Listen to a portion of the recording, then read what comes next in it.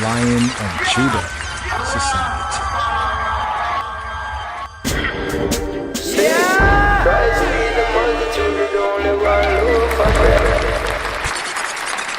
Lion of Judah Society. Yes. Shavua Tov. Here after the Shabbat, here on the After the Shabbat podcast. Hopefully one Shabbat with Shalom, Umebarak. Here, the After Shabbat podcast. Used to call this like the Sunday service, first day Sunday after the Shabbat. Hopefully one Shabbat with Shalom. And this new Shabua, this new week, so to speak, that's coming up. We entered in at the end of 2025, and here we are in the beginning of 2026. Yes, it's the what you want to say, pagan, heathen, Gentile. It's the Gregorian. The Gregorian New Year. So make sure that once in your business, your biznaps and everything, update that 2026. That always happens to some of us. That, we're still putting the old so-called year. We get used to it, and now we're in 2026 right here. And here also we entered into the 12th sabbatical study for the Shabbat Strong. 12th sabbatical study, Shabbat Strong for Vayechi. Now, ones, yes, on the time end. Usually we schedule it like for 11:45. Well, because of a lot of just the elementals, the prepping and the preparing. But right here into ones gather in, Shabbat Shalom, Sembet Salam, gather in, Chazak. Be strong. Here, completing the first book of the Torah, right? First book of scripture, first book known as Genesis, Bereshith, aka in the beginning. So here we are at the end of the first book of Moses, and we're about to begin the second book known as Exodus. And the correspondence of our Torah reading and feeding sabbatical studies for the Shabbat Strong, and also where we are in the world. It says in the world, not of the world, where we are with the end of the so-called old Gregorian year and the beginning of the new. So here to the Chazak, be strong, and strengthen each other. Chazak, be strong, and strengthen each other, or can be brought out in translation, but the spirit of the understanding as be encouraged, chazak, and nit chazek, some say v'nit chazek in modern Hebrew, but the ancient pointing that we, choose is v'nit chazek, and make us nit chazek. It's like when we say for the Shabbat, the Kabbalat Shabbat, Pnei Shabbat, Nikabala, let us welcome Kabbalah, right? The Shabbat. Here we say, Nit Chazek. May we strengthen one another. May we strengthen each other in the continuation of our studies, as disciples. He calls us to be disciples, right? And in his discipline. The King of Kings Christ, Yeshua HaMoshiach, Jesus Christos. Let me see if I can find this. Trying to find this audible. We often have shared this at the New Year, in some previous times and seasons. We even had posts. Like where we did vids. We went into, why it's the Pope Gregory New Year, the Gregorian New Year. And a little bit of the history, basic history of how all that basically came about. We're going to a lot of study of that, and there's others that have done studies on that. In particular, our brother Abdiel Levy, aka Zion Lex. He had a very good on the whole New Year. Brought out some interesting aspects, some things that we knew, some things that we didn't know, how you put it together, basically, on what is the real significance of it. And not just, people observe what they observe. And we really can't avoid it so much. You know what I mean? That's why it says in the word to be in the world, not of the world. So even in that, Chazak, chazak, be strong, be strong. We need chazek, and make we strengthen and encourage one another. Because sometimes, when we think about it, we're like, Chan, can we really even get around it? Like 2025, 2026. I mean, we don't have to do the rites and the rituals, and we can be aware, of what these things are and why to beware. So be aware of why to beware. So he did a very good, presentation on that. I'm looking up this Audible right here. It's might have to get the YouTube. It should still be on the YouTube. I think it's a short video, about a minute, maybe 2 minutes, right? To show how little, small, but very important. It's why the Gregorian year is evil, something like that. And of course, some have pushed back to say, well, a year can't really be. Can a year be evil? Um, well, it all depends on what our definition. What is our definition? You know what I mean? The lines, the definitions. You know what I'm saying? What is our definition of it? It's it's not good not to know the truth. I mean, if you choose to go along with the get along, then you go along to get along. But it's always good to understand. I think breaking it down. I'm looking for the Audible right now. I'm seeing if it pops up. Excuse me, brothers and sisters. While we allow ones and ones to gather in. And for those just gathering, chazak, chazak, we need chazak. Be strong, be strong. Why do we say be strong here? Is because we have completed here in this semester, in this discipleship, in this time and season, we've completed, right, a book of Torah. And here, the 12th sabbatical study for this Shabbat Strong, 12th sabbatical study. Yes. Chazak, chazak, we need chazek. Yes, yes, yes. So coming in. This also is said to help with the algorithm, so that others also can pick up on this, if they so choose. So in the Audible, I thought it was up here. I don't know why I'm not finding it, but anyway, in the Audible on why the Gregorian year, like is evil, it basically points to the concept also in Brother Zion Lex's presentation on the new year. It points to consciousness. I mean, what does time represent? You know what I mean? You ever like lose time, or you're not really aware of like what time it is? It's like, oh my goodness, what time it is? You know those times when it's almost like you lost. Like time out of time. You're not really, something happened in time, like more time pass, or maybe less time pass than what you expected. It has to do with it seems to touch our very soul, our psyche, like if you think it's daytime, like for example, I always use this example. I've often used this example. You ever wake up, like if you wake up, interesting, if you pause it, you ever wake up, right? But you ever wake up and it's like twilight time. Like when it's like evening, when right there, it's like right around the evening time. Oh, it seems like the evening time. But right around the evening time, right? It can seem just like the dawning, the morning, the dawning, the dawning time, right around then. And at least this is my little testimony here that, I think I got up, I thought, oh man, it's evening. It's evening already. It's must be a good dream, good rest had, right? And I'm thinking it's the evening time. But then actually it was the morning. It was the dawning. I thought like it's the evening time, it's gonna get darker, it's nighttime, so forth and so on. But it started to get brighter and brighter and brighter, brighter, brighter, brighter. And I was like, oh my goodness. But how it was in the mind, not really understanding the time or miscomprehending the time. And so that is one of the main areas. In fact, I'm gonna probably have to get this Audible and share it again. I thought we had it. We had it on the old, on old platform, but everything new, trying to also bring this forward new, and just apologize to brothers and sisters. I know we have the 11:45, so if you have the notification prior 11:45, ones and ones might check in and say, oh, you know,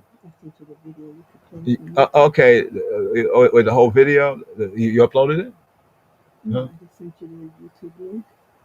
Okay, the YouTube link is where? Hold on for a moment, y'all. Give thanks, Sinai co-laborers right here. Okay, which one? LOJ? Okay, all okay. Yeah, okay. So the video was sent. Let's do this right here. Let me No, that's not it. That's not it right there. That's go. See. All right. The Gregorian calendar is evil. Yeah, there we go. Okay, so we got the video here. I will. Okay, I'll try to get the audible.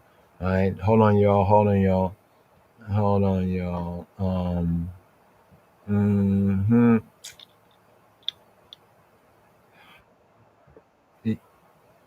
All right. All right. All right. All right. Okay. Okay. Audio, audible is shalom. But yeah, we'll bring it up. Okay, here. Let me share the screen. Let me share the screen right here, y'all. Yeah, let's work together, brothers and sisters. You know what I mean? Learn to work together. Give thanks for that right there. Okay, so let me find the tab right here. Gregorian calendar. Okay. I don't know if you clicked the audio. No, I didn't. I didn't click nothing. I didn't click the audio. Show me. All right. That's the. Where's the video? No. Okay, here's it. Hold on, y'all. Hold on, y'all, for a moment. Because the mic, we got open mic right here, and we just trying to work this out right here. So give me a moment, y'all. Hear this for this Torah reading and feeding right here. First words. Give me one moment right here. Yeah. How can two walk together? Right, here we go. Let's see. First words here. Give us a moment to bring that up. There we go. Oh, Shema. The Hebrew book known as Genesis, here from the Sefer Bereshis. And here, Shema Yisrael, here for the Hebrew first words here for this 12th Rastafari sabbatical study, here for this Shabbat Strong. Here we pick up with the first book of Moshe, the Hebrew book known as Genesis, here from the Sefer Bereshis. Here we have the 12th, the Yod Veit, the Yod Beit, Torah portion, the reading and feeding the manna, here for this Shabbat Vayechi. Here we are at the last Torah portion, reading and feeding here in the first book of Moshe, the Hebrew book that's known as the Sefer Bereshis and called Genesis. So here, Shema Yisrael, Gevir Yisrael, here for the Hebrew first words for this Shabbat Vayechi, and he lived. B'Shem Ha'av Ha'bein Ve'Ruach HaKadosh Yahuwah Echad. Here. Vayechi Yaakov Eretz Mitzrayim Sheva Asarei Shana. Vayechi Yimei Yaakov Shnei Chayayo Sheva Shanim Ve'Arbaim U'Ma'ata Shana. And Jacob and Yaakov lived in the land of Egypt 17 years. So the whole age of Jacob, of Yaakov, was 147 years. Vayechi Yaakov, and Jacob and Yaakov lived. Vayechi Yaakov be'eretz Mitzrayim, in the land of Egypt. Be'eretz Mitzrayim, Sheva Asarei Shana, 17 years, Sheva Asarei Shana. Vayehi Yemei Yaakov. So the days of Jacob, Vayehi Yemei Yaakov. So the whole age of Jacob, KJV has more correctly here, Vayehi, and it be a Yemei Yaakov. So the days of Yaakov, the days of Jacob, Shnei Chayayo, the years of his life. Shnei Chayayo, Sheva Shanim Ve'Arbaim U'Ma'at Shana. were 147 years. Here, Shema Yisrael, Hebrew, first words here for this Shabbat, Vayechi, and he lived. Vayechi Yaakov be'eretz Mitzrayim, Shava Esrei, Shana, Vayehi Yemei Yaakov, Shnei Chayayo, Shava Shanim, Ve'ariba'im, U'ma'at Shana. Hebrew first words here for the last Torah portion from the first book of Moshe, Hebrew book called Genesis, the Sefer Bereshith. Vayechi, and he lived. Vayechi Yaakov, and Jacob lived. And Jacob lived. Vayechi. Some say Vayechi. You might see it written as Vayechi. The CH for the Hebraic is the chi. It's like a KH, more correctly a KH. Vayechi. Yechi from high. Yes, high. I don't know if you've seen the high symbol. I think we have some memes right there. It's a high symbol. But here. Vayechi, high. Yahweh, Chaya. So we say Chaya is like to say like Jah live. Hayah, like higher, right? Hayah. And Yahweh. You know, Yahweh, we find that in the prophets where it says, and the Lord lived. In fact, there's a very interesting verse within the prophets. Where is that? I think it's Jeremiah. We're speaking about the second Exodus. Some have been speaking the second Exodus. But right here. Let's see if we can bring this over here. Here we go. Let's do this. Let me just remember, where is this window right here to play this right here. Give me one moment. Un momento. All right. So this is the video right here. Well, let me see if I can remember where I am going, what I am doing right here. You know, understanding this new platform, you know, the technology is interesting. Let's see right here. Yeah. Okay, let's see over here. I'm trying to make this thing play for a moment. All right, hold on for a moment. Yeah, which window? I have a few windows open. Okay, hold on for a moment. Hold on for a moment. Yeah. Okay, let's do this right here. The evening. Here's the evening of the day to come right here. Right? We have the evening song. Right? First day's evening song. Right? Got to get some advice. Ask for some advice on this. Right? And give thanks for good teachers. You know, because we might be able to teach, but also it's very good to be able to learn. Got to learn something right here. Here. Evening song. Check it.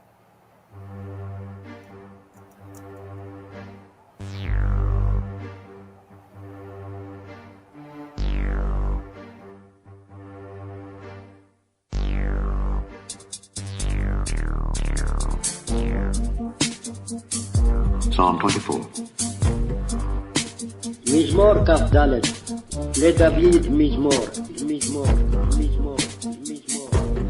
The earth is the Lord's, לאדוני, and the fullness thereof.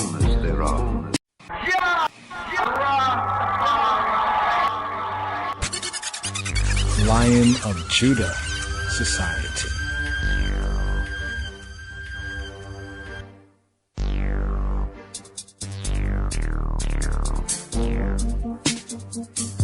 Psalm 24. מזמור כ"ד לדוד מזמור. The earth is the Lord's, לאדוני, and the fullness thereof. לאדוני הארץ ומלואה, ומלואה, ומלואה, ומלואה. The world and they that dwell therein.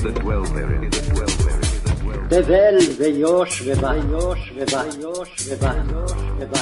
For he hath founded it upon the seas and established it upon the floods, upon the floods, upon the floods, upon the floods. כי הוא על ימים יסדה, יסדה, יסדה, יסדה. ועל נהרות יכונניה, יכונניה, יכונניה, יכונניה. Who shall ascend into the hill of the Lord? The hill of the Lord, the hill of the Lord, the hill of the Lord. מי יעלה והר אדוני, והר אדוני, והר אדוני, והר אדוני. Or who shall stand in his holy place, in his holy place, in his holy place, in his holy place. ומי יקום במקום קודשו, קודשו, קודשו, He that hath clean hand, clean and a pure heart, a pure heart, a pure heart, a pure heart. נקי כפיים ובר לבב, ובר לבב, ובר לבב, ובר לבב, ובר לבב. And a pure heart, and a pure heart, and a pure heart, and a pure heart. He that hath clean hands and a pure heart, who hath not lifted up his soul unto vanity, nor sworn deceitfully, he shall receive the blessing from the Lord, and righteousness from the God of his salvation. This is the generation of them that seek him, that seek thy face, O Jacob. Selah. Lift up your heads, O ye gates, and be ye lift up, ye everlasting doors, and the King of glory shall come in. Who is this King of glory? The Lord strong and mighty, the Lord mighty in battle. Lift up your heads, O ye gates, even lift them up, ye everlasting doors, and the King of glory shall come in, shall come in, shall come in. ויבוא מלך הכבוד, הכבוד, הכבוד, הכבוד, הכבוד. Who is this King of glory? King of glory, King of glory, King of glory, King of glory, King of glory. מי הוא זה מלך הכבוד, הכבוד, הכבוד, הכבוד, הכבוד. The Lord of hosts, the Lord of hosts, the Lord of hosts, the Lord of hosts, the Lord of hosts. אדוני צבאות, צבאות, צבאות, צבאות, צבאות, צבאות. He is the King of glory, the King of glory, the King of glory. הוא מלך הכבוד, הכבוד, הכבוד, הכבוד, הכבוד. סלע, סלע, סלע, סלע, סלע, סלע. Selah, Selah, Selah, Selah, Selah, Selah, Selah, Selah, Selah,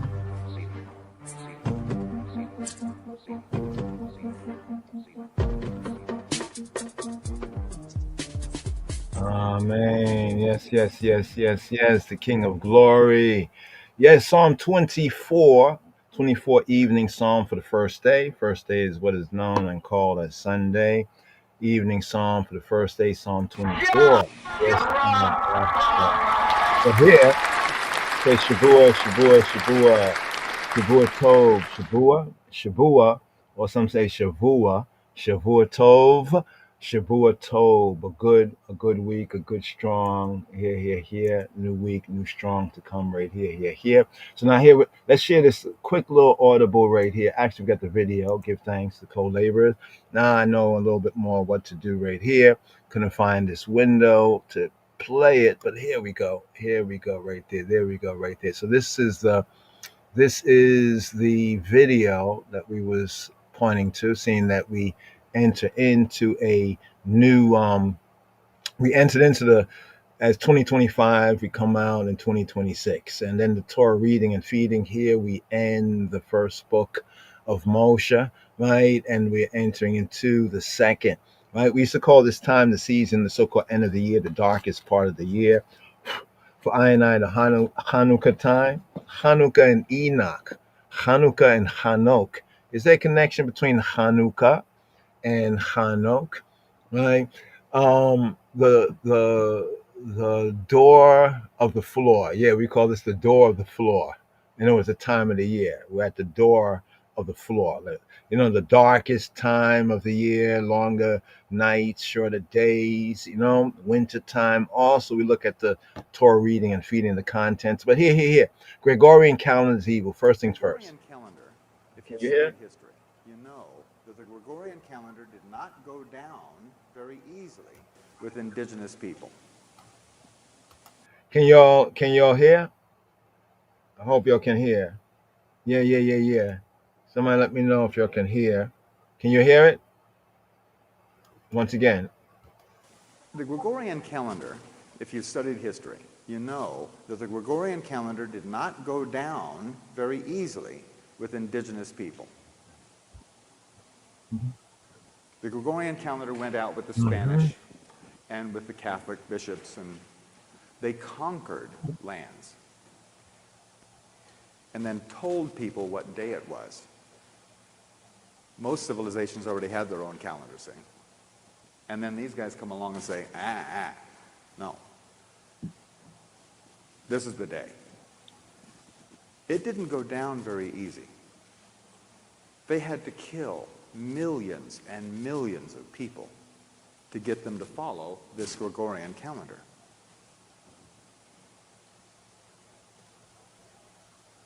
And what this Gregorian calendar was all about was the physical measurement of our orbit.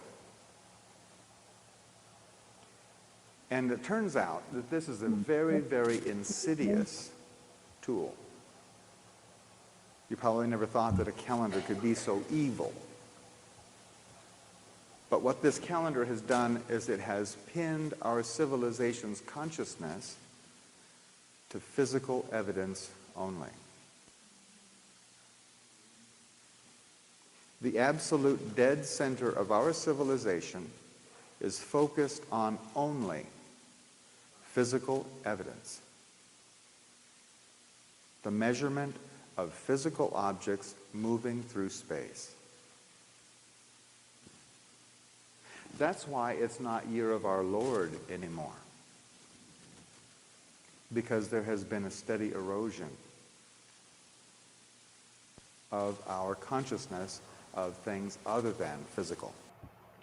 All right. Let's see. The Gregorian calendar. All right, y'all. Give thanks, Montoletto. Give thanks, Chabarim. Hail up. Zion, watch out. Yes, Rastafari. Yes, Chabarim, brothers and sisters who are here now and also in the forward. So here, this is on Gregorian calendar's Eve. I don't know if you picked up on it. Some say the sound was a little bit low. Let's see if we can do this right here. Give us a moment. See if we can come at the sound again. Let's see. Let's do this right here. Hook this up. All right. So the sound was a little bit low right there. But this is the video. Gregorian calendar is evil. We do have the Audible. Was able to download the Audible. The Audible might be a little bit louder, right? It's a short 2 minutes. Actually, it's 1 minute 59 second, a 2 minute Audible. Let's grab this here. Let's see. Here we go right here. Let's see. Is this the which one is this? Is this the MP3? Here we go. Bring that up, and we'll play it. We'll play it like this. We're just playing it from the YouTube right there. The sound is kind of low right there, but maybe it might be a little bit more audible here. Here we go. Okay, Shema'u, hear this. The Gregorian calendar, if you've studied history, you know that the Gregorian calendar did not go down very easily with indigenous people. The Gregorian calendar went out with the Spanish and with the Catholic bishops, and they conquered lands and then told people what day it was. Most civilizations already had their own calendar, see? And then these guys come along and say, no. This is the day. It didn't go down very easy. They had to kill millions and millions of people to get them to follow this Gregorian calendar.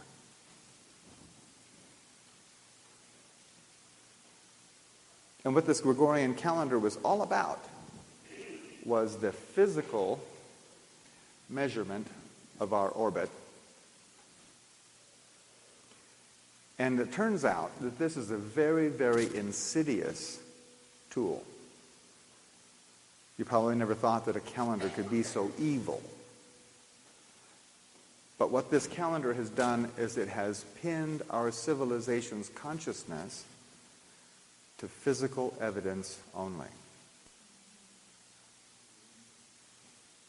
The absolute dead center of our civilization is focused on only physical evidence. The measurement of physical objects moving through space. That's why it's not Year of Our Lord anymore. Because there has been a steady erosion of our consciousness of things other than physical. So I hope that was a little more hearable. We'll probably try to clean it up and come to that subject matter, get on that subject matter again about time right there. But that's the Gregorian calendar is evil. Let me give you the channel right here. You can look it up on the YouTube. Amon Shango. It's on Amon Shango channel. Has 51K 15 years ago. One name, Ian Lungold, in his lecture, his workshop concerning the Mayan. He's speaking about the Mayan calendar. But this subject matter here is Gregorian calendar is evil. Wow, there's a full lecture. I didn't even look at the description, I think fully like this. There's a full lecture right here. Hopefully I don't know if you're able to see this. Is that? Yeah, that's scrolling up over there. You're seeing that right there. So that's where it's at right there from 2010, December 24th, Christmas, their so-called Christmas Eve, December 24th, 2010, right? So right there on Amon Shango, Ian Lungold in his lecture workshop concerning the Mayan calendar, and that excerpt right there, 1 minute 59 seconds is the Gregorian calendar, given why the Gregorian calendar is evil. Now, as I said before, some had given a little pushback. We shared that and said, "Oh, well, calendar can't be evil." So I thought about that. I said, "Can a calendar be evil?" I guess it's all about the definition. Like religiously, I know one to look at religiously, but if there's good and there's bad, right? There's beneficial, something being beneficial and something being harmful, something being true and something being utterly false, right? And once again, to Abdil Levy, aka Zion Lex, on his platform, it's recent. I think it was right around the New Year's time. He did a whole lecture on that, and it was a good breakdown and actually really pointing out what's going on. In other words, more detail to what this professor here kind of sums up, right? And let's just go over it once again, because see, when we say Happy New Year, some of us kind of maybe wrestle, say, oh, should we say Happy New Year? It's not really the new year. Our new year is here. So you see, even right there, we have to go through this kind of like, well, really can't avoid it, you know what I mean? Because we do business as we, go to and fro, right, in life and in this world. Now, I know this world, we have to deal with it. So if we put it in our mind, like, oh my gosh, we kind of give it more power than what it is. So by calling it evil, it's not really to give it power, it's just to identify it. It's bad. And in Ian Lungo's his presentation, I thought this was very beautiful, because in a minute 59 seconds, he explains exactly why. Right. So now for us, right, in the royal order and the way, the truth, the life, we are already in, right, our year. We're looking forward to the so-called March, April time, the so-called springtime, for the actual new year. And this is how it was back in Rome at one time before Pope Gregorian, so forth and so on. This is more or less just to inform you, like, why is the calendar so very important, and how the calendar pins the consciousness, how it affects the consciousness. Along with that particular word right there, let's go over here and let's make this a teachable moment right here. I want to bring up the verse. What's in Daniel, they shall seek to change times and laws. For a long time, I was saying it like a lot of us, and some of y'all may still be saying it this way: laws and time. We hear about laws and time, laws and time, but then I recognize the order of the words is times and laws. Now, one will say, "Oh, that's sort of semantics. It's not made important. It's poetical." No, there's an importance for the order, right? Time. If you can change one's time, and according to the professor there, right, it pins the consciousness, right? It pins it on physical things, and on the wrong physical things. Is this a time of new? Is anything really new at this time of the year? I mean, in nature, right? It's totally opposite of that, and it affects our consciousness. It can adversely affect our consciousness. But we keep to the word that says we are in the world, not of it, right? So it's like, you're driving down the road and there's maybe accidents or something happening on the side and shoulder.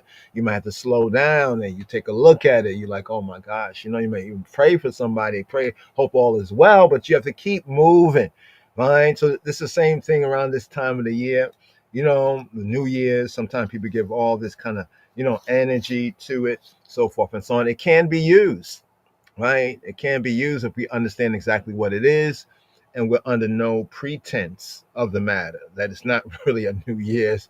It's all an arbitrary decision of men and people. It's a tradition of men, so forth and so on. But this is why the master said about being in the world, right, and not of it, right? In the world, not of it. You know what I mean? So we're in the world, but it's not that we are ascribing to it like others are, right?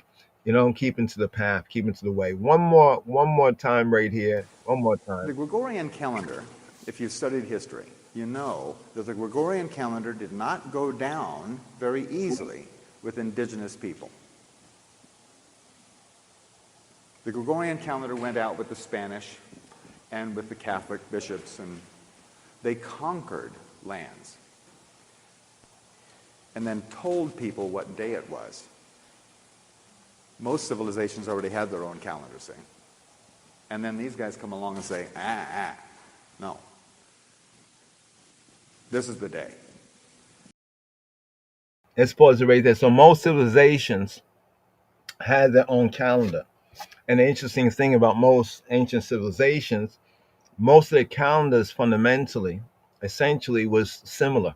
Now, what they ascribe based on their beliefs to different things, whether gods or powers or how they particularly believed amongst their people, yeah, that might have been different from maybe tribe to tribe or village to village, or, in different places among different ancient civilizations. But overall, right, it was much similar and the same. It's something where he says, and the heavens that he has, let's see, the heavens, some of the heavens, what was that verse where he says about the heavens? Something about the signs of the heavens that he has given to all nations. Something about heavens and nations. Let's see if we can find that verse right here. Heavens and nations. This is kind of like just a right now word, just to address the time and the season that we're at right now, right? And let's see, boom, boom, boom, boom, nations, right? Got a lot of verses in the head top right here, right? Boom, boom, boom, boom, all nations under the heavens. Okay, here we go. We got it. Boom. Okay, hold on for a moment. We have to take this off. All right, so give thanks there once again. If anyone want to check out that video, Gregorian calendar is evil. Hebraically, not in a religious sense, but evil, bad, right? It's not good. It's not beneficial. One might say it's not true, right? It potentially can be very harmful, right? Because if this is the new year, what is new about this? It's in the dead, right? What do they call it? The dead, right, of winter. Right. So here, we looked up nations, heaven and nations. Okay, here, boom, boom, boom, boom. It says, now notice the read right here, right? Considering time. So let me say, most ancient civilizations had their own calendar. Catholic bishops, and they conquered lands. So the Catholic, the Roman, I think we need to give them their title. They worked hard for their title. They're not just Catholic, Catholicos. In fact, if you understand what Catholicos really means, you'll see how the terminology Catholicos got hijacked. But that's a whole other reasoning and matter, right? But we need to give them their proper titles, the Roman Catholics, right? What? The Gregorian calendar went out with the Spanish and with the Catholic bishops, and they conquered land.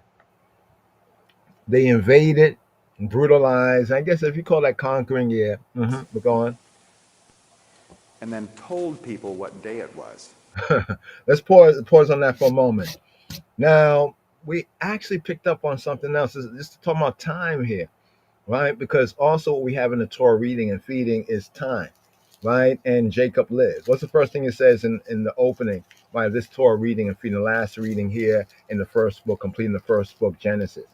It tells us that 17 years gives a time, a point in time, 17 years, his life, right? And it says, and he lived, and we have this also in previous, even with Sarah and other patriarchs and matriarchs talking about their life, the years, the days, and the years, so forth and so on. And this kind of builds on that basic point about true time telling, true time telling. But here it says, Genesis 26:4, and I will make thy seed to multiply as the stars of heaven. Why is this important? Well, it's a basic, it says, first principle. Can we understand the first principle here in this verse, and then we find out about the one that the world calls Lucifer, Lucifer, right? They say that he was the light bringer, light bearer, and they said, I will be like the Most High. I will raise my throne above the stars of God. What? Lucifer, the so-called Lucifer, says that he will raise his what? His throne above the stars of God. See, if we got the first precept here in Genesis, right? Because that is furthermore, right? Let me do this right here, just a teachable moment, right? The stars of God. Let's put in here stars, right? Stars, right, of God, right? Stars of God. How many verses do you think we'll find here, right? KJV, 9. Okay, boom, boom, boom, boom, boom. Right, here we go. Let's see what it says over here in Deuteronomy 1:10. Yahweh your Elohim has multiplied you, similar to the verse, the precept verse in Genesis. And behold, ye y'all this day are as the stars of heaven for multitude. So many. See all those stars are the stars of heaven for multitude. So the multitude that comes from, you can say the few, the patriarchs, the 12 tribes of Israel, the 12 signs of the heavens. We got to take back so-called what truly astrologos is and astronomos is, right? Astro, star, nomos.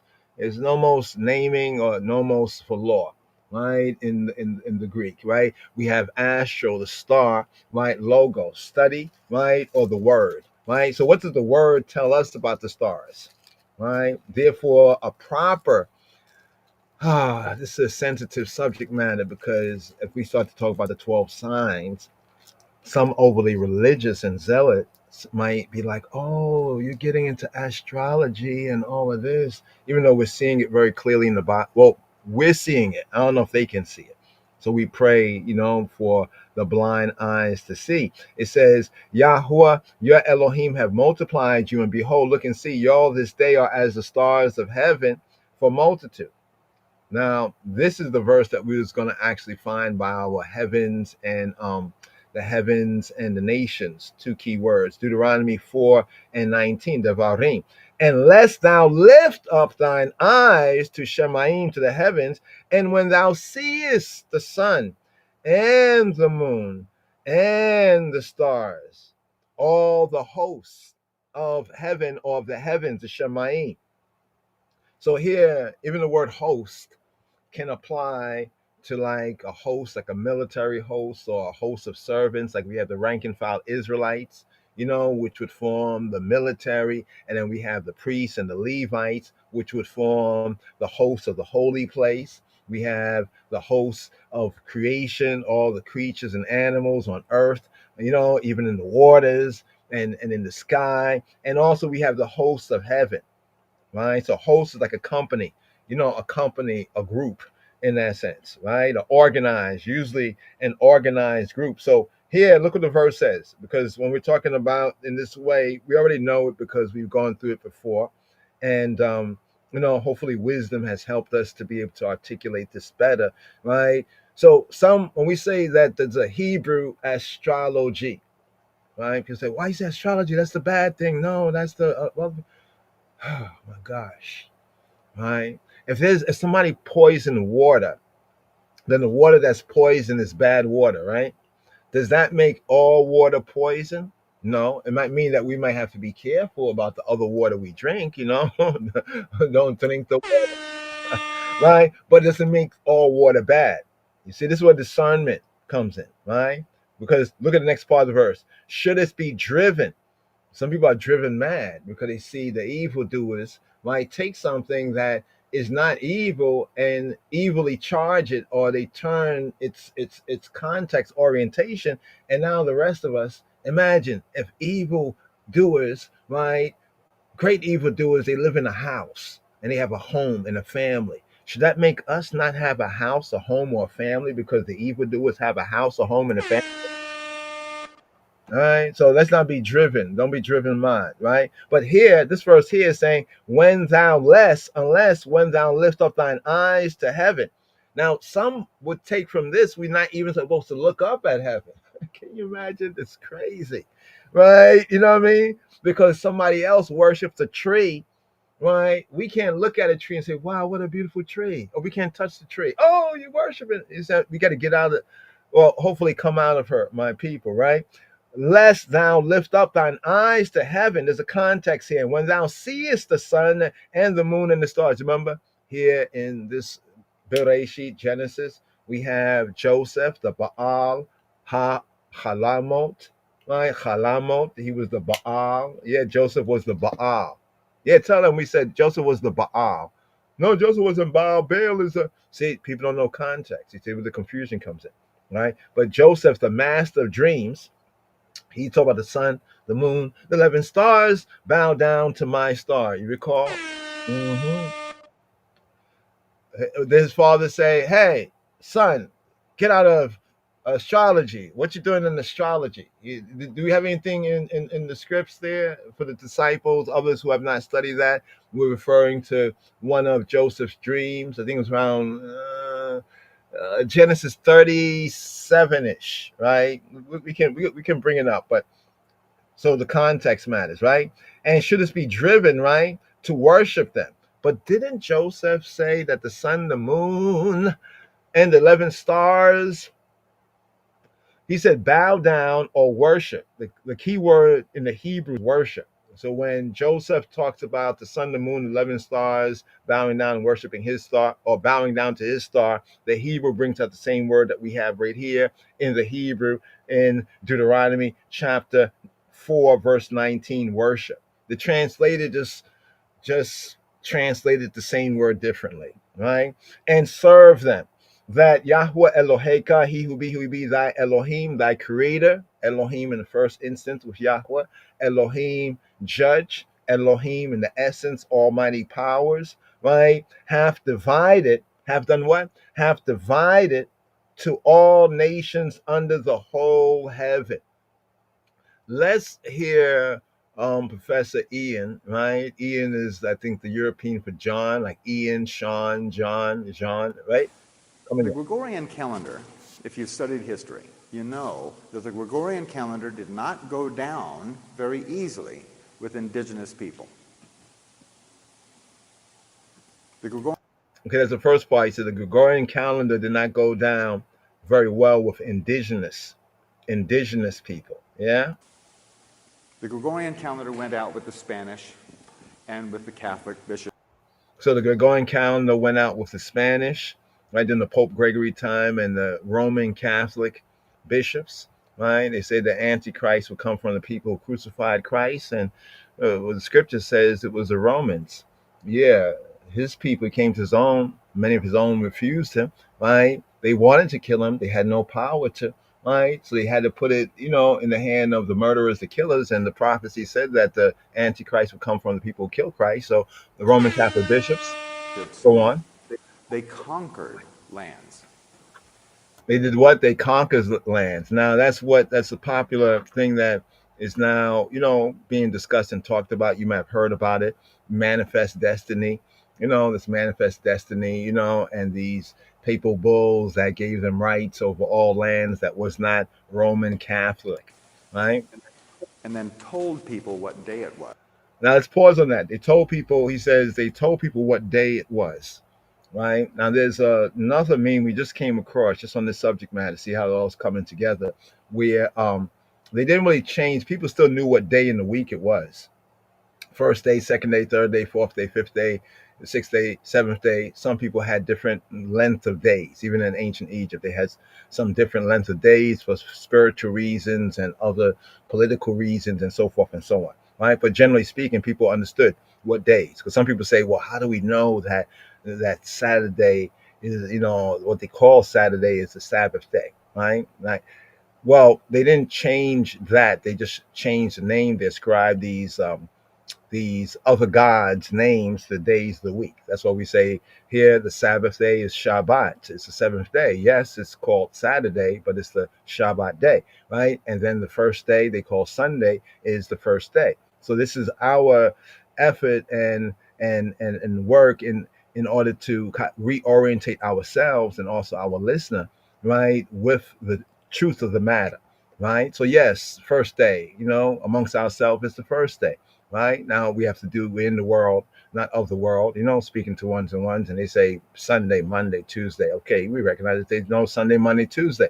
But then when we're now getting into the holy space, set apart space, coming out, right, recognizing what it really is, being in the world, right, we know that they call it, Saturday and Sunday, but we know it's actually the seventh day, and then it's the first day, the cycle renewing itself. Yes. So they really didn't change the days so much, but the dates. I think that was a little, not a typo, but just to make an emphasis on that, because some people make a big point about that, but that point falls flat, right? Because we can compare calendars of other ancient peoples, even the royal order, the Ethiopian calendar, and other calendars of ancient peoples, and we see that they still maintain, the days 1, 2, 3, 4, 5, 6, 7. Right? Let's go on. Most civilizations already had their own calendar, see? That's the point that we're making, that most civilizations already had their own calendar. You say calendar thing? They already had their own calendar, right? Let's go on. And then these guys come along and say, no. This is the day. It didn't go down very easy. They had to kill millions and millions of people. They had to kill millions and millions of people. And one of the reasons is because the peoples, they had their own ways of calculating basic things like time, right? Basic things like time. And basic time is calculated, by the movement of the heavens, right? By the movement. Some say the movement of the earth, and that's a whole other, conversation, right? But by the movement of the heavens, or by the sun, the moon, and the stars, right? As we have in Genesis, right? Genesis chapter 1 at verse 14. But let's go on a little bit more right here. It's a short audible. To get them to follow this Gregorian calendar. So they killed millions of people to get them to follow their way, their order, right? Their new world order, right? Their nouveau ordo seclorum, right? Let's go on. And what this Gregorian calendar was all about. Okay, here's the key part. So what the Gregorian calendar was all about, let's go on, was the physical measurement of our orbit. The physical measurement of our orbit, the physical measurement of our orbit, right? Now, that's contrary to what we have in the scripture, right? In the scripture, right? Let's go over here. So we have this verse right here, right? Let's go over here and let's go to this right here again. Now, once I said, man, you often go, Yad, and you go back to the subject matter of time, right? And we understand this time thing. Do we really? Do we really, right? And here it says, and Elohim said, let there be lights in the firmament of the heaven. No, it says heaven there, but it should be heavens, right? Of the heavens, Shemayim, right? To divide. You see the word divide? To divide the day from the night, and let them be what be? The lights in the firmament of the heaven. Now, you'll note here in Genesis, Bereshit, it does not say sun, moon, or stars, right? So much. It don't say that right here in this particular verse. We go back to this right here. This is the fourth day, right? And it speaks about the greater light, right, to rule the day, lesser light to rule the night. And then we can understand that it's referring to the sun and the moon, right? By the next part, the last part of the verse, the stars also. He also made the stars. So what was the purpose? The purpose was, and may they be, or let them be, for signs. What for signs? The lights. Where? In the firmament of what? Of the heavens. Doing what? Dividing daytime, right, from the night, and let them be for signs and for seasons, for days and for years. You note that in Genesis, in Bereshit, it does mention night, but not as we talk about night today, right? Not in that same sense. We give a lot of emphasis to night. It just used night as a shadow state, the opposite of the day, right? If you notice, it says evening and morning. This familiar refrain. It says this right here, as it says in verse 13, evening and morning, right? So it was counted from what? The day was counted from what? The evening to the morning or to the dawn, right? The evening to the morning was one day. So when does the day begin? Right? According to this, that the evening, right? The evening is the beginning of the new day. In fact, we look at even what it says about creation, right? And it's from that evening, right? From the evening to the morning, from the evening to the dawning. This is why the Shabbat, we begin the Shabbat, right, on the sixth day, right? Or the evening of what's called the sixth day or Friday. This is why when it's a holy day, so if the holy day is tomorrow, right, the beginning time is now. The Passover also gives us that kind of order of time, right, where the Pesach is in the evening, right? Be that as it may. Now, when we say Passover, this is coming to our true beginning of the year, the holy year, right? The beginning of the year. The time that we're in right now, within the year, right? What is this, the 10th? We're in the 10th, going into the 11th month, right? About the 10th. Yeah, we're in the 10th month right now. Yeah, just to note that right there. In the 10th month, right? That means we're in the winter time. Also, we're in the fourth of the seasons. The holy season beginning in March, April, from that month going forward 7 months to roughly the September, October, right? The three times in the year, the three seasons, right? And now we're in the winter season, right? Let's go on. And let them be for signs and for seasons, for signs and for seasons, for days and for years. Now, we generally count time because of our watch, our clock, or whatnot like that. This is how we count time today. We look at the time on our computer, and their time allegedly is supposed to be counting the movement of what the brother is saying right here. Back it up a little bit and hear it again. Physical measurement of our orbit. And it turns out that this is a very, very insidious.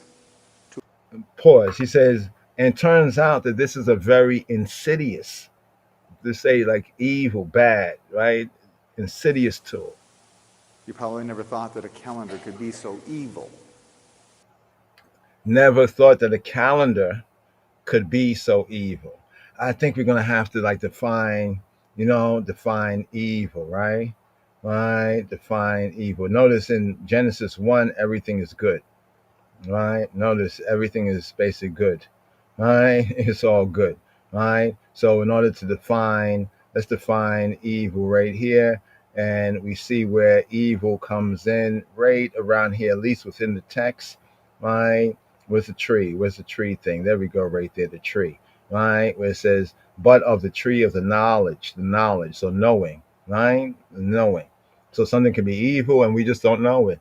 Something can be good and we don't know it, right? But here is ra, and ra, and ra, as we say, all that ra. So evil, bad, disagreeable, malignant. He says in Lungos, he says insidious, right? Disagreeable, malignant, unpleasant, evil, giving pain, unhappiness, misery, right? evil, displeasing, bad, worse, sad, unhappy, right? Unkind, wicked, right? Right? And we can go through it. You know, you can see the different words associated and why that. Let's go on. But what this calendar has done is it has pinned our civilization's consciousness to physical evidence only. What the calendar has done is to pin our consciousness to physical things only. Right? So when we look at the true calendar, right, it pins it not to the physical things. It uses the physical signs, right, to point to a spiritual state of mind, as we have the feasts and the festivals, right, and evening and morning, right. We see the evening and morning, and even we have that reminder in the observation of Shabbat, evening and morning, right. But what the calendar does is pin our consciousness. You see right there, our consciousness, conscience. Look up the word conscience. Simply put, it's with knowing. It's with knowing. What do you know? With knowing what you know. Right? Cone with, and science or science means knowledge. Notice conscience means simply put with knowing.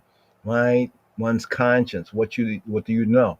Right? Knowing what you know, you do what you do, and then there's a guilt about it, like the brothers of Joseph, right? Right there. But go on. Only. Mm-hmm. The absolute dead center of our civilization is focused on only physical. So the dead center, he says our civilization, the dead center of this Western Gentile, Babylonian, Nouveau Order, Seclorum civilization, right, is what? What's the dead center of it? Let's hear it again, once again. Focused on only physical evidence. Focus on only physical evidence. Let me ask you, is light physical? Is light physical? Right? This is a question. I'm trying to grasp that myself. I would say no. Right? It is not. It's like water. It's partly physical, but it's partly spiritual. It's like, if you understand the meaning of physical or material. Let's go on. The measurement of physical objects moving through space. The evidence of physical objects moving through space. Now, if you notice, the lights in the firmament, it's not about how they're moving or whatever. It's about how it appears.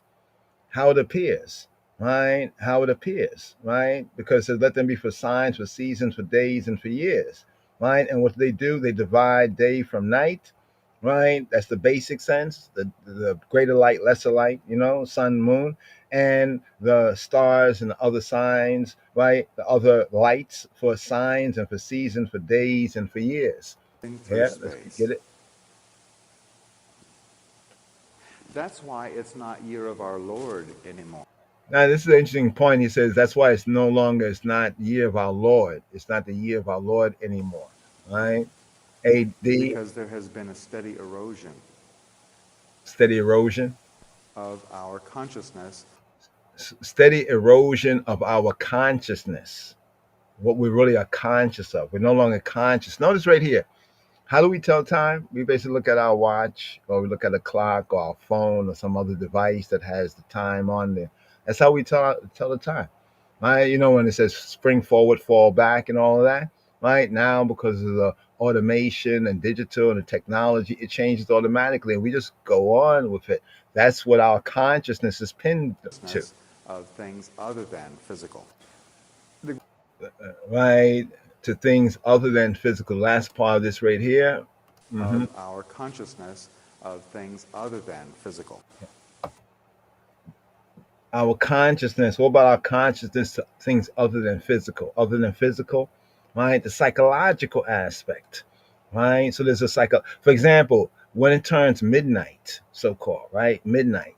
What does the time, their telling of time, tell us? They tell us it's a new day. At midnight?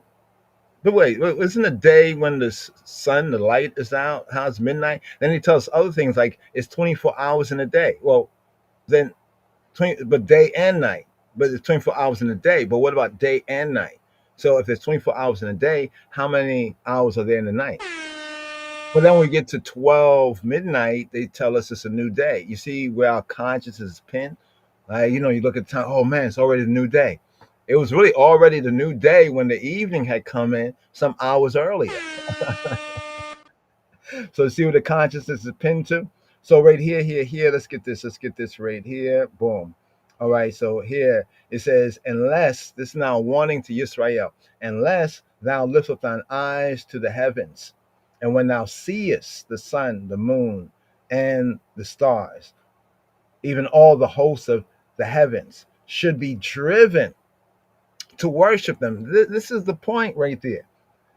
Why are you worshiping the signs of the clock? That's the question. Like if you have a clock, the old-fashioned clock, you know, with the long hand, the short hand, the second hand, and the tick-tock or whatever. Why do you worship, oh, every tick? Oh, God, you know, like, you're my God, you know, oh, long hand, keep moving to the number one, please get there right now. What the hell? You know what I mean? Will I have a good day? Shorthand, right? Second hand, slow down, please. I need more seconds. No, be driven.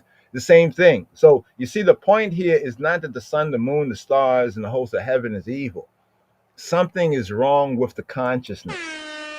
The consciousness has been pinned. It's like now one can pin comments. I'm learning about that, pinning comments and all those. You can pin things, like on technology. But our consciousness has been pinned, just like we can pin things, right? And then it drives us to do some things that are not good, that are evil, that are bad, right? Even unconsciously, should be driven to worship them and to serve them. To serve them, right? I serve you, long hand on the clock. I serve you. You are oh my gosh, right? Which Yahweh Eloheka, which he who he be, right? Thy creator, thy almighty power, judge, hath divided. Notice what it says. He divided to all nations under the whole heaven, all nations, right? And we just went to Genesis 1:14, where he says that also to Israel in the first book of Moshe, right? That these are for telling time, for signs, season, and days and years, not about their movement or worshiping them or so forth and so on, right? Now over here, that's the verse right there, and then it was like the stars of God. Let's go over here, the stars of God. But notice how Israel is compared to the stars of heaven, right? I'm gonna just notice that, right? Compared to the stars of heaven, right? Then talk about the morning stars, the sons of God, right? Over here we go. Yeshaya, Isaiah 14:13. For thou hast said in thine heart, I will ascend into heaven, into the heavens. I will exalt my throne above the stars of God. So, question: who is the stars of God? Who's the stars according to the scripture, right? The sons of Abraham, Isaac, and Jacob, the children of Israel, are the stars of God, right? We say the righteous, in other words. But this is what the enemy, the adversary says, right? He will exalt his throne above that. So above, the stars of God, right? And his way, right, is their way. And he says, I will sit also, in addition to that. So the first thing, right, would be to exalt his throne, his rulership, Gregorian calendar, ruling the nations, right? And thereby also ruling, Yisrael in exile and captivity. I will sit also upon the mount of the congregation in the sides of the north, right? The sides of the north. If you know about the heavens and the northern, stars and, are very, very important within those calculations right there. Let me just look over here, right? Now, in a different sense, but still pointing to it, we see revelations there, right? But before we can understand what Revelation is really saying, we got to understand these precepts, these first oracles, right? These first principles, what be the first principles, these precepts here, right? So here, the stars of God. Now, I point this out to you. Let me go over here, go back down here. So we see right here, right? Where it says right here, stars of heaven, right? We have this, notice this is repeated to Abraham, right? It said to Abraham, look at the stars, when he asks about, well, you said that I'll be the father of a multitude, but I don't even have, my own, like I don't have my own seed. And then he was brought out to look at the stars and see if he could count them. And then his descendants will be as that right there.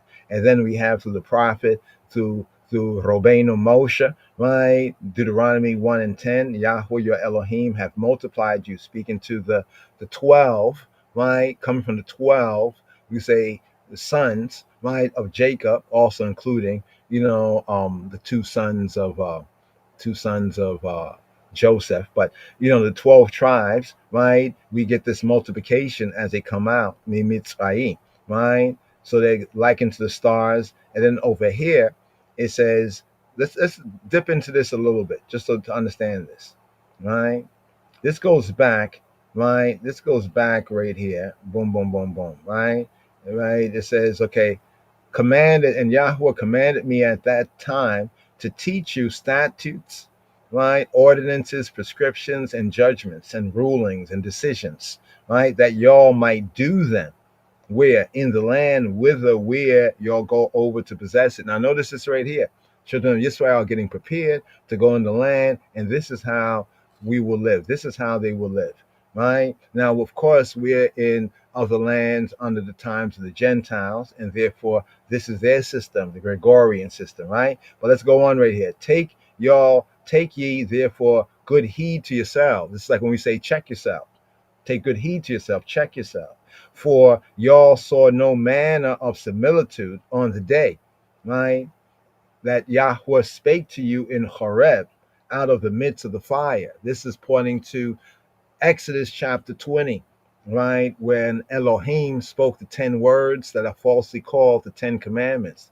The Aseret HaDibarim, the 10 words. When he spoke the commandment, when he spoke the Torah, when he spoke the Divrei HaTorah, the words, right? Divrei HaTorah, Divrei HaBrit, the words of the covenant, the 10 words. So when Yahweh spoke, they heard his voice, right? But according to Deuteronomy 4:15, they saw no manner of similitude, no likeness, right? No likeness, right? Remember, they just came out of Mizraim, where they have many neters, neteru, neter, to many different, I can't say, gods or some say attributes of divinity of the Creator, right? In different forms, right? Lest you're corrupt, right? And make you a graven image. Now, graven image, people got a bad idea about this. Some people say, is a graven image a picture?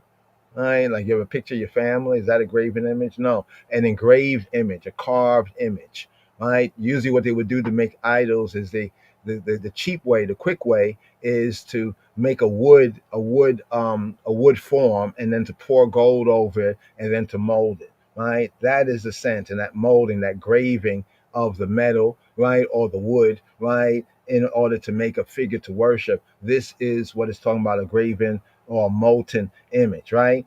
The figure, the similitude of any figure, the likeness of male or female. Remember, these came out of Mitzrayim.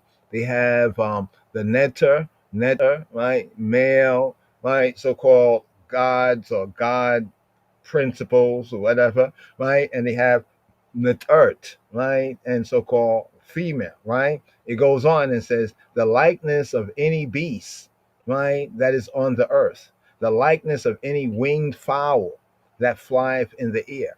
Now remember, the context of this is they just came out of Mitzrayim, and they've been in Mizraim for, some say, up to 400 years, right? So therefore, right, if they've been there, they were used to, this is what they were used to, right? That's why when we see what happens in the wilderness, it's part of that, because, you could take somebody out of something, but they've been in that something now is in them, right?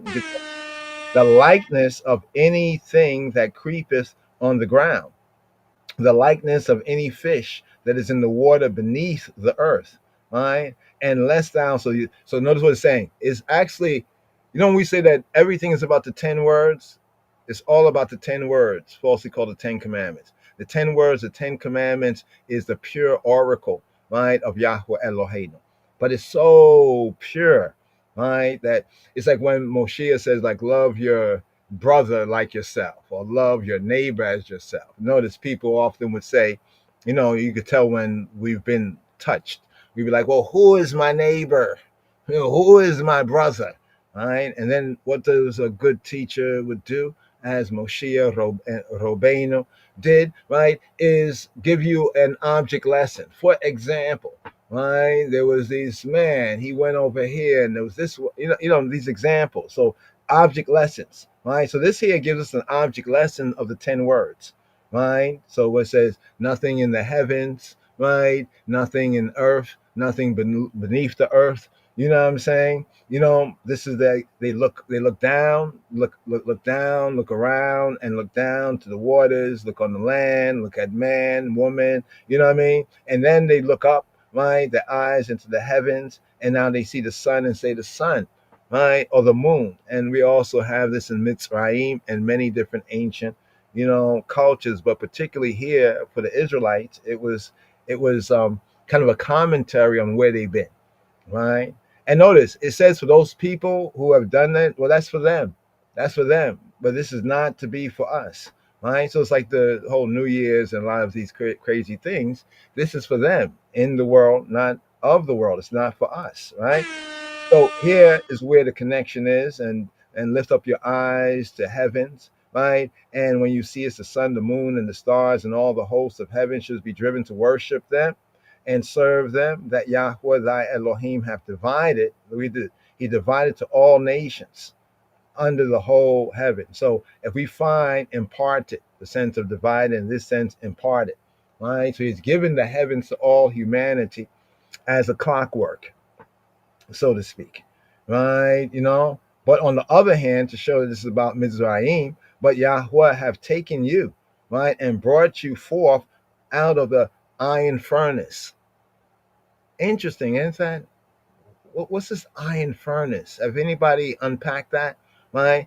Out of Mitzrayim, to be to him a people of inheritance, right, as this day. Now, one more thing we want to do right here, and we'll get right into this, brothers and sisters, since this is like we entered in, right, this year, right? We entered in 2025, and in this Torah portion, right, the last portion, the first book, right? So I'm seeing at the end of this Torah portion, right, there is this kind of likeness, right? Now I'm trying to point out the likeness between how this new year for the Gentiles has come in, and here where we are in the way, we are coming out of the book of Genesis, right?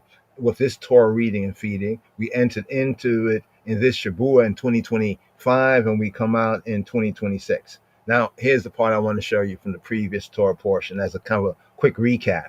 Genesis 37:9, right? So the sun, the moon, the stars, the proper is that they were given to all peoples, right, as a clock, a way of telling time, right, and a way of telling signs and seasons, days and years, right, and also specifically also to Israel in the context of the covenant.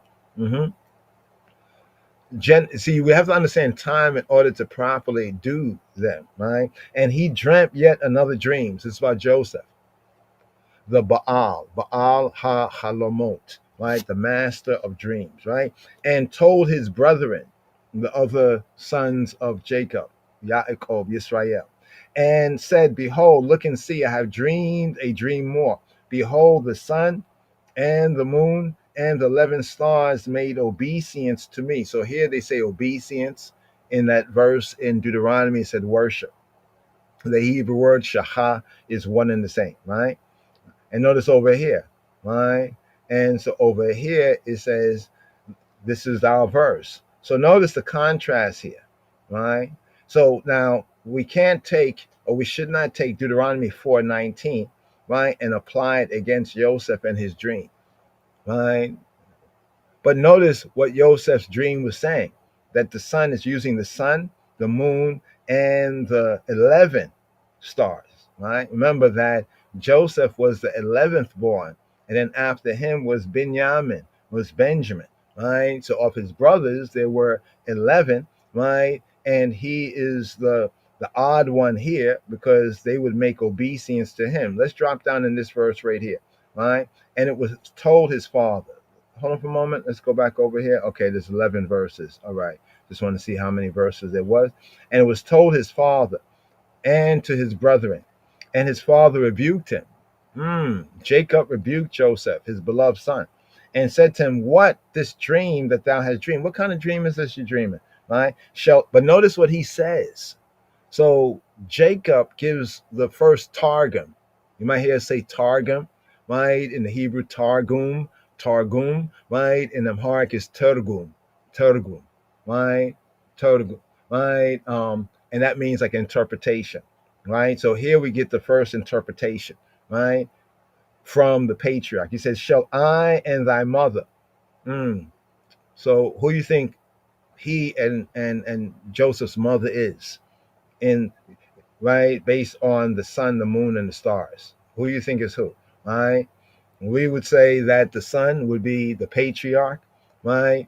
And the moon, right? The matriarch. Right? Shall I and thy mother and thy brethren? So I, sun, thy mother, moon. Actually, thy mother is not his mother, right? His natural mother, his birth mother, but his mother, speaking about Leah, right? The matriarch at that time, right? And thy brethren, 11 stars, right? Indeed come to bow down, to worship ourselves, right? To thee, to the earth. And notice what it says in the next verse. And his brethren envied him, but his father observed the saying. Now, envy is this is a thing here. This envy, this jealousy, this envy, right? You know, envy for a good thing is good, but envy for a bad thing is bad. But be that as it may, because see, the word envy and the word zeal is connective in the Hebrew. But his brethren envied him. Remember, in this last Torah reading and feeding, we get to find out that the brothers, right, they still got this guiltiness on their conscience. And their father commanded them to go and to ask Joseph for forgiveness, and they did not. Right? There's such a thing, right? But notice that, but the father had a different perspective. But his father observed the saying. He observed the saying. He observed what? He didn't say he observed the dream. He observed the saying. What was the saying? The saying is, shall I? He says, what this dream? What is this dream that you have dreamed? Saying one, right? Question. Shall I and thy mother and thy brethren indeed come to bow down ourselves to thee to the earth? Saying two. Right? Now, when the brothers probably heard that, they're like, yeah, that's right, rebuke him. Who you think he is?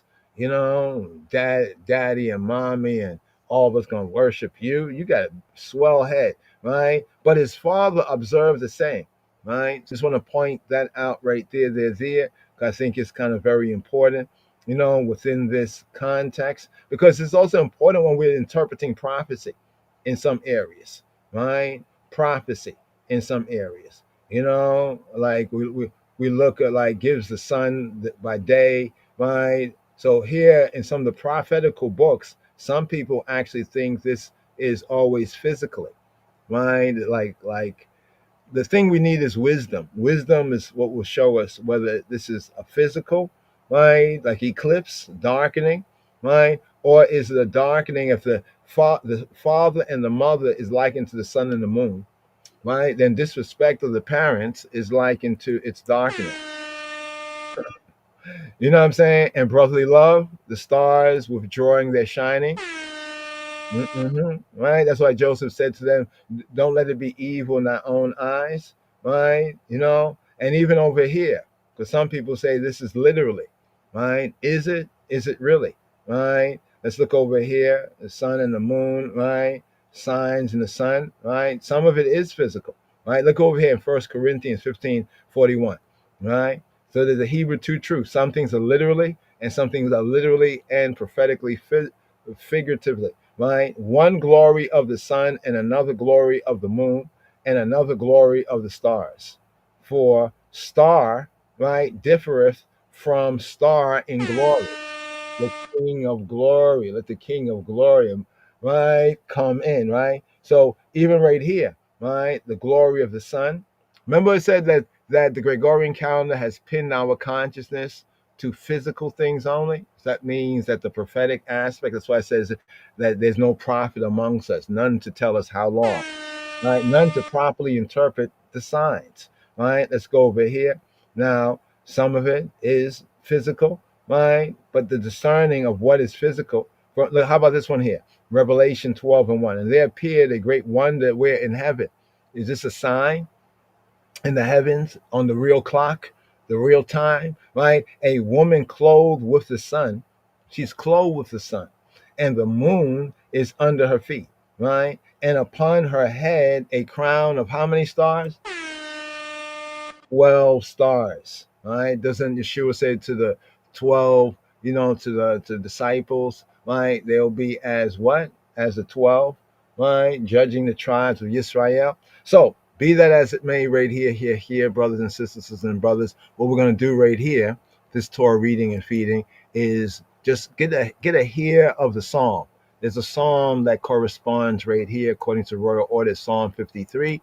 And Psalm 53, just a FYI, Psalm 53, grab your copybooks, brothers and sisters.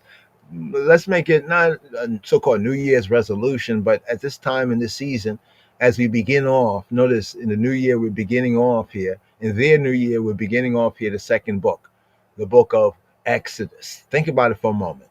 So we have Genesis, the creation, right?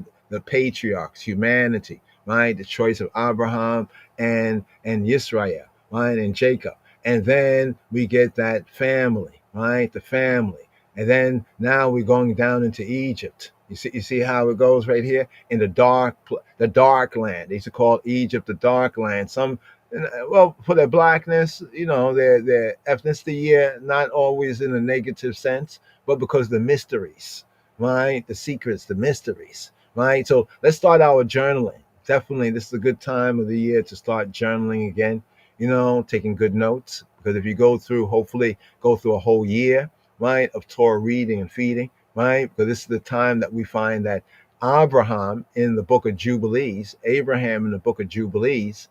it tells us that it's in the winter months, right, that he studied the Hebrew, he studied the scripture, because, there's not a whole lot you can do in the winter months, right, agriculturally, but to prepare for the time coming up. So may we use this time to also prepare here in these darker times, longer nights, shorter days. Let's use that time wisely, and if ones do have dreams, may they be blessed with, those Joseph-like dreams, Chaverim, right? So right here, we do have a psalm, right? We do have a psalm right here. Okay. Also, we talk about the 12 tribes. There's a lot of ones that say this is one of the best points of reference, the 12 tribes that we have seen. There's another one, but we haven't found it. It's similar to this, but it has a little more focus, right, of the 12 tribes. Not looking at all of them to be just over here in the Americas and the Caribbean. Not, American, Caribbean at best. Over the West is at least two or so. Is at least one to two of the four corners of the earth. Depends on how you count it, right? So this kind of gives a kind of an overview, right? And hopefully we can unpack it, maybe take a screenshot of it, take on the information. You might be able to find the website out there. Here, comparing Genesis chapter 49, here where we get the blessing, right? The patriarchal blessing to the 12 sons of Jacob, right? And then we get the prophet Robenu, right? Our master, our teacher, Moshe's blessing to the 12 tribes of Israel in Deuteronomy chapter 33. It's a good kind of study, a compare and a contrast right there. But here we have the evening psalm that here fulfills this last reading in the first book, right? And here we have Psalm 53. Now 53 is a later version, right? A later version of Psalm 14, right? Let's see if we can bring this out right here. Psalm 53. Psalm 53. Here we go. Give me one moment. Yes. Psalm 53. Here we go. Psalm 53. Let me clear that. There we go. I'm getting little by little. Here we go. Oh wow, that's interesting there. Pause on that for a moment. Mysterion. Wasn't we talking about that this Shabua? Mistatir. When it says in the prophet, it says you are a God, an Almighty who hides yourself, right? Mistatir. Some say that Hebrew come from Greek. Yeah, I know it's wild, right? But some say that Hebrew come from Greek, right?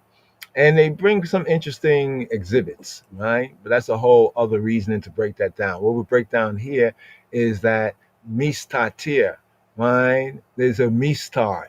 That's why I had grabbed this, because I was like, wow, somebody else saw this and it was good to know right there. Mistar, right? Satar means something hidden, right? Something hidden. Mistar, right? Mistar, that which is hidden, right? So here we have Psalm 53. Is this the right suitcase? It's definitely the right one right here. Right? Psalm 50. There we go, right there. Psalm 53. As you can see right there, let's clear the screen. We have Psalm 14. You see Psalm 14, one side, Psalm 53. So the earlier version of the Psalm, what we say is the more Davidic Psalm, right, is Psalm 14, and others see Psalm 53 as being the essential same psalm but being adapted for congregational purposes. Originally, many of the Psalms of David were David's personal thanks and praise, but King David, became like the prayer leader of Israel, and therefore the book of Psalms is like our hymn book or liturgy book, right there. It's curious that most of the churches, when you talk about praise and worship, very rarely do they even touch down on any song. Mhm. Yeah, at sometimes like deaths and births, they might, quote, "The Lord is my shepherd, I shall not want," or something like that. You know what I mean? But they really don't praise and worship with the Psalms, right? Which is curious, but also shows that their so-called church is not the new Israel, right? That's what it proves right there. Because the new Israel, the true Israel, understands and seeks to understand the importance of the Psalms, right? So here, this is another exhibit here. Elohimic variation of the Javeh or the Yahweh, Elohimic variation of the Yahweh. So Psalm 14, right, 1 to 7, right? Psalm 14, 1 to 7. Let's go over here. Let's look at Psalm 14. There we go. Psalm 14 is the original psalm, the prevailing corruption. So often it's themed the corrupt world, right? The prevailing corruption and the redemption desired. Redemption. Interesting here, this Torah reading and feeding. So our order of Psalms is from the Israelites of Ethiopia, right? Or as we say, the royal order of the Ethiopian Hebrews. Let's see right here. Let's go over here. Here we go. Do we have redemption? Oh, Chan. That redemption loop right there. You know the redemption song. Okay. So that's what it's about here in this Torah reading and feeding, right? It's Torah reading and feeding. It's a sort of redemption, right? A reconciliation, and also speaking to that redemption of the children of Israel, bringing them up, right? So now they have to hit before you can. Sometimes that before you can go up, like sometimes you have to hit rock bottom. And here's where the sons of Jacob and the Israelites are in this Torah reading and feeding. They're not. This is still the good time right here, right? But in coming up, when we pick up with the first reading, the 13th sabbatical study for Shemot. So the book of Exodus is known Hebraically as Shemot. But right here, to this psalm right here, this is the earlier psalm. Not to go through all the details as we do on other days, we have more opportunity. But since we have the Torah reading, right, the prophets reading, and the Haftarah reading, let's get right into it right here. But we just wanted to share a little bit on today's daily psalm, right? And we always like to ask the question, how does this link with our Torah reading and feeding? You see at the bottom, it says a comparison between Psalm 14, the earlier psalm, and then here, a later version of the earlier psalm. The difference is that in Psalm 53, the key name or title name attribute of Yahweh, right, is Elohim. And this tells us is both speaks to Yahweh, he who be who he be. So in the earlier psalm it's Yahweh, Yahweh, right? In the later psalm, right, it's Elohim. People say, why the difference? Well, because Hebraically, when we call on Elohim as the attribute name, it's like going to court. When we go to court and we say your honor, right? It's calling on Yahweh as creator and as judge, because the true creator, right? The creator is the one who properly should judge his creation because he is the creator. So often in Psalms that, like this Psalm here, that the earlier one, we have Yahweh in certain places, that we have Elohim here. And when Psalms were adapted for congregational purpose, since the 10 words tells us not to take the name of Yahweh Eloheinu in vain, right? Because of that, right? Everybody didn't just shout out whatever, you know what I mean? Of course, that's why the Yah becomes very significant, right? In that connection, right? So therefore, the songs being adapted, right, for congregational use, right? And congregational use is the priests and the Levites, mainly and namely.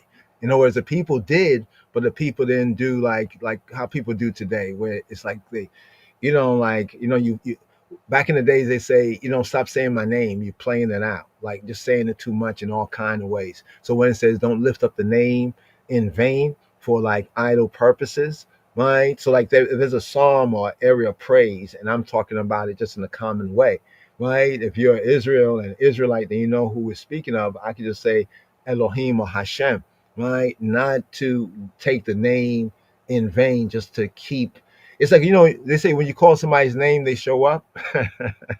You know what I'm saying? Well, so why are you calling me? Oh, because it's in the song, but you're just talking about it. You're just reasoning on it. Yeah. But be that as it may, right here, right? So this is the 3 times in the year, right? We're in the out season, the winter time, the 4th of the times, right here. 13 tribes. That's very interesting right there. 13 tribes, right? 13 tribes of Israel, right? This is a good meme right here. Brothers and sisters, we over the last year or so, we've been like collecting the daily psalms, the pictures, word pics to use as teachable tools and everything. And here we're in the suitcase for Psalm. I hope this is the suitcase for Psalm, whatever suitcase this is. I'm thinking this is Psalm 53 suitcase. I'm like, wow. When we was collecting this, we collected this too. That's interesting because that kind of brings out the point that we would be trying to bring out. But here it gives a good kind of a screenshot. So when we say 13 tribes, I know there's that book, The 13th Tribe, out there about the Khazarians and all of this and that, so forth and so on. But this actually is a 13th tribe, right? You see right there. But let's go on. Let's go on right here. We'll come back to this one, hopefully, right? But this is an important one right here. Boom. Here we go. The fool have said in his heart, Ain Elohim. In the Hebrew, Ain, that is not, that doesn't exist. Ain, Elohim. There is no Elohim, right? There's no God. God does not exist. So the context of this psalm here, to keep it simple, is like with Psalm 82, verse 6, that Elohim is used here in connection of judgment. The creator, Yahweh, Eloheinu, our Elohim, but in the sense of judgment, right? If you read the psalm, it's basically saying, look, there's a corrupt world. Like people say today, if there's a God, then where's God? How come this happened to this child or these people here and these innocent people? Where's God? I don't believe there's any God, because if there's a God, then how could God, if he's good and he's just, how can he allow these things? That's basically the conversation in Psalm 53 based on Psalm 14. Right? In the midst of the prevailing corruption that we see, lawlessness, right? Even some who may be inclined to righteousness, they feel that, well, if God does exist, then how come he's not doing anything about all these evils? Of course, they say when you point the finger at someone else, then these fingers pointing back at you. You know what I'm saying? So in the same sense, one can say, well, what are you doing about it? Right? What are you doing about it? It's like the psalm that says that the heavens of heavens are his, but he has given the earth to the children of men, to the children of humanity. And the heavens are his, right? But the earth he has given, right, to us. So what are we doing about it? I know some will go to that Job verse where it says about the judges and he covered the face of the judges and the earth is being given over into the hand of the wicked one. Well, how does that happen? I mean, how does that happen? Who gave it over? Right? I mean, if we go into it, it's because let's look at Israel. Let's look at us. It's because our ancestors, right, fell short of the covenant, right? And there was a consequence. Like our ancestor, we had an ancestor that was a millionaire, right, and was able to keep the wealth, right, and then they passed it on, and every generation maintained that wealth. Then, when it comes down to us, we would have that wealth. But at any point in that, the fool, the foolish, right, can lose all of that. That means that although we still may be rich and blessed and highly favored, we might be born into a situation that we're going to have to put in that work to, to get it. It's not going to be something that's going to be passed on, right? So the earth was given over into the hands of the evildoers, right? Let me ask this question. The Garden of Eden. How was the Garden of Eden taken away, right, from Adam? Wasn't it because as a consequence of Adam's bad action? Yeah, we know the woman was, the man was in what disobedience. The woman was in transgression, right? She did too much, right? And he disobeyed. He heard, but he acted opposite of his hearing. But so the Ein Elohim, just to point this out right here, it's the Nabal. In Hebrew, we have the word Nabal.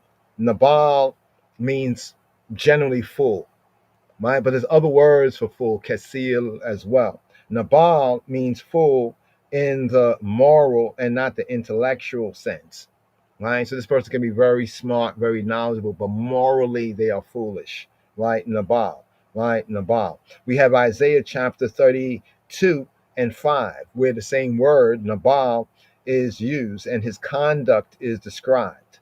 The word is translated often as a vile person, right? One, like we say, one of low morals, one who lacks genuine morality, genuine. Because morality, yes, can be subjective.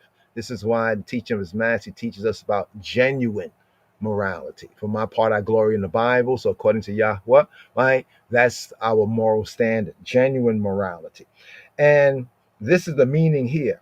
This fool, this Nabal, right, is a person lacking in a sense of honor and decency vis-a-vis Yahweh Eloheinu, the Almighty's standard, right? Deliberately preferring the evil, right, to the good, right? So the Nabal, he says in his heart, Ein Elohim. What does Ein Elohim mean? A lot of people will think this is like the atheist in the modern sense. Not really, right? It has a deeper sense Hebraically. Ein Elohim. He says there's no Elohim, there's no creator, there's no judge. And as many people believe that there's really no creator. It just happened, it evolved, accidents came along and made perfection. Accidents can make things perfect. That's what they believe. You know what I'm saying? There's no creator. And there's no judge. There's no judge like God is going to judge something, because if he judges, then how come all these things happen? You know what I mean? Like when people say like, well, if there's a God, then God strike me down. People talk these kind of talks and everything. And so because they're not struck down, they come to the conclusion, right? Well, there is no God. If there's a God, then make this happen right now, right? Right? But if it happens later, then what? Huh? Anyway, so in that same sense, that is the context of the fool, right? And when they say there is no Elohim, there is no creator, no power, no almighty who observes human conduct. Because there was one that observed all this badness, and this one is God, and they're just, then he would do something about it right now. I mean, Joseph could have thought that, right? Think about it for a moment. Joseph, See, I have to connect it with the Torah reading and feed. I know that's what we're supposed to be about right here, and we are about that, but also to show how even the blessing of the royal order, the Psalms, the daily Psalms, also give us a good reflection if we take the time to reflect, right? That there's none who observes human conduct, humanity's conduct, and distinguishes and therefore judges between the virtuous, right, and the vicious, right? There's the virtuous people and the vicious people, but there's no, I mean, if there was, then how come all this bad stuff is going on, right? And it's an interesting question. Can't dismiss, the question outright. It's the conclusion, right, that we have to be dismissive to, right? To assume, right? It's like the person who says that if there's a God, right, then strike them down right then. And then because they're not struck down, we all look, right, right. You scared? You scared? No? Okay. No, they didn't get struck down. Oh my goodness, they must be right. Oh, there is no that's foolish. That's the Nabal right there. Now we have that in other areas of the psalm as well, but it's an important distinction, right? That there is no God, right? In the context that all these bad things that go on in the world, if there's a God, like religion and spiritual or religious people might believe, then how come, there's a verse in the scripture, it says, because of, I wanted to bring it out the other day, but I didn't remember it in the King James Version, right? But it says because of something about delayed, I think you might know this, delayed, is it delayed justice, or is it delayed judgment, right? Something like that. Delayed justice, or because the delay of justice, like because there's judgment gets delayed, you know what I mean? People think, that there is no God, right? That's the sense right here, because it doesn't happen. People got away with things for years. No diddy, no diddy. Yeah, people got away with things for years. So, but this is a word here from Shlomo. He who walks with wise will be wise. It's like when Paul says in the New Testament that evil communications, right, corrupt good manners, right? He who walks with wise men will be wise, but the companion of fools will suffer harm, right? And it's not even you. You know how that can happen. It's like sometimes somebody's with somebody and they'll say you're an accomplice. Say, no, I just somebody I knew from school. I just was hanging out, right? But they have the stolen the loot, in the boot, and now you get caught up. You see, you hung out with them, and now you suffer the consequence with them. So right here, let's touch on this right here, Psalm 53, right? Psalm 53, 5:3, right? It's kind of interesting too, right? Because we can apply it to the sons of Jacob too, on a certain level. You know what I mean? They thought they could get away. They thought they could go on. They knew they did wrong, but not apologize, not make things right. Here, Psalm 53. Psalm 53. מזמור נ"ג למנצח על מחלת משכיל לדוד. The fool hath said in his heart, אמר נבל בליבו there is no God. אין אלוהים. Corrupt are they, and have done abominable iniquity. There is none that doeth good. God looked down from heaven upon the children of men to see if there were any that did understand, that did seek God. Every one of them is gone back. They are altogether become filthy. There is none that doeth good. No, not one. No, not one. No, not one. אין גם אחד. Have the workers of iniquity no knowledge, who eat up my people as they eat bread? They have not called upon God. There were they in great fear, where no fear was. For God hath scattered the bones of him that encampeth against thee. Thou hast put them to shame, because God hath despised them. Oh, that the salvation of Israel will come out of Zion. When God bringeth back the captivity of his people, Jacob shall rejoice, and Israel shall be glad. Be glad, be glad, be glad. There we go. Jacob We got Jacob, wake up, Jacob. We got Jacob, and we got Israel right there. Psalm 53, a later version, right? A later version of Psalm 14. So Psalm 14, we could say, is like the Davidic original. And then Psalm 53, an adaptation, right, for congregational, right, worship, right? The fear of Yahweh, the reverence, the respect of Jehovah is the beginning of knowledge.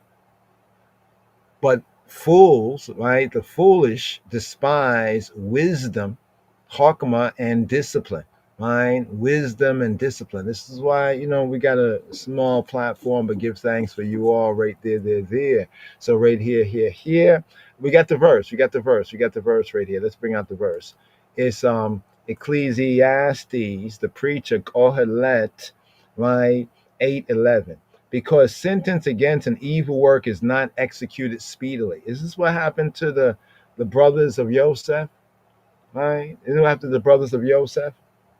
Right? There was no immediate judgment from that. Right? It wasn't immediate. It took how many years? What was it? 13, 7, 8, about 20 something years, for everything to kind of catch up. And then after they were in Mitzrayim, Jacob was there for 17 years. Notice Joseph was lost at 17, right? And then he reconnected with his son so many years later, you know what I mean? And he was with him for 17 years, right? But notice, after all that time, the brothers still are in that guilty conscience, right?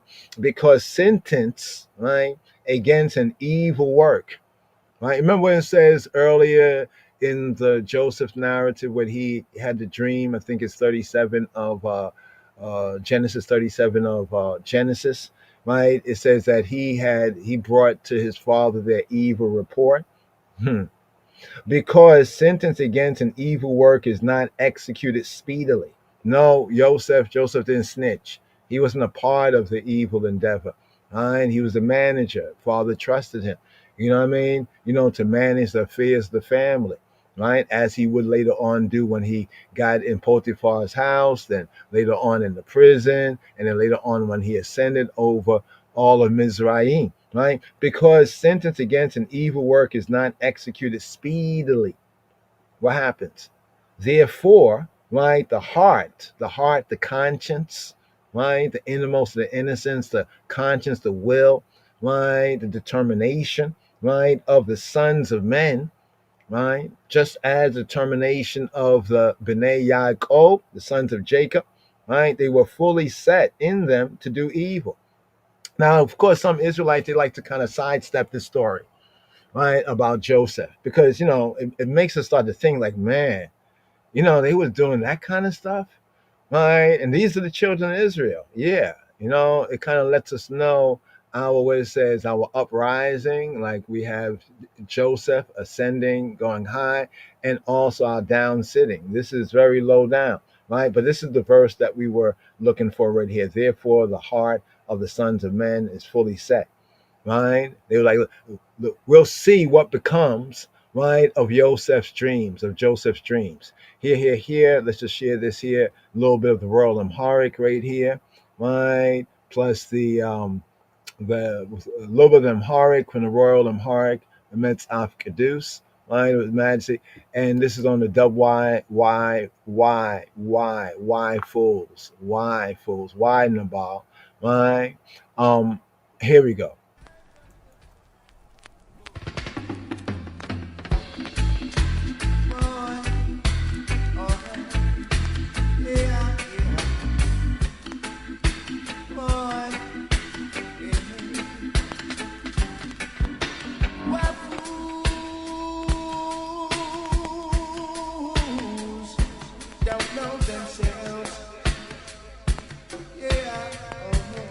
መዝሙር 52 በቅንፍ 53 ለመዘምራን አለቃ በማክላት የዳዊት ትምህርት።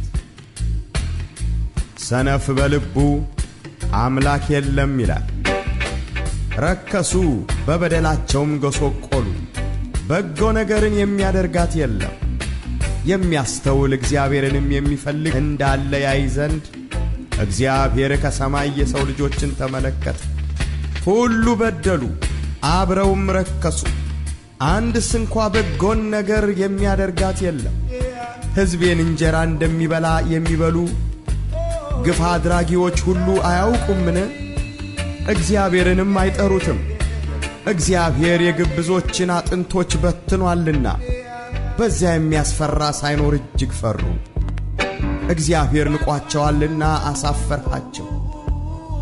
መድኃኒትን ከጽዮን ለእስራኤል ማን በሰጠ?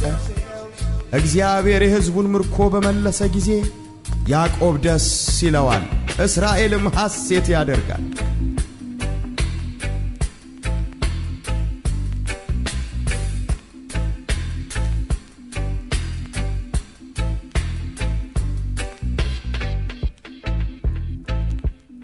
Psalm 53.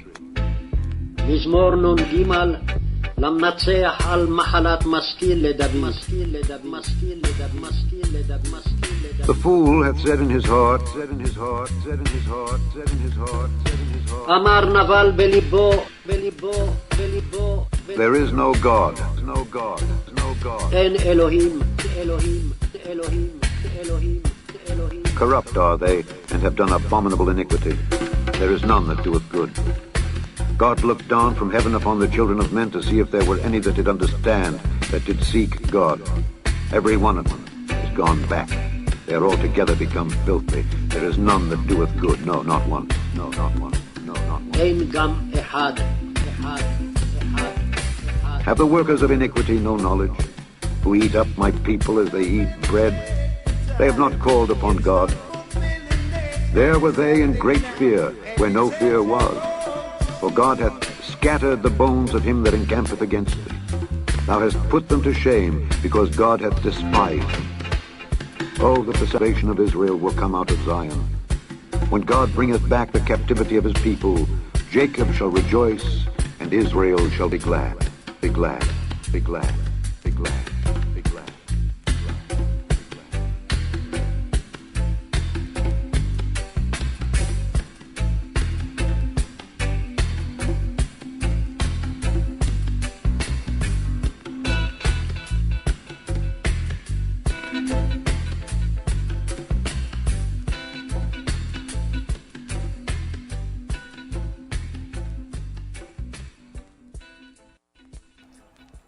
Yes. So more on this psalm right here, Psalm 53, Mizmor Non Gimel, Nun Gamel, right? Psalm 53, a later version of Yod Dalet of Psalm 14. Couple of key things here on the memes here. So, some Israelites say Khan. Actually, it's Ken. Khan means like here, Paul here, right? Sham like over there, right? But let's do this right here. Why don't I just back this up some right here? 6 verses here, right? In today's daily psalm, right? A corrupt world, psalm theme, the fool have said in his heart. Just want to bring this back to a particular one right here. Here we go. Not that.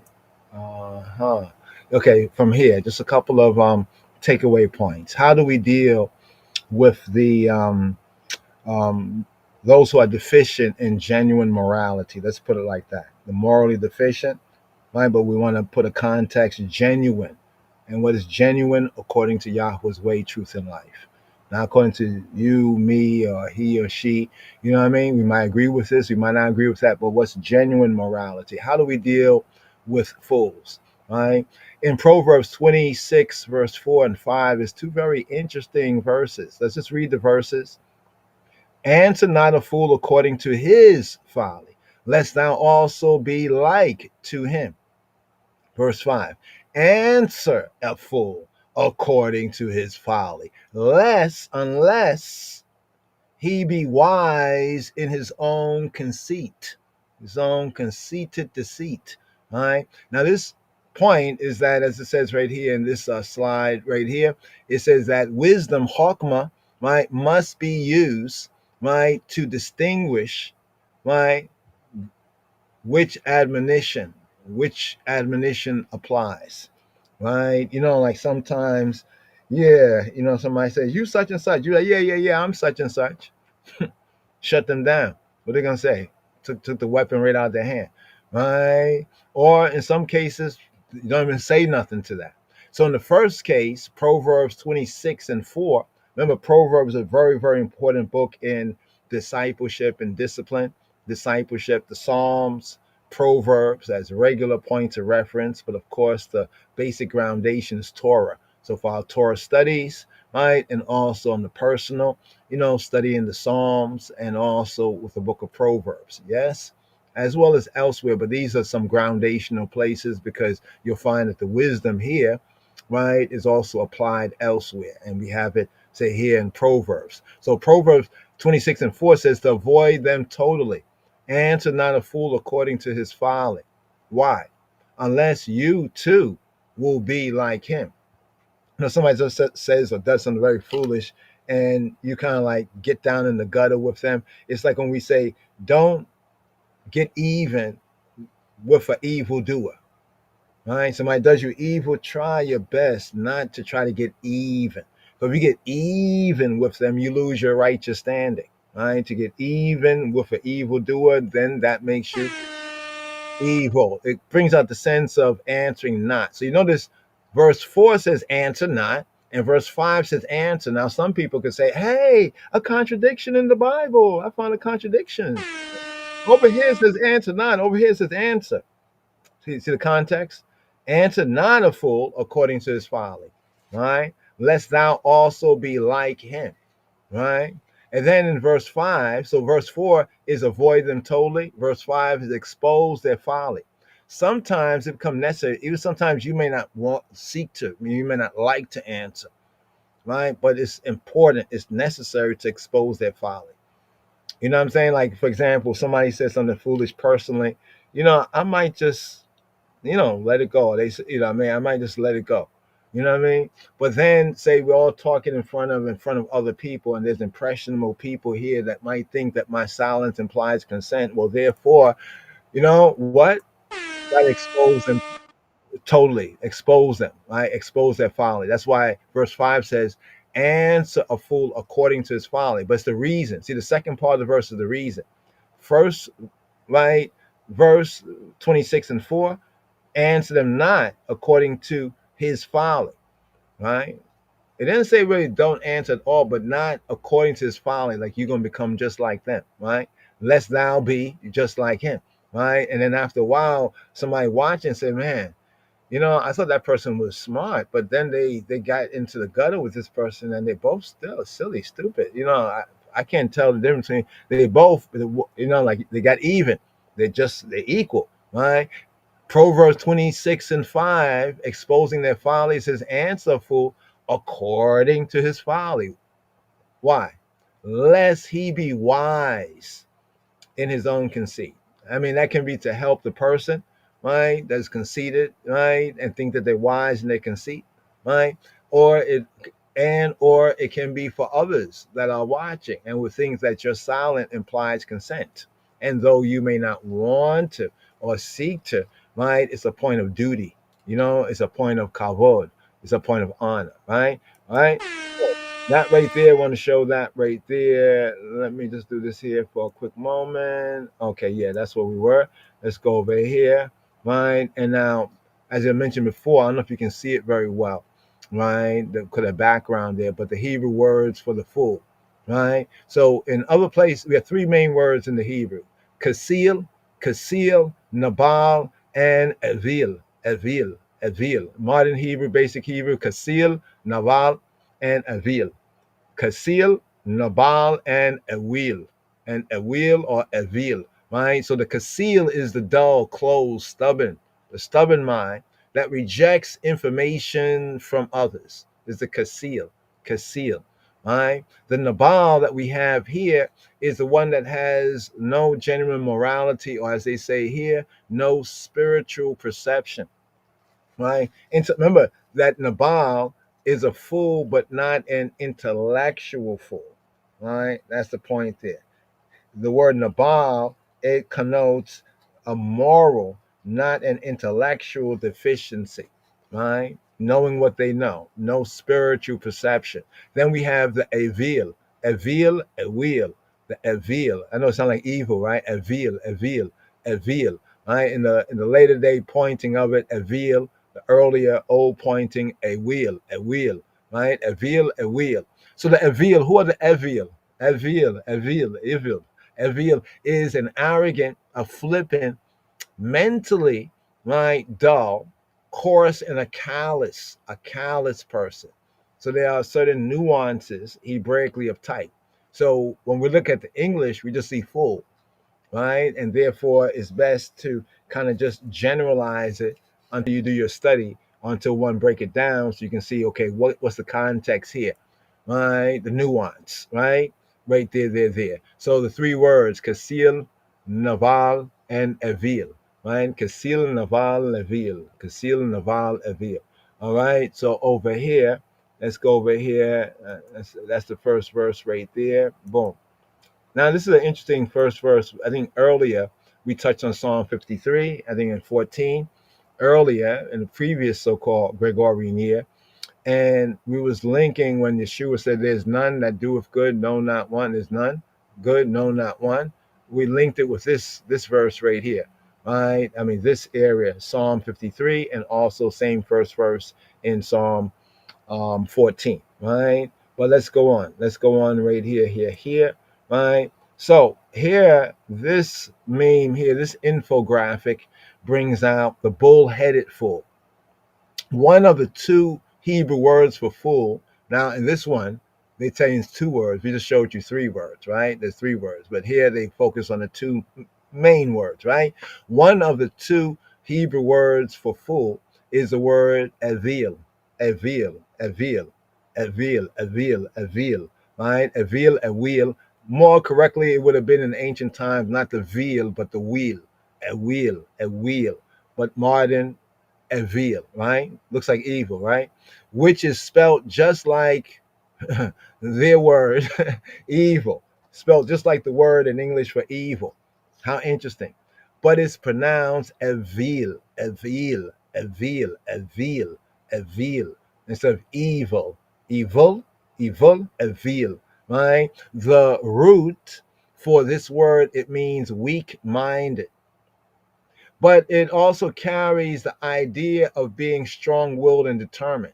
So it's like to say like weak-minded in that which is righteous in that sense, but being strong-willed and determined in everything else, right? So the fool, they're the card, they play that card.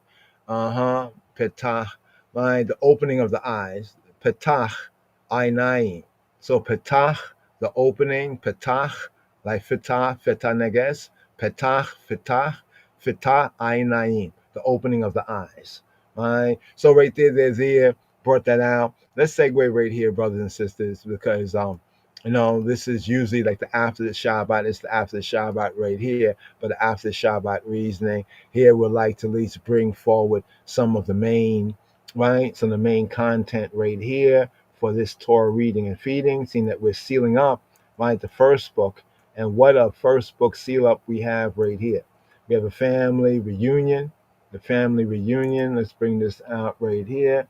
Family reunion. Here's one of the featured images right here, right? In the Hebrew, modern Hebrew, Vayechi, Vayechi, not Vayechi, but Vayechi.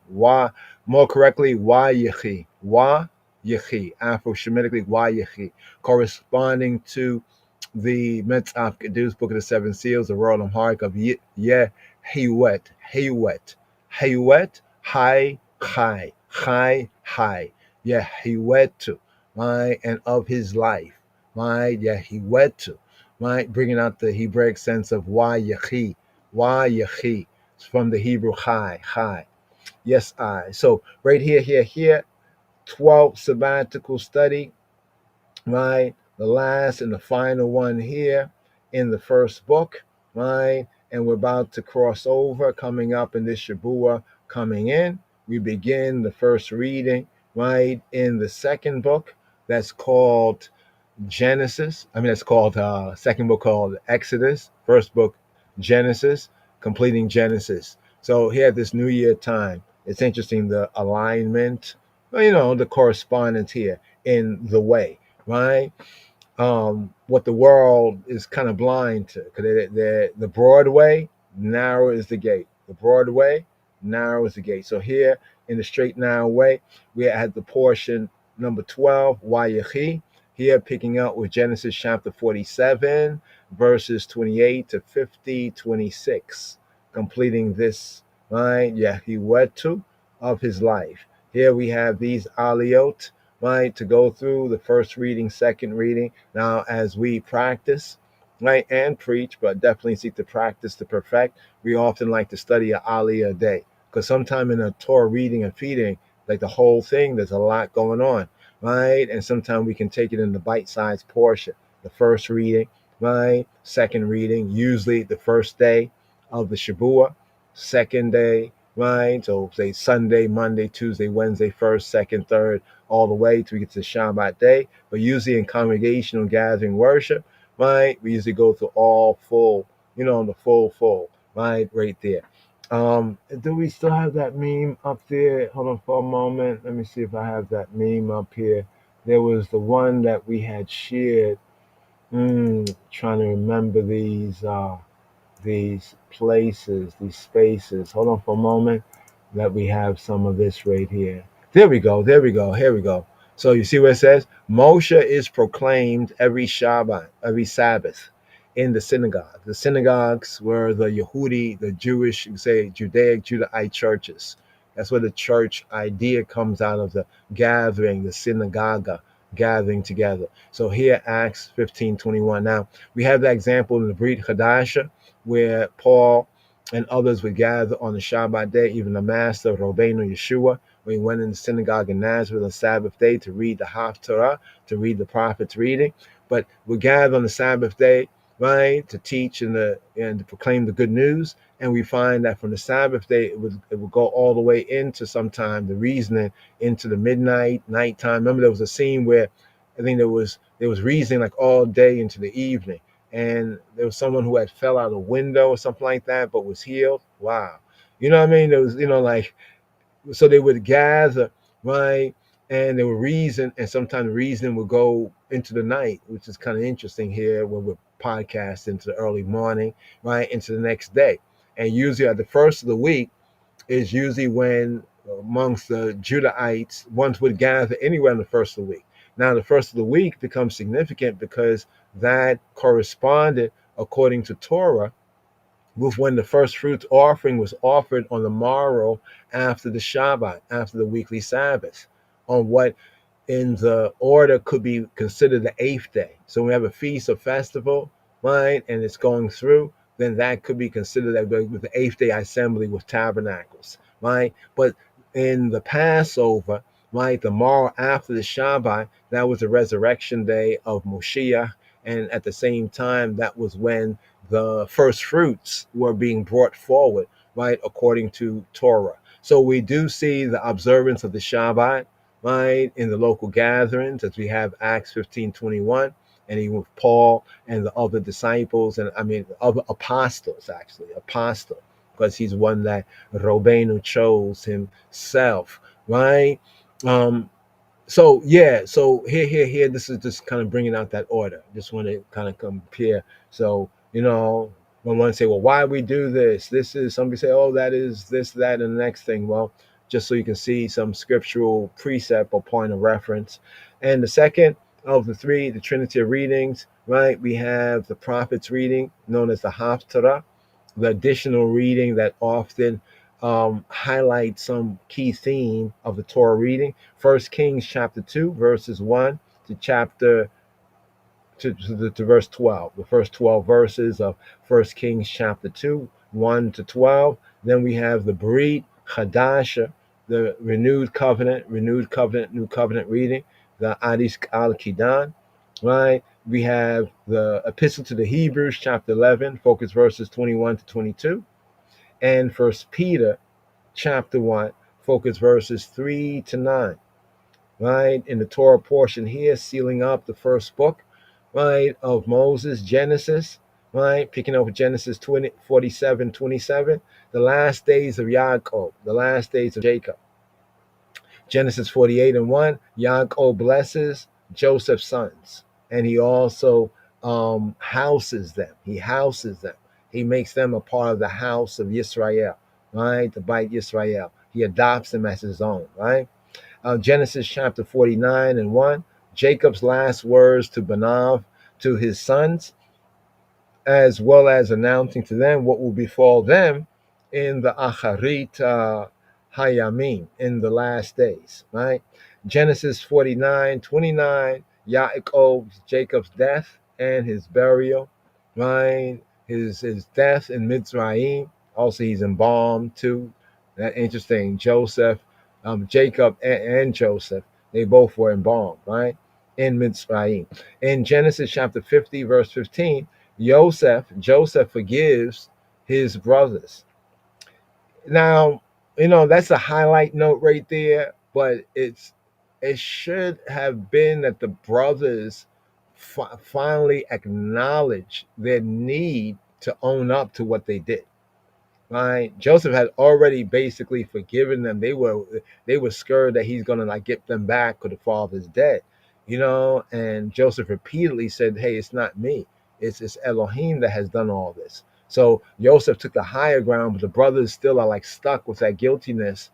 Wow, for all this time. Can you imagine that? This is a key significant area of scripture. Do you think that this has any resonance on us as Israel and on where Israel would go through as a people? Genesis chapter 50, verse 22, Joseph's last days and death. So now people say, well, it's the last days, it's the last days. Yeah, it is the last day. And not to be funny, it could be anybody's last days if you really think about it. You know what I mean? So context matters, right? Right? Not saying that there is no last days, right? In that sense. But what does it really mean when it says last days? Because we have the last days of Jacob, right? We have the last days of Joseph. And then we have Jacob giving the blessing to his sons concerning things that would befall them in the last days, right? What does it mean by the last days, right? So here in the prophets reading, we call the prophets reading Haftarah, the prophets reading Nabi, right? 1 Kings chapter 2:1, it speaks about David's instructions to Solomon, as we have here Jacob's instructions to Joseph, right? The father's instruction to his son, right? In chapter 2 of 1 Kings, we also have the death of David. So this Torah portion that kind of ends the first book with the prophets reading, it kind of speaks to a key theme, right? The instruction to the son or the sons, the children, and also the passing of the baton, so to speak, the passing of the patriarch, right? And the passing of the patriarchal baton. Right, I think we did touch on this before. Yeah, we did touch on this early in the Shabua. Right, resurrection. Interesting, resurrection in the Torah. Resurrection in the Torah. So hopefully we can touch on this commentary. This is on our page, LOJS.org.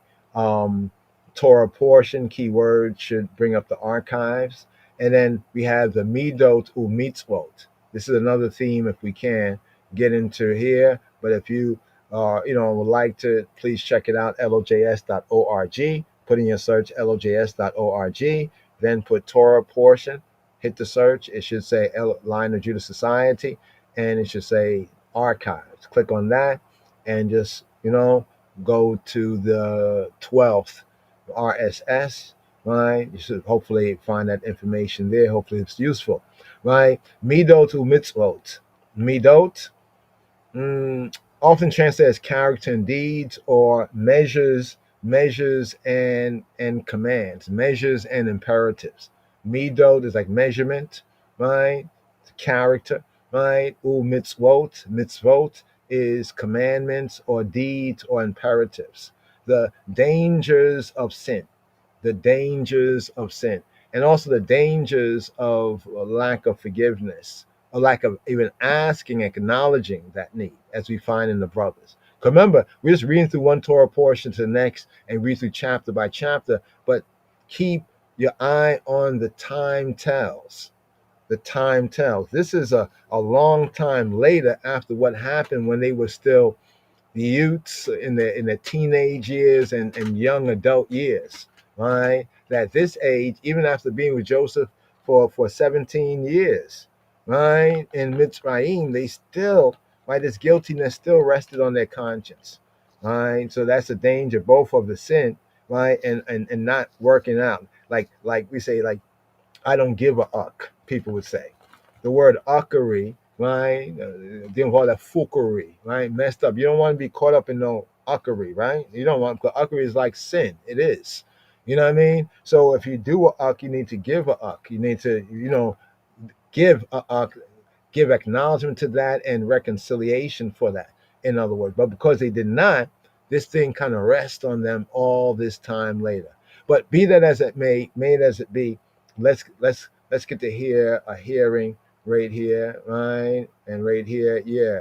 So this is two key themes that are brought out at the website, right? Resurrection and Torah, right? And give thanks to Fruits of Zion and some of the other outsources that, we glean and we how can you say, we peruse and, find, like with the memes, we find some memes that, basically reflects the general point.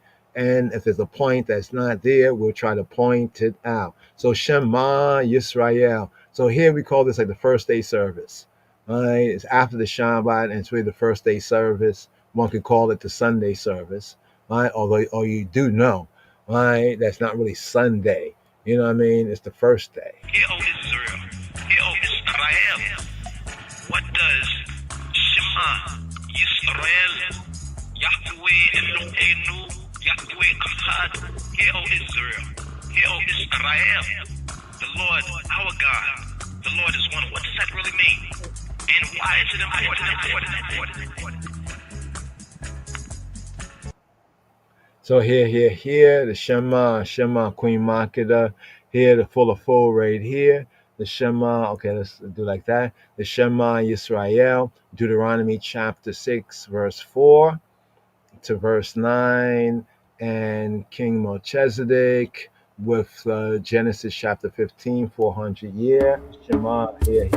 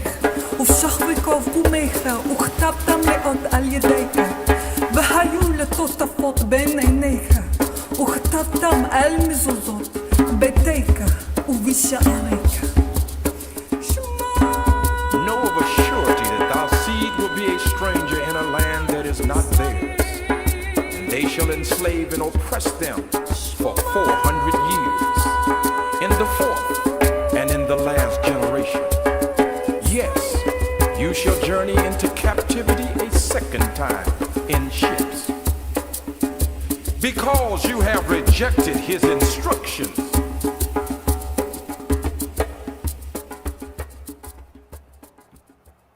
So Vayechi right here, and he lived.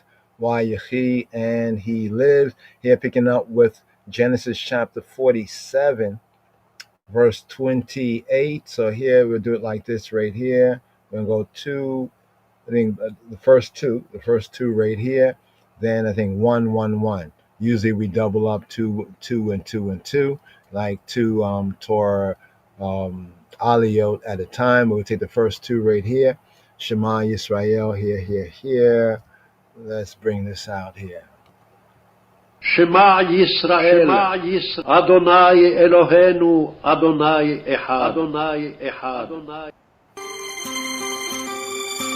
שמע ישראל, אדוני אלוהינו, אדוני אחד. Shabbat Vayechi. And here, Shema Yisrael, here, give ear. Here for the Rishon, Aliyah. Here for this Shabbat Vayechi. And here, Shema Yisrael, here, give ear.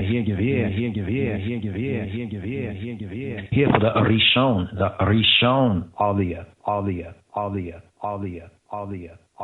Here for this Shabbat Vayechi.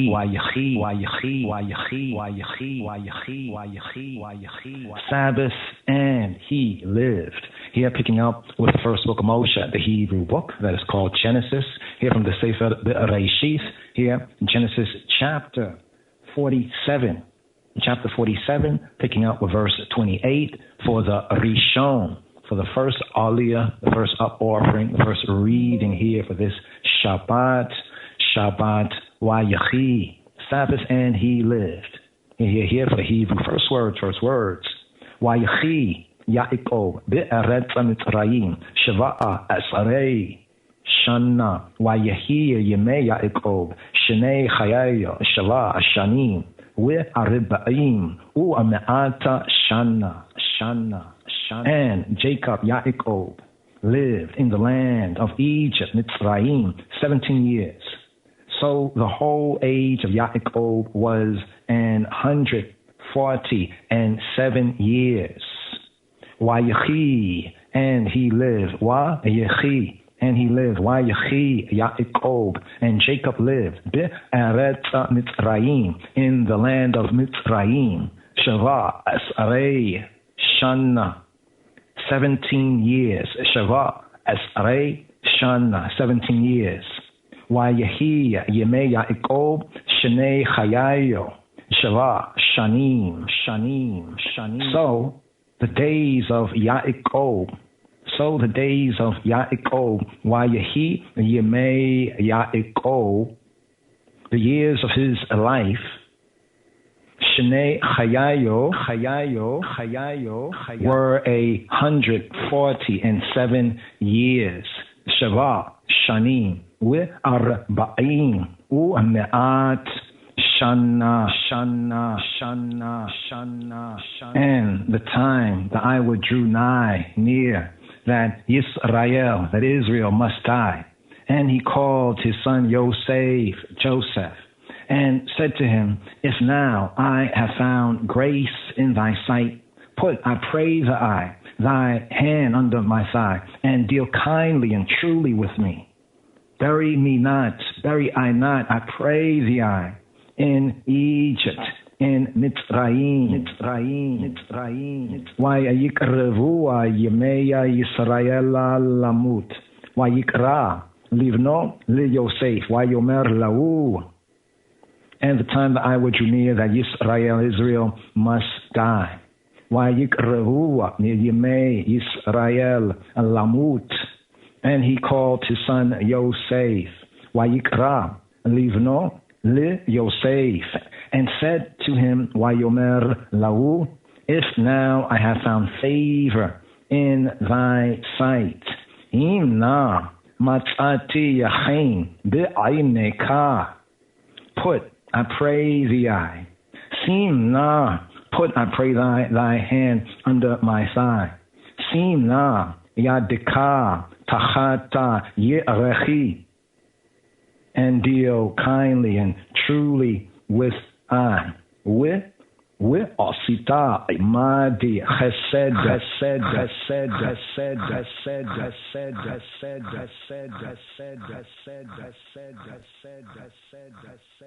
And deal kindly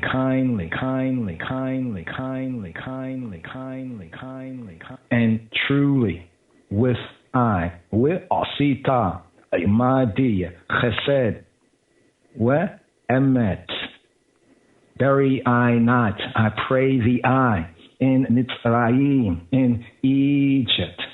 Al na tikbrei me de Mitzrayim. And bury I not, al na tikbrei me de Mitzrayim, in Egypt. But I will lay with my fathers, and thou I shalt carry I out of Egypt, and bury me, and bury I in their burying place. And he said, I will do as the eye hast said. Shakavti, aim botai. But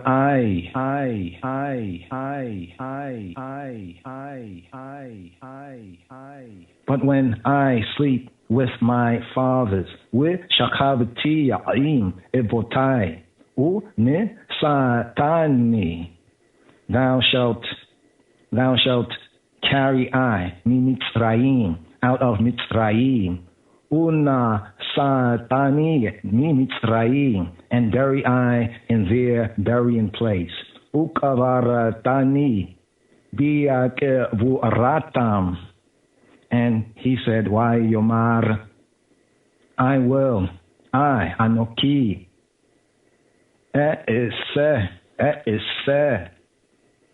kia de bareka, I will do as thou hast said. Anoki, ki de bareka,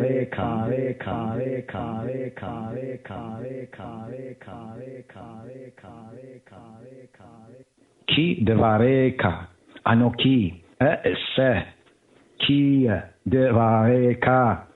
And he said, swear to I, Wayomer, Hiya Shava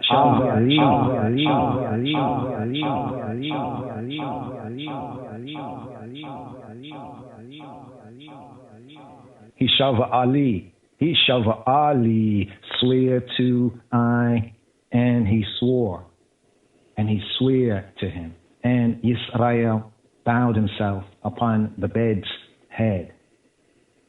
Wayomer Hishava Ali, Waya Yishava Lahu, Waya Yisha Tahu Yisrael, Al Rosh Ha Mita, Al Rosh and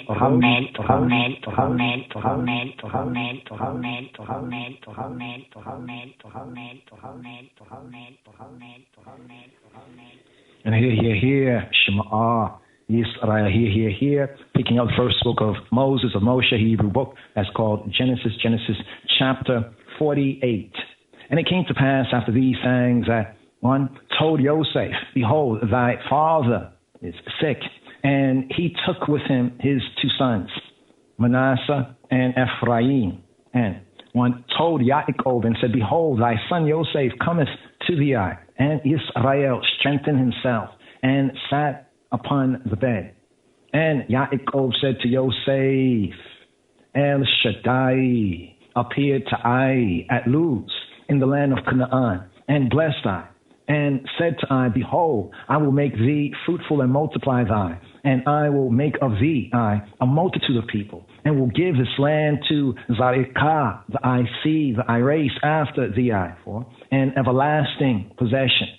And now thy two sons, Ephraim and Manasseh, who were born to thee in the land of Mitzrayim, before I came to the into Egypt, mine, as Reuben and Shimon, as Reuben and Simeon, they shall be mine, and thy issue, which thou begettest after them, shall be thine, shall be called after the name of their brethren in their inheritance.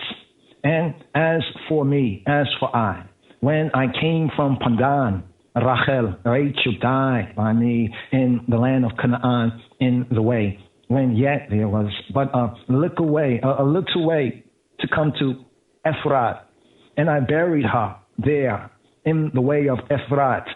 The same is Beit Lachem.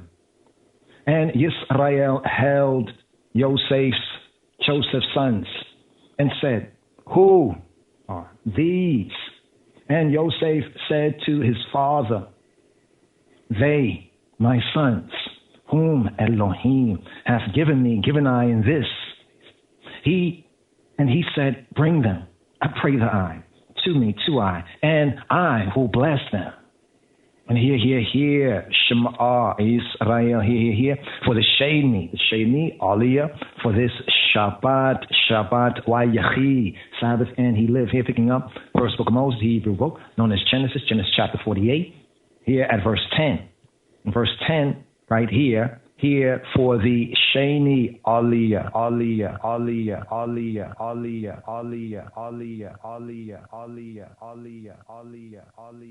for the second reading, the second up offering here. With Aine Yisrael Kavadu Mi Zokein Lo Yukal Li Erot Waya Yagesh Otam Elayo Waya Yishak Lahem Waya Chavek Lahem. Now the eyes of Israel, of Yisrael, were dim for age, so that he could not see. And he brought them near to him, and he kissed them and embraced them. With Ainei Yisrael Kavdua Mi Azokena Lo Yukala Lirot. Now the eyes of Yisrael, with Ainei Yisrael, were dim, Kavdu, were heavy, Kavdua Mi Azoken, were heavy for age. Wa'inei Yisrael Kavdua Mi Azoken Lo Yukala Lirot, so that he could not see. Lo Yukala Lirot. And he brought them near to him. Wayagish Otam Elayo, and he brought them near to him. Wayagisha Otam Elayo, and he kissed them. Wayishaka Lahem, and embraced them. Wayachaveka Lahem. And Israel said to Joseph, I had not thought to see thy face, and lo, and look, Elohim hath shewed I also Zarika, that I see. And Joseph brought them out from between his knees, and he bowed himself with his face to the earth. And Joseph took them both, Ephraim in his right hand toward Israel's left hand, and Manasseh in his left hand toward Israel's right hand, and brought them near to him. And Israel stretched out his right hand and laid upon Ephraim's rosh, Ephraim's ras, Ephraim's head, who was the younger, and his left hand upon Manasseh, and his left hand upon Manasseh's rosh, Manasseh's ras, Manasseh's head, guiding his hands wittingly for Manasseh, the firstborn. And he blessed Joseph, and said, Elohim, the true good, the true God, Elohim, before whom my fathers, Abraham and Yitzhak, did walk, did trod. Ha Elohim, the true good, the true God, Elohim, who fed I all my life long to this day. Ha Mela'ak, the angel, who redeemed I from all evil. Bless the lads, and make my name, Shemi, be named on them, and the name of my fathers, Abraham and Yitzhak, and make them grow into a multitude in the midst of the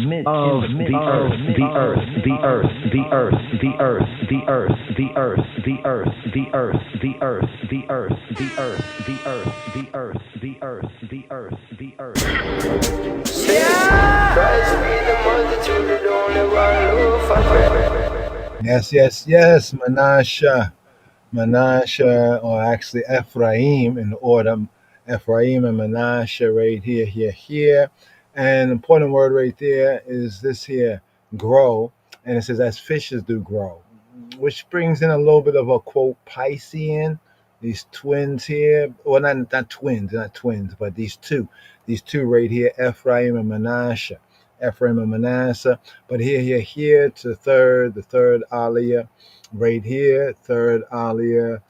Let's bring it right here, Shema Yisrael, and hopefully we have some time to unpack it right here. A lot going on, Shema Yisrael. What does Shema Yisrael, Yahweh Eloheinu, Yahweh Echad, hear, O Israel, hear, O Israel, the Lord our God, the Lord is one. What does that really mean? And why is it important? Shema Yisrael, Adonai Eloheinu, Adonai Echad. Shema Yisrael, Adonai Eloheinu, Adonai Echad. And here, Shema Yisrael, here for the Shalishi, the third Aliyah, the third up offering up, going up. And here, Shema Yisrael, here for the Shalishi, the third Aliyah, the third up offering up, going up. Third reading here for this Shabbat, Vayechi, Sabbath, and he lived. Here, picking up the first book of Moses, Hebrew book known as Genesis chapter 48, here at verse 17 for the Shalishi, Aliyah.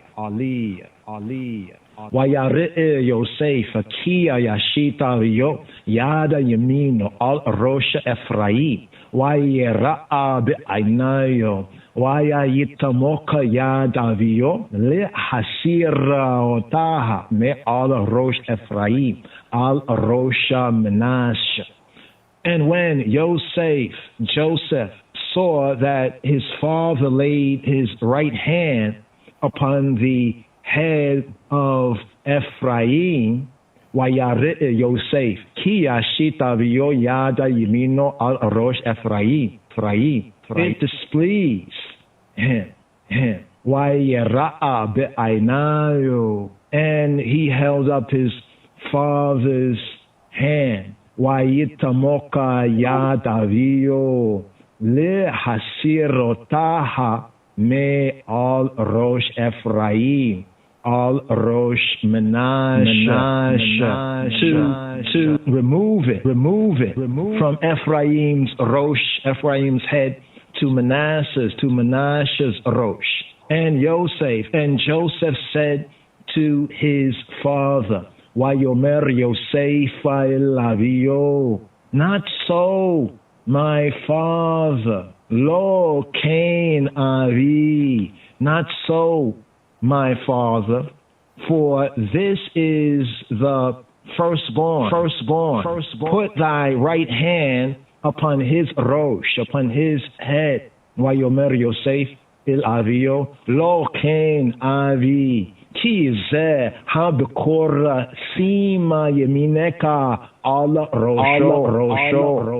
And his father refused and said, I know, my son Beni, I know. He also shall become a people, and he also shall be great. But truly, his younger brother shall be greater than he, and his seed shall become a multitude of nations. And his father refused. Why ma'en avio? Why yomer? And said, Yada'eti b'ni, Yada'eti. I know, my son, I know. Yada'eti avni, Yada'eti. He also shall become a people. Gam hu yihyeh am, and he also shall be great. With gam hu yigdal, but truly his younger brother shall be greater than he. With ulam achiyo. And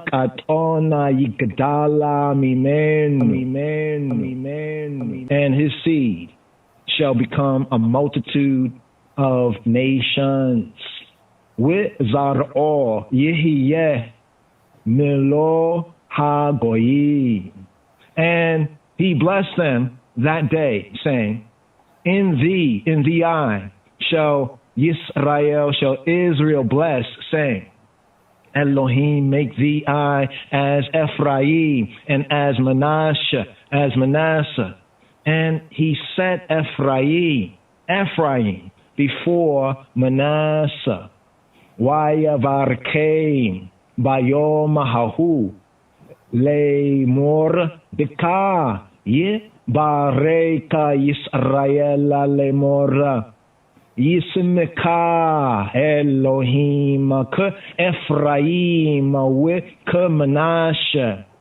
Vayasema et Ephraim lifnei Manasseh. And Israel said to Joseph, Vayomer Yisrael Yosef, behold, look, see, I die. But Elohim shall be with you and bring you again to the land of your fathers. Hine Anoki mate. Haya Elohim imakem. Haishiva etkem el aretza ebotekem. Moreover, I have given to thee one portion above thy brethren, which I took out of the hand of the Amorite with my sword and my bow. Wa'ani natati leka shechem achad ala acheka asher la acheti miyad haimori becharbi u'bekashti. Moreover, I have given to thee one portion above thy brethren. Wa'ani natati leka shechem achad ala acheka, which I took out of the hand of the Amorite. Asher lakachti miyad ha'emori, with my sword and my bow. Becharbi u'bekashti. Wa'ani natati leka shechem achad ala acheka, asher lakachti miyad ha'emori becharbi u'bekashti. Harbi, becharbi, with my chereb, with my sword, ubekashti, and my keshet, and my bow. The Ethiopic Book of Jubilees, right there. More on that right there. Ethiopic Book of Jubilees. And this blessing, just want to zoom in on this right here. The blessing for sons, traditional Israelite, the Judahite blessing for sons right here, coming from this verse here, verse 20. Just want to zoom in on that. There's a blessing for the sons and a blessing for daughters, a blessing for sons that they be as Ephraim, blessing for the sons that they be as Ephraim and Manasseh, and the blessing for daughters that they be as Sarah and Rebecca, as Rachel and as Leah, right? But right here, and he blessed them that day, saying, in thee. Now it's interesting, the blessing, because he has the two before him, right? Now notice what it says right here, right? Just a little quick something. So Joseph said to his father, not so the father refused, so forth and so on. And then after that, right, as he states what it will be like, right, he says, and he blessed them that day, saying, in thee shall Yisrael bless. It's interesting. In thee. Remember, he has the two before him, but he says in thee. In other words, the blessing is somewhat like in a kind of a third person. You have two before you, but you're saying in thee, and then you're blessing them, but you're naming them in the blessing. Check it out. It says, in thee shall Yisrael bless, saying, Elohim make thee as Ephraim and Manasseh. That's the blessing right there. Right? May Elohim, the Creator, the Judge, the Almighty, make thee as Ephraim, doubly fruitful, and as Manasseh, and as forgetting. This is where we want to bring forward this early in the Shavua, but we still can, the overflow as we go into the new, Torah reading and feeding. But this is in the Metaphysical Bible Dictionary. It's a good, interesting write-up when understanding the Hebrew and then compare and contrast the attributes. We have the 12 tribes, like the 12 attributes or faculties, let's say, the faculties of man. And here we have, Hebraically, metaphysically speaking, Ephraim and Manasseh is as the will and the understanding. Or to put it another way, it's the power of affirming and the power of denying. So Ephraim, doubly fruitful, affirmation, right? And Manasseh, denial, or in the sense of the will, like willpower, the will, and the understanding, right? The will and the understanding. But here, in the basic sense, is the blessing for sons right here, where it says, Elohim, make thee as Ephraim and Manasseh, right? And he said Ephraim before Manasseh. Now, the question here is, did the patriarch Yaakov Yisrael, right, by saying this, and according to what's written in Moshe's first book, right, was this a kind of a tell that, yes, this is how we will bless? Yes, this is how we will bless. May Elohim make thee as Ephraim and Manasseh. And he said Ephraim, right, the younger, right, before Manasseh, right? So let's bring this out right here. Blessing for sons right here.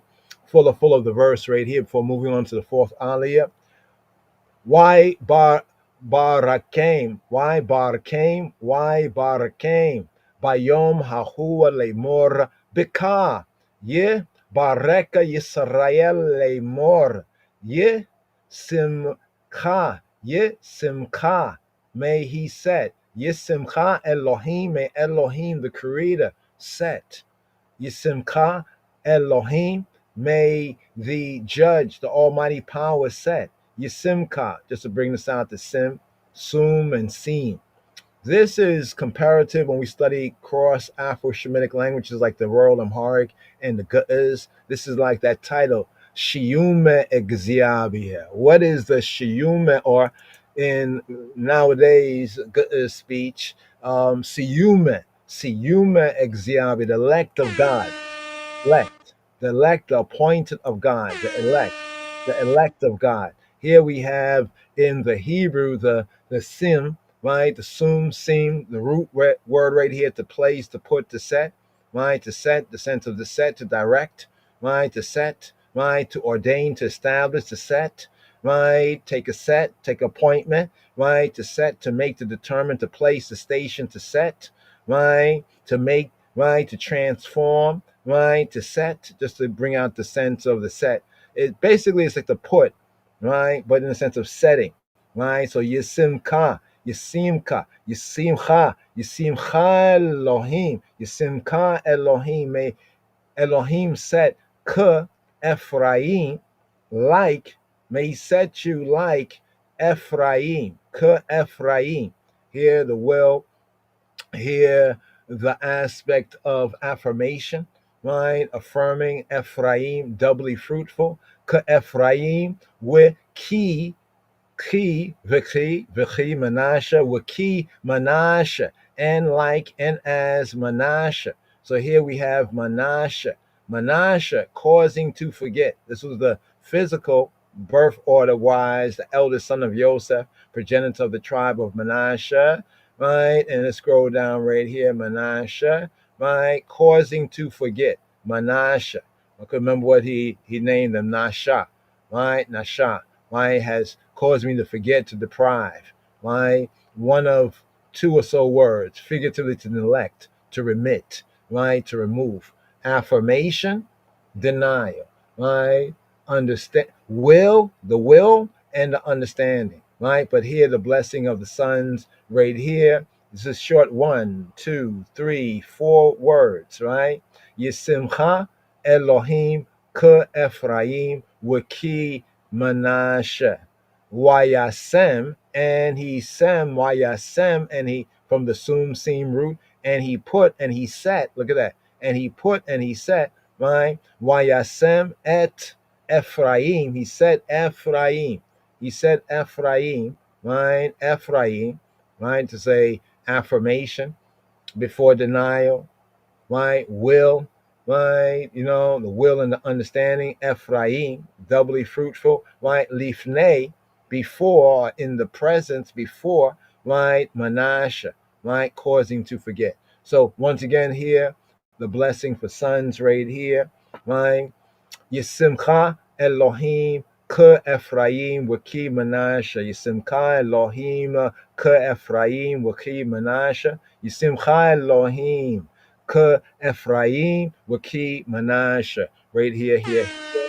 All right, that blessing right there. So Shema Yisrael, here, here, here. Let's go to the fourth aliyah in continuation. The fourth aliyah here. The Shema Yisrael, here, here, here. Here we go. Hear, O Israel. Hear, O Israel. Hear, O Israel. Hear, O Israel. Hear, O Israel. Hear, O Israel. What does Shema Yisrael, Yahweh Eloheinu, Yahweh Echad? Hear, O Israel. Hear, O Israel. The Lord, our God, the Lord is one. What does that really mean? And why is it important? Okay, so right there, the royal Amharic of this Torah portion, Vayechi, right? Yehiwetu. So in the Amharic, the high and high, Hiwet, right? Yehi, Yehiwetu. So there you see the cartouches for one name, Yaakov here, Yaakov here, Yaakov here, Yaakov here, and also the okay, so Yahweh. Actually, yeah, that's the other cartouche over there. I see you have the Wayachi. Our co-labor has the Wayachi. It's kind of interesting right there. Wow, that's interesting. It's almost like in reverse order, right? Like in in an ancient Egyptian sense to spell out the basic sound, right? Yahuwah, yeah. Yeshua, yeah, Wayachi. But the big cartouche there is they find these cartouches of ones with a name like Yaakov here, right? Yaakov Har, Yaakov here, right there. Just want to show that right there. But here to the Shema and to the fourth Aliyah right here, right now. Shema Yisrael. שמע ישראל, אדוני אלוהינו, אדוני אחד. שמע ישראל, אדוני אלוהינו, אדוני אחד. And here, the blessing, the patriarchal blessing of the 12. Here, Sefer Bereshit, Vayechi, Mem 8. And here, Shema, Yisrael, here, Gevir, or Yisrael, here, for the Revi'i, here for the fourth, Aliyah, the fourth reading, the fourth Aliyah, the fourth up offering up here for this Shabbat, Vayechi, Sabbath, and he lived. Here, picking up the first book of Moses, the first book of Moshe, the Hebrew book that's called Genesis, here from the Sefer Bereshit, here picking up with Genesis chapter 49. For the Revi'i, here for the fourth reading, the fourth Aliyah, for Shabbat, Vayechi. Here, Sefer Bereshit, Vayechi, Mem 8, chapter 49, Yaakov, Jacob's dying baraka, dying blessing, prophetic of the tribes of Yisrael. Here, Shema Yisrael for the Revi'i. Vayikra Yaakov ela banayo, Vayomer, hey asfu, we agida le lachem, Eita shera yikra etkem, be achrita hayamim. And Jacob and Yaakov called to his sons, Vayikra Yaakov ela banayo. And Jacob called to his sons and said, Wayomer, gather yourselves together, that I may tell you that which shall befall you in the last days. Wayikra Yaakov ella banayo, Wayomer, Heasfu, Agida lakem, Eita Shara Yikra etkem, Be'achrita hayamim. And Jacob called to his sons and said, Heasfu, gather yourselves together. Heasfu, Agida lachem, that I may tell you. Agida lachem, that I may tell you. Et asher yikra etkem be'achrita hayamim, that I may tell you that which shall befall you, y'all, in the end of days, be'achrit hayamim, in the last days, in the achrit hayamim, in the end of days. Hikavtsu Wishima'u b'nei Yaakov, Wishima'u illa Yisrael avikem. Assemble yourselves. Hikavtsu, assemble yourselves. Hikavtsu Wishima'u, and hear, Wishima'u, hear y'all, Wishima'u b'nei Yaakov, and hear ye your sons of Jacob. Wishima'u b'nei Yaakov, Wishima'u illa Yisrael avikem, and hearken to Yisrael, to Israel, avikem, your father. Reuben, B'chori, Ata, Kochi, Reshita, Onia, Yeter Se'eta, Yeter Oz. Reuben, thou, my firstborn. Thou art my firstborn. Reuben, B'chori, Ata, my might. Kochi, and the beginning of my strength. Reshita Oni, the excellency of dignity and the excellency of power. Yeter Se'et, Yeter Oz. Unstable as water, thou, the eye, shalt not excel, because thou, the eye, wentest up to thy father's bed, then defilest thou. He went up to my couch. Pachazaka kamai, ala totara kia alita mishakve avika, az chialalta yitzuia Allah. Unstable as water, have not thou the excellency, because thou wentest up to thy father's bed, then defilest thou it.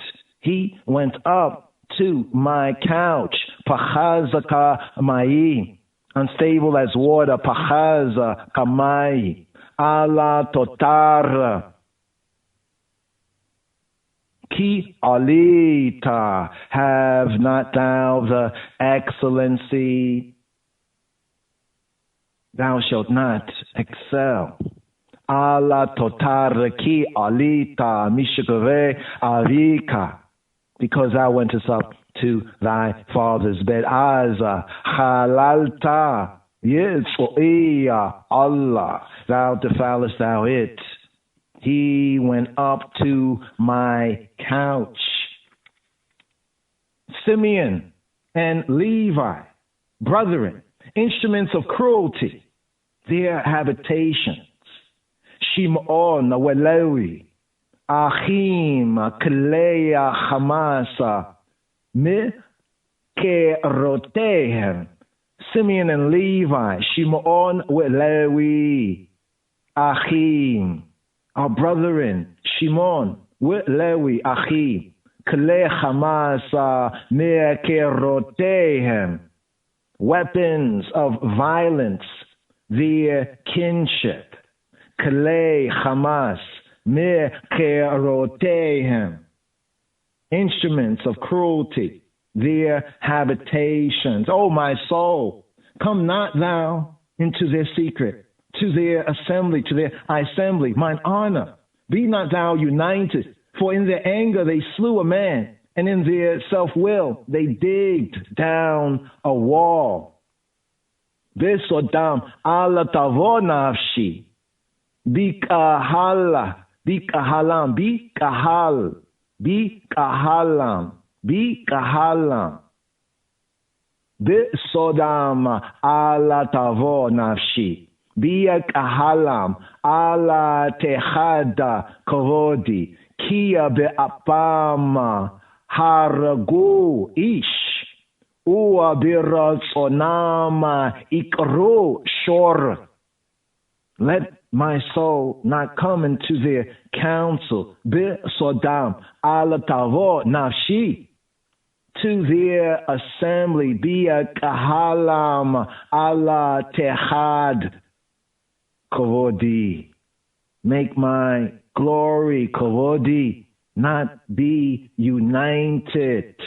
For in their anger they slew a man, ki be'apam hargo ish, and in their self-will, ua biratsonam, they hold oxen, ikru shor, cursed their anger, for fierce, and their wrath, for it was cruel. I will divide them in Yaakov, in Jacob, and scatter them in Israel, and scatter them in Israel. Aurora pama ki'oz, wherever ratama kia ashata, Achalkema be Yaakov, wa fitzem be Israel. Cursed, Aror, cursed be the anger, Aror apam, for it was fierce, ki oz, and their wrath, wherever atam, for it was cruel, ki ashta.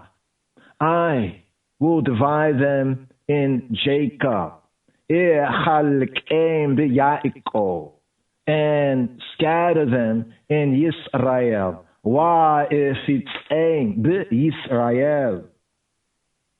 Yehuda, Judah, thou, the I, whom thy brethren shall praise, thy hand shall be in the neck of thine enemies, thy father's children shall bow down before thee. I, Yehuda, Ata, Yoduka, Acheka, Yadika, Be, Orefa, Oiveka, Isha Tachu, Elka, B'nei Avika.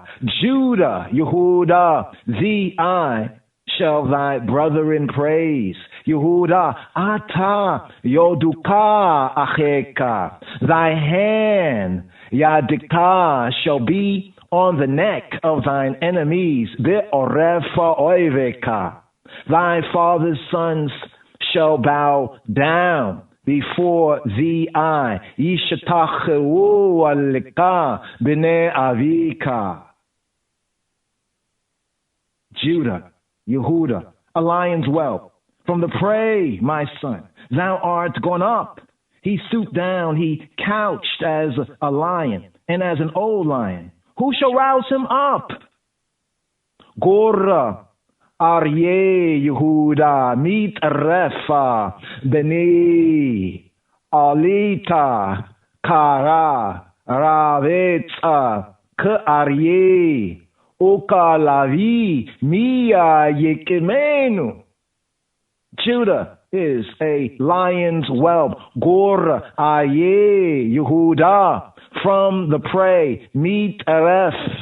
From the prey, my son, Mitref Beni. From the prey, my son, thou art gone up. The I Aliyah up, go up. Mitrefa Beni Alita.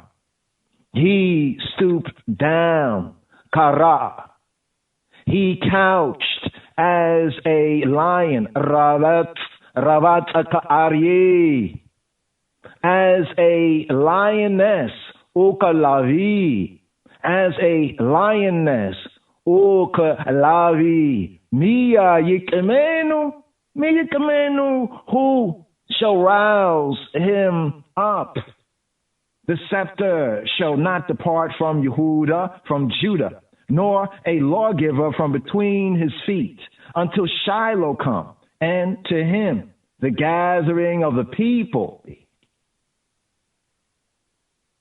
Lo Yasura Shaveta mi Yehuda, Umachoteka mi Beina Raglayo, Adakia Yabo, Shiloh. Laua Yikahata Amin. The scepter shall not depart from Judah. Lo Yasura Shaveta mi Yehuda. Lo Yasura Shaveta mi Yehuda. Nor the ruler's staff from between his feet. Mi bena raglayo. As long as men come to Shiloh, Ad kia yabo Shiloh, and to him with lau, and to him shall the obedience of the peoples be. Willow yikahata amin. Binding his foal to the vine, and his ass's colt to the choice vine. He washed his garments in wine, and his clothes in the blood of grapes. Osori la gefena iro we la sareka bini e tono. Kia besa ba yayin le busho uvadama e navin suto osria la gefena iro we la sareka venia etono kia besa ba yayin le busho Uvadama enavima suto, binding his foil to the vine. Osoria la gefena iro, and his ass's colt to the choice vine. Where la sareka venia etono. He washed his garments in wine. Kibe sabayayina levusho, and his vesture in the blood of grapes. Uvedama enavima suto. His eyes red with wine, and his teeth white with milk. Chakalilia ainaima miayayina ulabena shenaim me chalav. His eyes shall be red with wine. Chatalilia ainaima miayin, and his teeth white with milk. Ulabena shenaim me chalav. Zebulun shall dwell at the haven of the sea, and he for an haven of ships, and his border to Zidon. Zevuluna lechofa yamima yishkon wekua lechofa or niaut with yarakato ala Sidon. Zebulun shall dwell at the shore of the sea. Zevulun lechofa yamima yishkon, and he shall be a shore for ships. Wehua lechofa oniot, and his flank shall be to Zidon, where yarakato al Sidon. Yissachar, Isaacar, a strong ass couching down between two burdens. Yisasakara, Chamora garema robeita beina ha misha petai. Yisakar is a large bone ass. Yisasakara chamora garem, couching down between the sheepfolds. Robeita beina ha misha petai. And he saw that rest good, and the land that's pleasant, and bowed his shoulder to be it, and became a servant to tributes. Wayare menucha kito eta haaretza kia naima. Wayeta shikamoa lisabola. Wayehia li masa oved, for he saw a resting place, that it was good. Wayare menucha kitob, and the land, that it was pleasant. Weta haaretz kia naima, and he bowed his shoulder to bear.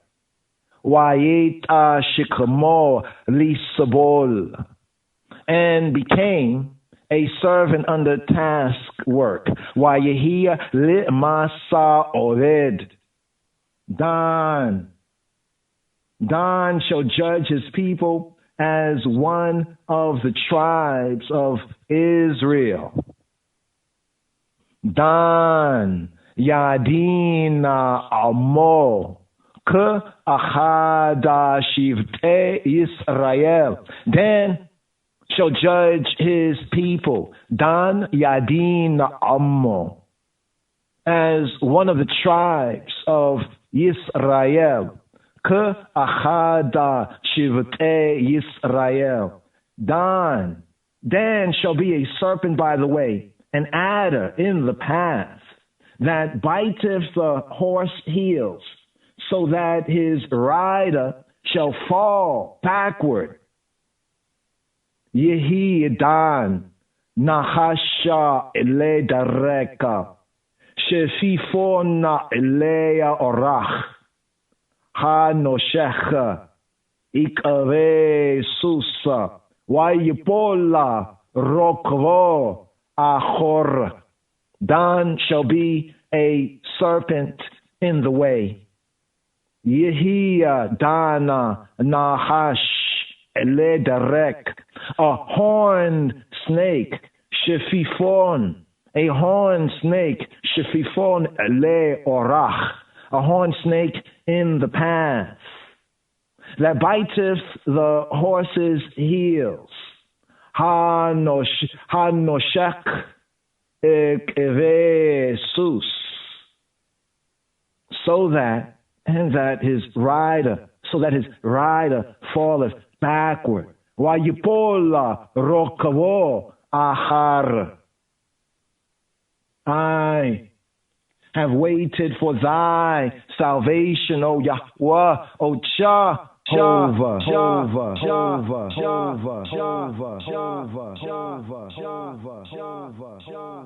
Li yeshuateka kawiti Yehovah.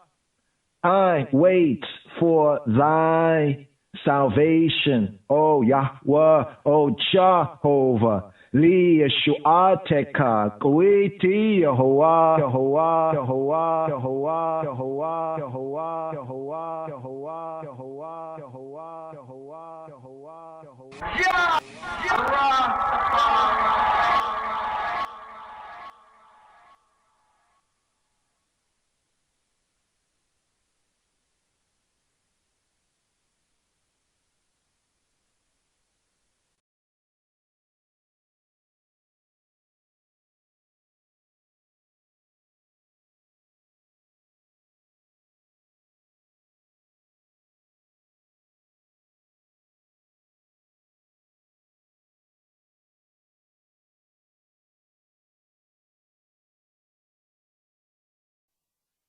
שמע ישראל, אדוני אלוהינו, אדוני אחד.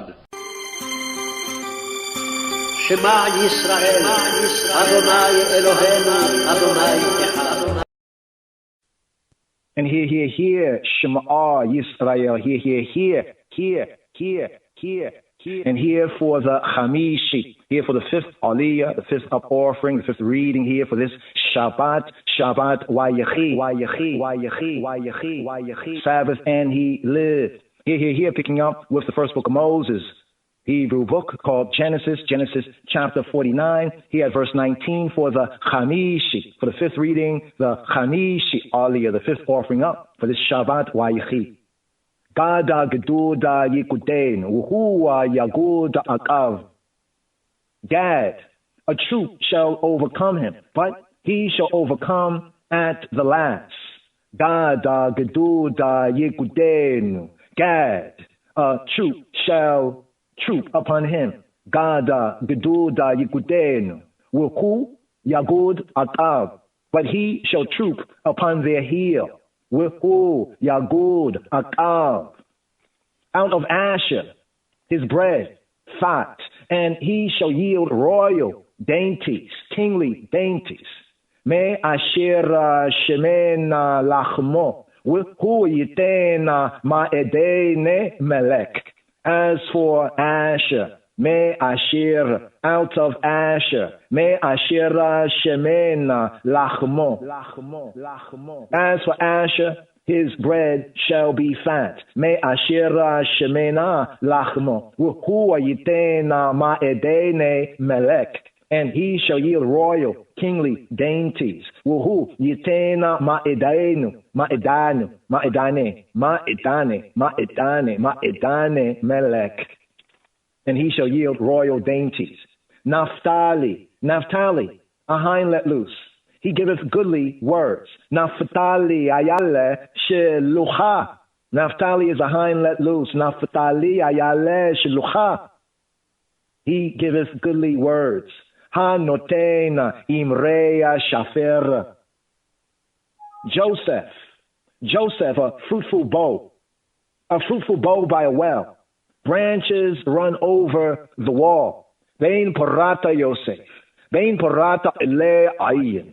Benota tza'eda ele shur. Joseph is a fruitful vine. Bein parata Yosef. A fruitful vine by a fountain. Bein parata ele ayin. Its branches run over the wall. Benota tza'eda ele ashur. The archers have sorely grieved him and shot and hated him.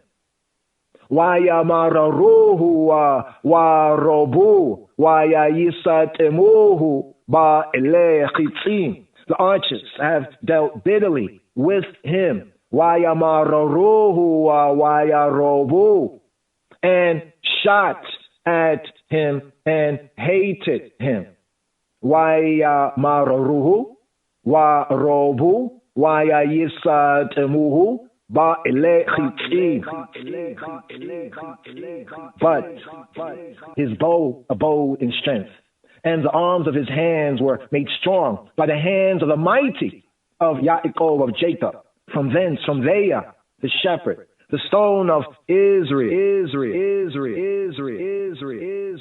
Wateshev be'eitanat ashto. But his bow abode firm. Wateshev be'eitanat ashto. Wayafozu zeroeya yadayo. And the arms of his hands were made supple. Wayafozua zeroeya yadayo. By the hands of the mighty one of Jacob. Midei avir Yaakov. By the hands of the avir of Yaakov, the mighty one of Yaakov. Midei avir Yaakov. Misham ro'eh evin Yisrael. From thence, Misham, from there, Misham ro'eh, the shepherd, ro'eh evin Yisrael, the stone of Yisrael. by the Elohim, true good, true God of thy father, who shall help thee, and by the Almighty, who shall bless thee, with blessings of heaven above, blessings of the deep that lieth under, blessings of the breast and of the womb.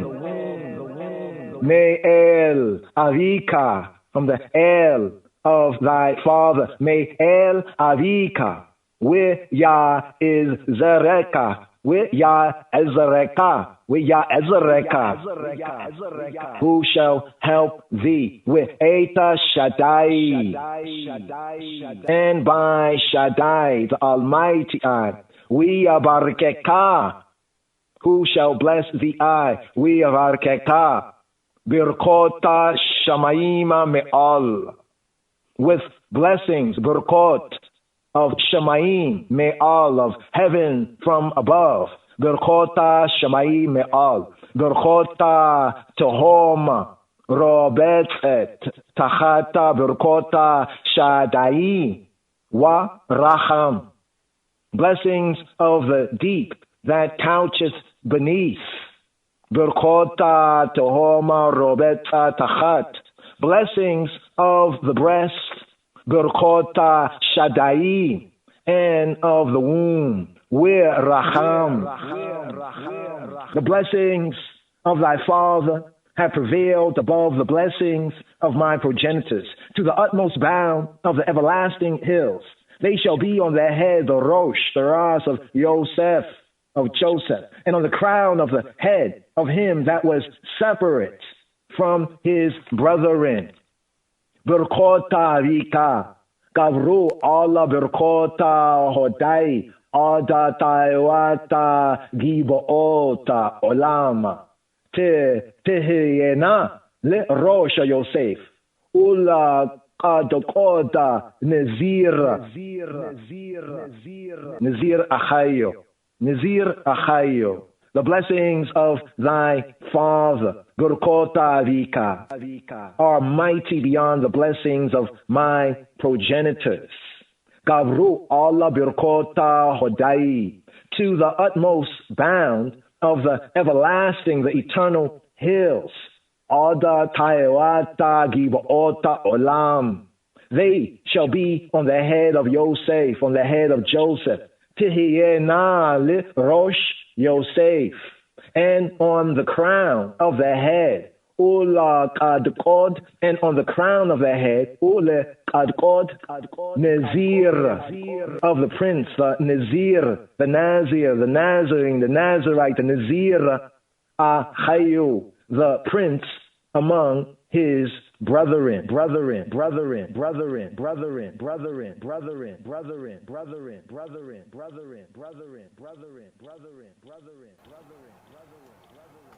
Yes. So Joseph, the one separate, the one that was separate from his brothers. Let's bring that back right here. Just look at that word right here. It says ulakod, Nazir Echayo, Nazir Chav, Nazir, the Nazir, the one that was separate. Was Joseph a Nazarite? When did he become one? Like after he got back with his father, because he no longer had to, like he already did his work, you know what I mean? In that sense, he could be himself. But right here, we have the continuation of the Baraka right here. In this, so the Nazir, just to bring out the Nazir right here. So Ul Kod. So it's like on the head, the Rosh, the head, and the Kod. The Kod, just to bring that out again, the Kod is the top of the head. And on the top of the Nazir, like the hairy head, the set apart head, the untrimmed head, right? Nazir Echayo, the Nazir amongst his brothers, the one separate. So here we got the Nazir right here from, that's the top of the head. Let's get the Nazir. Here we have Nazir. So when it says separate, is actually the Nazir, like the Nazirite, right? Coming from the idea in the Hebrew, Nazar, right? To be dedicated, consecrated, the sense of to be separate, right? To be separate, the devoted one. So right here, picking up with the full of the blessings. In fact, here we have the blessings in 3 aliyot. and that was the fifth right there. And here's the sixth, and then we have the last son, the so-called babe, the little one, Benjamin, right here, right, in this sixth aliyah, so Shema'ah. Shema Yisrael, Adonai Eloheinu, Adonai Echad. Shema Yisrael, Adonai Eloheinu, Adonai Echad. And here, Shema Yisrael, here for the Sheishi Aliyah, here for this Shabbat Vayechi, here picking up the first book of Moses, of Moshe, Hebrew book called Genesis chapter 49, here at verse 27 for the Sheishi, for the sixth Aliyah, the sixth reading, the sixth offering up here for this Shabbat Vayechi, Sabbath, and he lived. Binyamin Zaiba Yitrafa Baboker Yochal Ada Wila Ereva Yechaleka Shalal. Benjamin shall raven, a wolf. In the morning he shall devour the prey, and at night he shall divide the spoil. Binyamin Zaiba Yitrafa Baboker. Benjamin is a wolf that raveneth. Binyamin Zaiba Yitrafa Baboker. In the morning, Baboker, Yokala Ada Willa Ereva, Ye Chaleka Shalal. In the morning, Baboker, he devoureth the prey. Baboker, Yokala Ada Willa Erev. And at evening, Willa Erev, Ye Chaleka Shalal. And at even, he divideth the spoil. All these, the 12 tribes of Israel, and this, that their father spake to them and blessed them, everyone according to his blessing, he blessed them. Kol ele shivtei Yisrael shneim asar v'zot asher diber lahem avihem vayabareka otam ish asher k'birakato beraka otam. All these, Kol ele, all these are the 12 tribes of Israel, the 12 tribes of Yisrael. Kol ele, Shivtei Yisrael, Shneim Asar. And this, with Zot, and this is it, that their father spoke, that the father spake to them, with Zot, Asher Diber Lahem Avihem, and blessed them, Vayavarek Otam. Every one according to his blessing. Ish asher kabirakato. Everyone according to his blessing, he blessed them. Ish asher kabirakato berak otam. And he charged them. And he charged them and said to them, I am to be gathered to my people. Bury I with my fathers, with my patriarchs, in the cave in the field of Ephron the Hittite, in the cave in the field of Machpelah, which before Mamre, in the land of Canaan, which Abraham bought with the field of Ephron the Hittite for a possession of a burying place. Waitzav otam, and he charged them. Waitzav otam. Vayomer, and said, Vayomer Eleihem, and said to them, Ani ne safa il ammi, kibruoti illa botaya illa hami'ara asher bi sedeya Ephron ha-chiti. I am to be gathered to my people. Ani ne safa il ammi. Bury I with my fathers in the cave that is in the field of Ephron the Hittite. Kivru oti illa evotaya illa hami'ara asher bi sedeya Ephron ha-chiti. In the cave that is in the field of Machpelah. Bami'ara asher bia sedeh ha Machpelah. In the cave that is in the field of Machpelah, which is before Mamre. Ba'mi'ara asher biya sedeya ha-makpela asher Allah p'nei mamre. In the land of Canaan, the Eretz Canaan, which Abraham bought with the field from Ephron, the Hittites. Asher kana Avraham eta ha-sadeh me eta Ephron ha-Hitti, for a possession. La ichuzata kaver, for a possession of a burying place. They buried Abraham and Sarah, his wife. There they buried Isaac and Rebekah, his wife. And there I buried Leah. Shamma kabrua et Abraham ve'eta Sarah ishto. Shamma kabrua et Yitzhak ve'eta Rivka ishto. With Shamma kabartia et Leah. There they buried Abraham and Sarah, his wife, his Isha, Eshet, his Oset.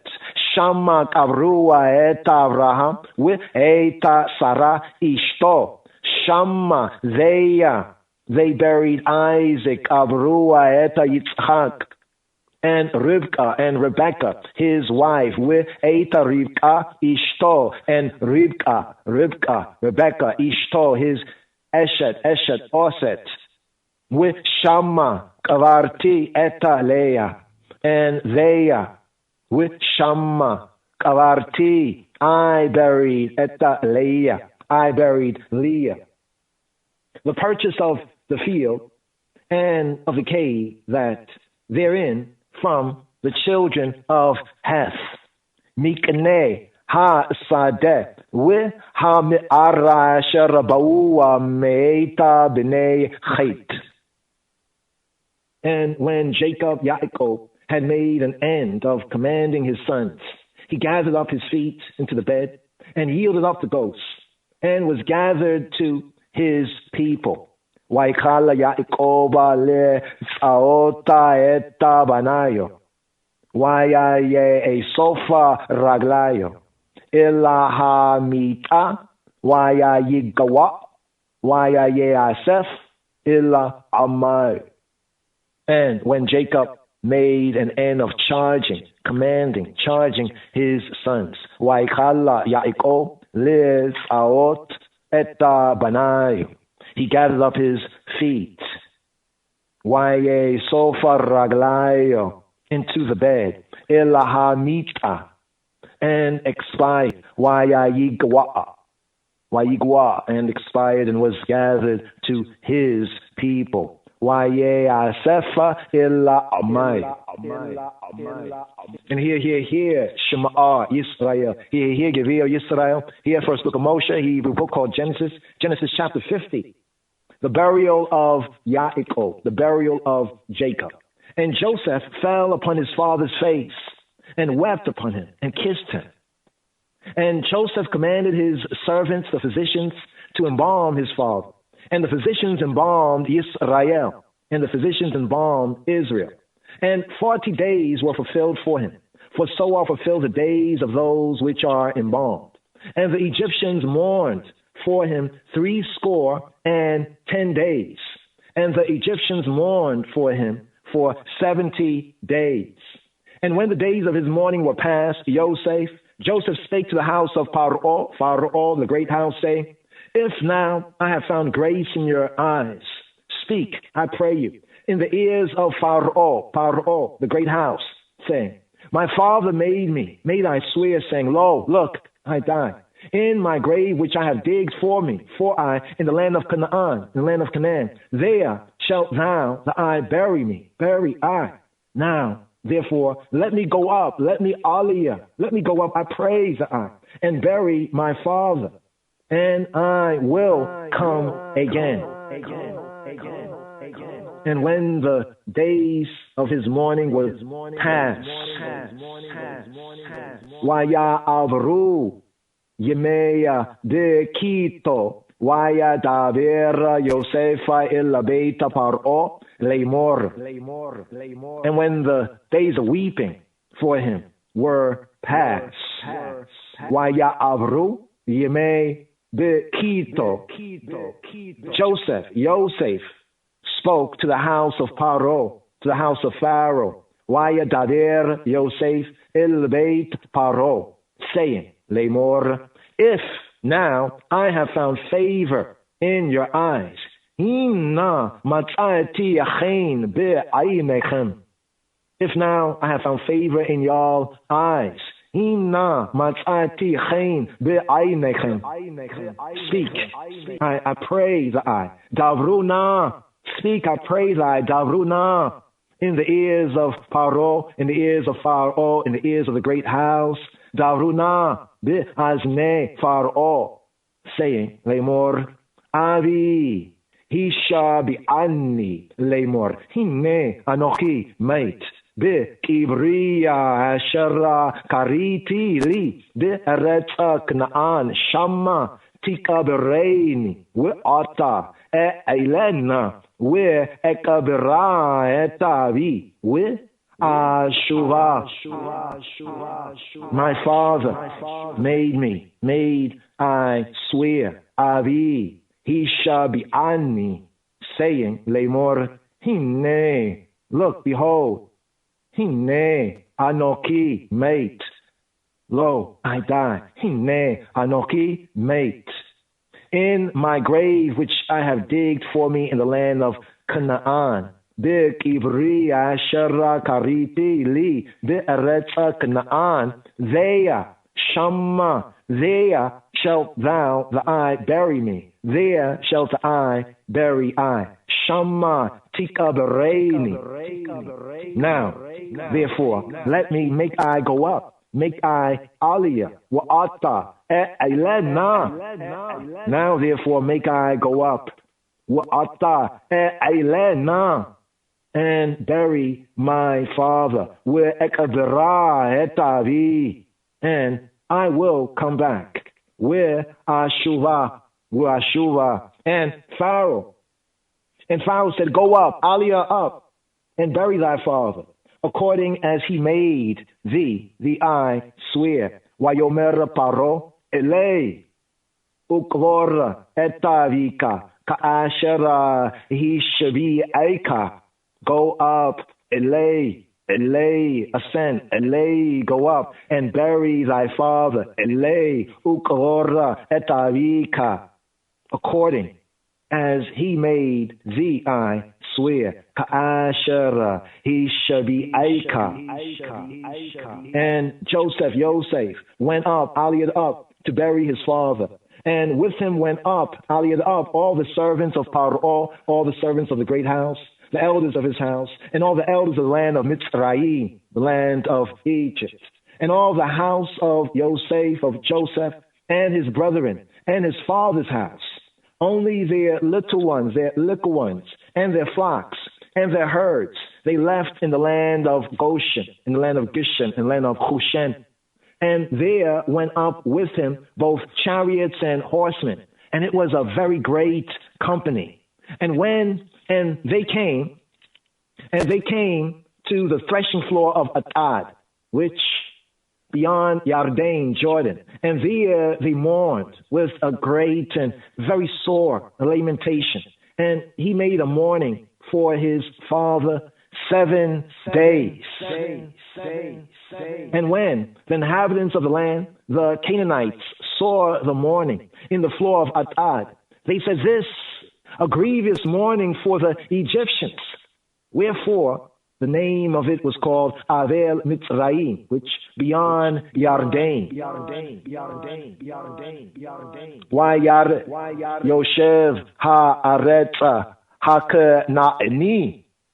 And when the inhabitants of the land Ha'kena'ini, the Canaanites, saw Wayar Yoshev Ha'aretza Ha'kena'ini, Eta Ha'evella Goren ha-atad, saw the mourning in the floor of Atad, in the threshing floor of Atad, be Goren ha'atad. Vayomru, they said, Vayomru, and they said, Avel, kaved ze le Mitzrayim. This, a grievous, heavy, honorable mourning to the Egyptians, for the Egyptians. Vayomru, and they said, Avel kaved. Avel kaved ze le Mitzrayim. This is a grievous, heavy mourning for the Egyptians. Avel kaved ze le Mitzrayim. Al kain. Wherefore, al kain, therefore,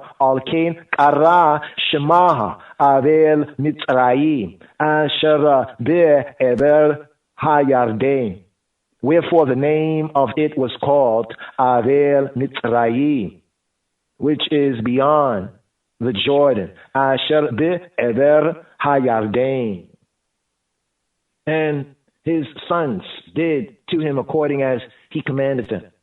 For his sons carried him into the land of Canaan, the land of Canaan, and buried him in the cave of the field of Machpelah, which Abraham bought with the field for a possession of a burying place of Ephron, HaChitti, the Hittite, before Mamre. And Joseph returned to Mitzrayim, to Egypt, he and his brethren, and all that went up, all that allied up with him to bury his father, after he had buried his father. And here at verse 15, the fear of Joseph's brethren, verse 15. And when Joseph's brethren saw that their father was dead, they said, Joseph will perhaps hate I and I, and will certainly requite I and I, all the evil which I and I did to him. Vayeru achei Yosef ki mei tavihem. And when Joseph's brothers saw, Vayeru achei Yosef, and when achei Yosef, when the brethren of Joseph's brethren, Vayeru, when they saw, Vayeru achei Yosef ki mei tavihem. And when Joseph's brethren saw that their father was dead, Vayomru, they said, Lu Isa miteinu Yosef, where Hasheva Yashiva lanu, Eitokola Hara'aha Hasher Gamalnu Oto. It may be that Joseph will hate us, will hate I and I. Lu Yisa Miteinu Yosef, and will fully requite us with Hashev Yashiv Lanu, all the evil which I and I did to him.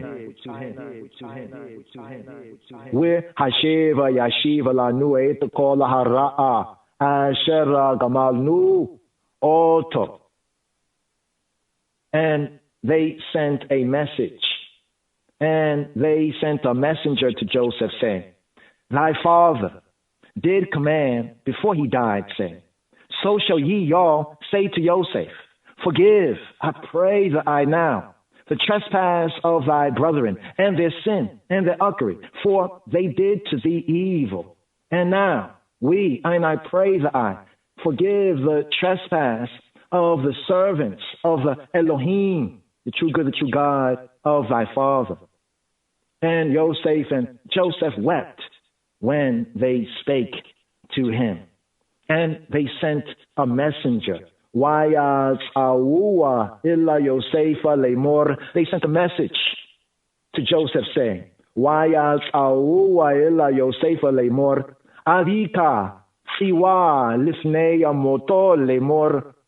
Thy father, Avika, thy father did command before he died, Avika siwa lifnei amoto, saying lemor, Koh tomru le Yosef, Hanna sana pesha'a acheka, where atam ki ra'ah gemaluka, Ata sana le pesha'a avde Elohe Avika. Waya yedika Yosefa de Davram alayo. And he sent a messenger to Joseph, a message to Joseph, saying, thy father did command before he died, saying, so shall ye all say to Joseph, Ko tomru, li Yosef.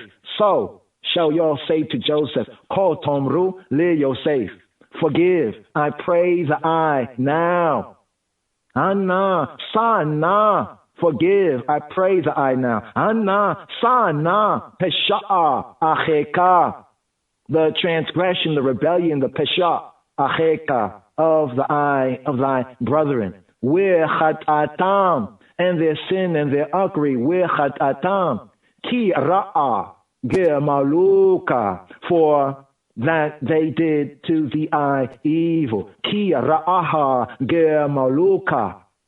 And now, we'ata, and now we praise I forgive. We'ata, sana, forgive now and now. We'ata sana lifasha'a avde Elohe avika. And now we praise I forgive. Sana, forgive the fasha, the transgression, the rebellion of the servants of the Elohim, of thy father. We'ata sana lifasha'a avde Elohe avika. And Joseph wept when they spoke to him. Why yedika Yosefa be davra melayo. And his brethren also went and fell down before his face. And they said, behold, look, see, we, I and I, thy servants. Wayalku kama echayo, wayipulu alifanayo. And his brethren also went and fell down before his face. Wayomru, and they said, Hinenu leka le avadim. Behold, we are thy bondmen. Hinenu leka la evadim. Hinenu leka la evadim. Behold, we, I and I, are thy servants. Hinenu, look, see, here it is. Leka, for the eye, la evadim. We are the eye bondmen. And Joseph said to them, fear not, for I in the place of Elohim, Vayomer Eleihem Yosef, Ala tirau, ki yahatachat Elohim ani. And Joseph said, fear not, Ala tirau, fear y'all not, Al tirau, ki yahatachat Elohim ani. Am I in the place of Elohim? Ki yahatachat Elohim ani. But as for y'all, ye thought evil. Y'all thought evil against me, against I. But Elohim, the true good, the true God, meant it to good, to bring to pass as this day, to save much people alive, to save enough people alive. With atem. Cheshavtem alai ra'a. Elohim cheshavaha le Torah le ma'ana eso akayom hazeh le hachiyota rav. And as for you all, we're atem. As for you all, y'all meant evil against me. We're atem. Cheshavtem alai ra'a. But Elohim, the true good, the true God, meant it for good. Elohim cheshavaha le Torah, to bring to pass. Le ma'ana eso kayom, as it is this day. Kayom hazeh, as it is this day. Kayom hazeh le hachiyot rav, to save much, to save enough people alive. Yes,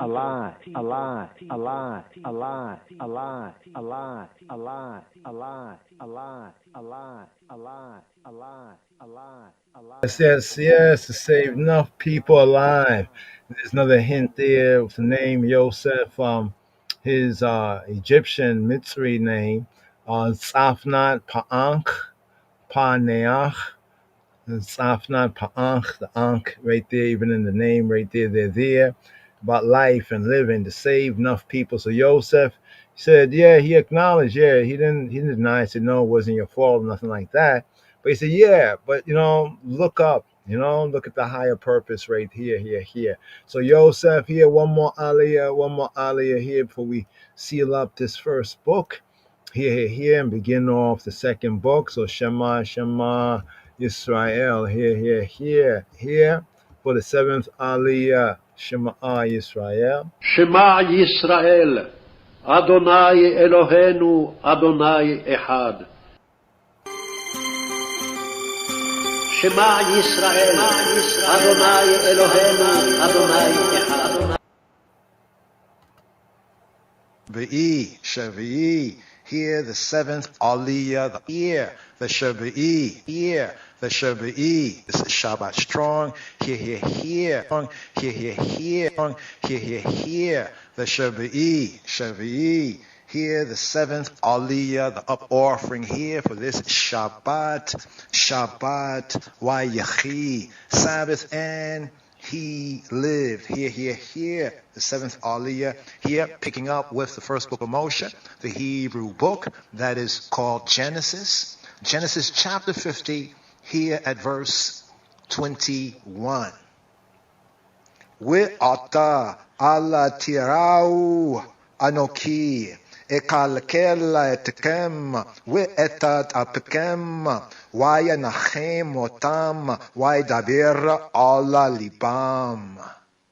Now, therefore, fear ye not. Ve'ata ala tirau. Now, therefore, fear y'all not. Ve'ata ala tirau. I will nourish you, I will nourish y'all. Anoki ekalkel etkem. And your little ones, Ve'etat apkem. And he comforted them and spake kindly to them. Vayanachem otam. And he comforted them. Vayanachem otam. And spake kindly to their hearts. He spake kindly to them. Vaydaber al libam. And he spoke upon their heart. He spoke to their hearts. Vaydaber al libam. The last days, and the death of Yosef, of Yawasaf, Ayusif, the last days and the death of Joseph. Verse 22. And Yosef and Joseph dwelt in Mitzrayim, in Egypt, in Gibbet, in Kemet. He and his father's house. And Joseph lived 110 years. And here for the maftir for this Shabbat, Vayechi, Sabbath, and he lived. Here, picking up with Genesis chapter 50, here at verse 23. Vayareh Yosef le Ephraim b'nei Shia leshim kam b'nei Makira ben Menashe. Yuladu Allah birke Yosef. And Joseph saw Ephraim's children of the third generation. The children also of Makir, the son of Manasseh, were brought up upon Joseph's knees. Vayareh Yosef le Ephraim b'nei Sheleshim kam b'nei Makir ben Menashe yuludu Allah birke Yosef. And Joseph saw Ephraim's children of the third. Vayareh Yosef le Ephraim b'nei Sheleshim, of the third. Also, Kam, the children also of Makir, the son of Manasseh. Gam b'nei Makir ben Menashe were brought up upon Joseph's knees. Yuldu Allah birke Yosef. And Joseph said to his brethren, I die. And Elohim. And Joseph said, I die. And Elohim, true good, the true God, will surely visit you and bring you out of this land to the land that he swore to Abraham, to Yitzhak, to Isaac, and to Yaakov. Wayomer Yosefa illa achayo anoki meita. We'Elohim pakoda yifkoda etkem we'elah etkem min haaretz hazot. Ilha aretz asher nishba'a le Avraham le Yitzhak ula Yaakov. And Joseph took an oath of the Bnei Yisrael, of the sons, the children of Israel, saying, Elohim will surely visit you, and ye and y'all shall carry up my bones, from hence, from here. Vayashba'a Yosefa et bnei Yisrael lemor pagoda yifkoda Elohim etkem veha litem et atzamotaya mizeh.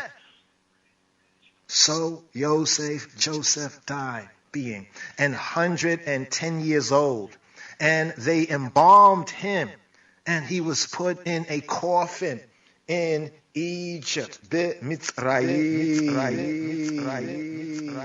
Wayamata Yosefa ben Mea wa Asara Shanim wayayachanatuwa oto wayayesema ba Aaron be Mitzrayim.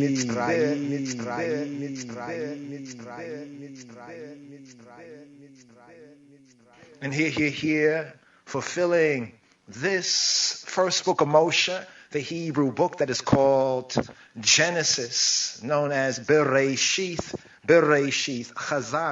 Chazaka, Wanita Chazeka.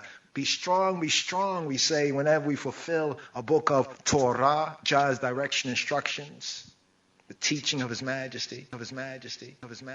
Chazak, be strong. Wanita chazeka, and make I and I strengthen one another. Wanita chazeka, make I and I encourage one another. Chazaka, wanita chazeka. So here, in fulfillment right here of this first book of Moshe, the Hebrew book known as Bereshith. B'Shem Ha'av V'Habein Ruach HaKadosh Yahuwah Achad. Be strong, and make I and I be encouraged. Chazak, Wanita Chazek.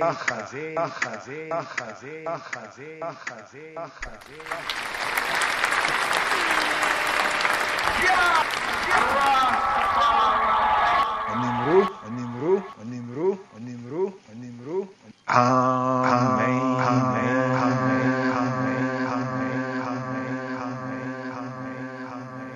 Yes, yo. Chazak, Wanita, Chazek. Be strong. Strengthen one another, encourage one another. Chazak, Wanita, Chazek. It's kind of interesting here. Just have to say something about this right here. The last word, right? The last word, verse 26, Chan. Joseph was 110? Only 110, Chan. You see the times, from the earlier times, coming down. And I think it's because the experience, the human experience, for real. Even though there were some bad things that happened in the earlier days, but, I think it starts to increase. But here it says, so Joseph died, so we get the passing of Jacob, the Torah portion, Vayechi, speaking about, and he lives, the patriarch Yaakov, but then also his beloved son, right? Joseph, he passes away, right, as well, being 110 years old.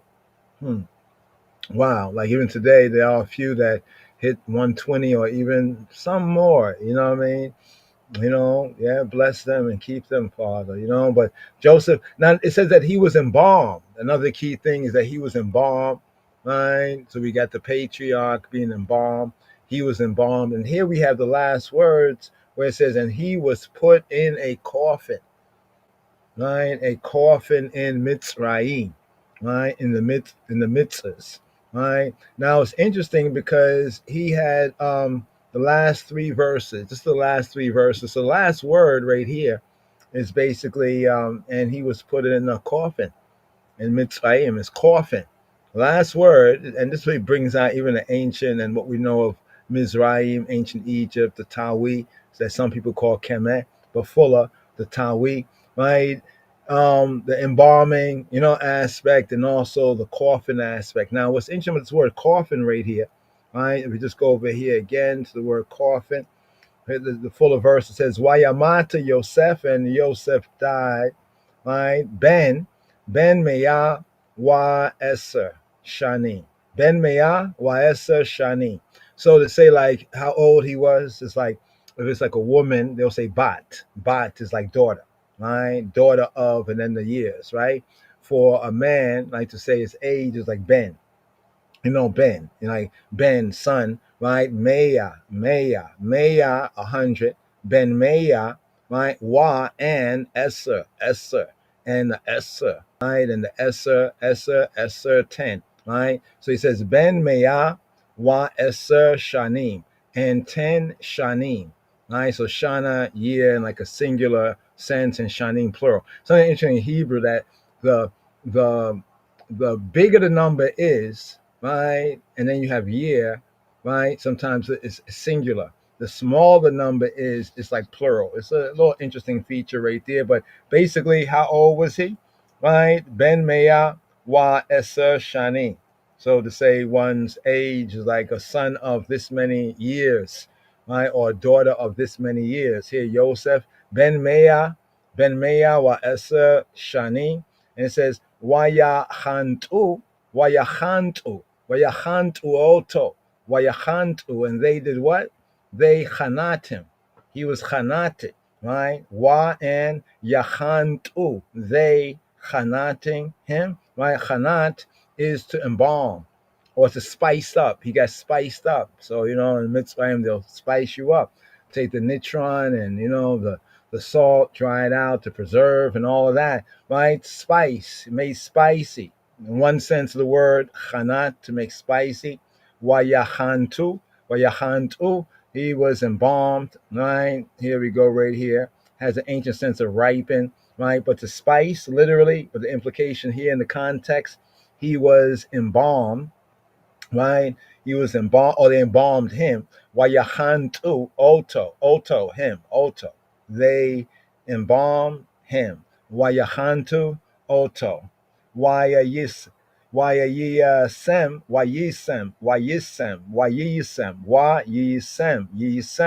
and he was yasamed, right? He was yasam, to put, to place, to set, right? At the word sum and seem that we was talking about a little earlier, to put, to place, to set, right? And they put him ba Aaron b'Mitzrayim. Well, actually, in the Hebrew, it would be, and they put him in the coffin, in the ark, the Aaron. So the word here, Ba'aron, pointing as Ba'aron, would be Be in Ha'aron. Be Ha'aron, Ba'aron. Right? It could be Be'aron, but it has Ba'aron, right? In the coffin, in the chest, in the ark. So the two senses, the ark of the covenant, the coffin, right? The coffin here, the chest. It's kind of interesting when we think about, Yosef, what he did, his name, the narrative here. And then for the Israelites, when they come out, right? They come out, and then with the covenant, and then with the ark of the covenant, where in the ark of the covenant, the two tablets, right? The two tablets, the Chol Tahai Eben, right, were placed there, and that was like the witness statement. of Yahweh. He spoke the words, then he wrote the words, like a kind of affidavit, and that was put there as a witness. That's what it was called, the Ark of the Testimony. Initially, the Ark of the Testimony, then with the words of the covenant, the 10 words, falsely called the 10 Commandments, were placed in that coffin or that ark. You know, it's interesting because those, remember the old days of like the music, whether it was like hip hop or reggae or whatnot or roots, you know, when we was carry around, some still do that, right? Carry around the coffin like where the turntables are and the mixer and all of that will carry around that coffin. I'm pointing this out because it's kind of interesting, the last words that we get right here, right? And here the word is applied as a coffin, right? But then Joseph says something very, very interesting, and getting into the word a little bit deeper right here, right? The sense of gathering, aron from ara, to pluck, to gather, right? To gather grapes, like you put something up, like for safekeeping, right? So that's how it ends right there. But let's just scroll through these last 3 verses. And Joseph said to his brethren, I die. Something about not just the man and the woman of way back there, but even, I don't know if you ever heard in your family stories of the elders, like they would be like, you know, some of the grandfathers, the granddads, and the grandmas, you know, they would know that time, they would have the family, everything, you know, it's just a certain consciousness, you know what I'm saying?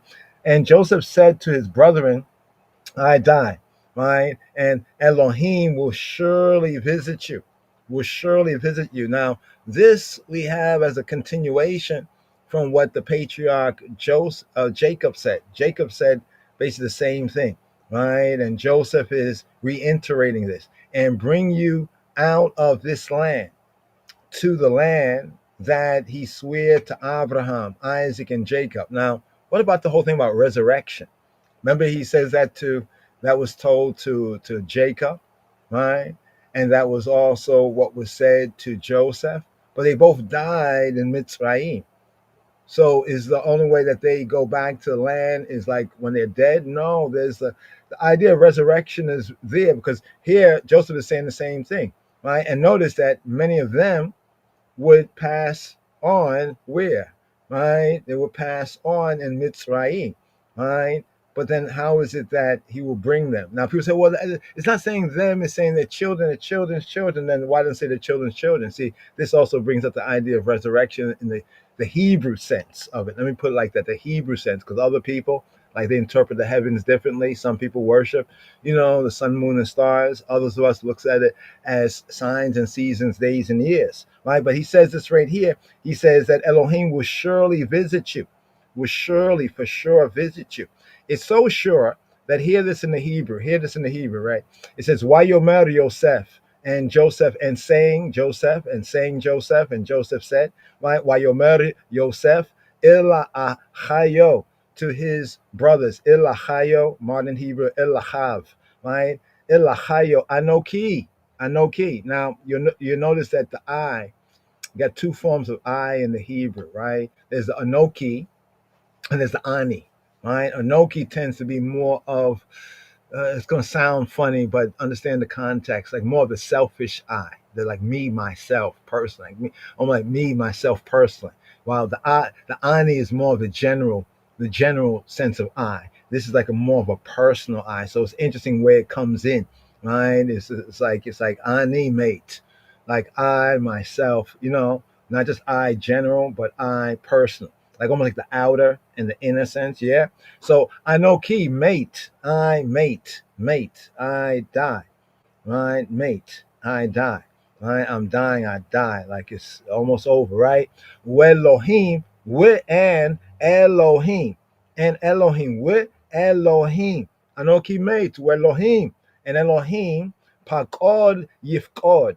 So when it says surely he will visit you, Pakod Yifkod Etikem, Pakod Yifkod Etikem. So those who have tried it with us through the Torah reading and feeding, you know, there's the one Pakad, Pakadu, Yifkadu, Fakad, right? This means like to attend to muster. It's an interesting word because in some places, like when he says like he would visit, you know, Sarah. He will visit again, for the birth of Yitzhak. It's the same word here, but then it's also used in the Torah later on with the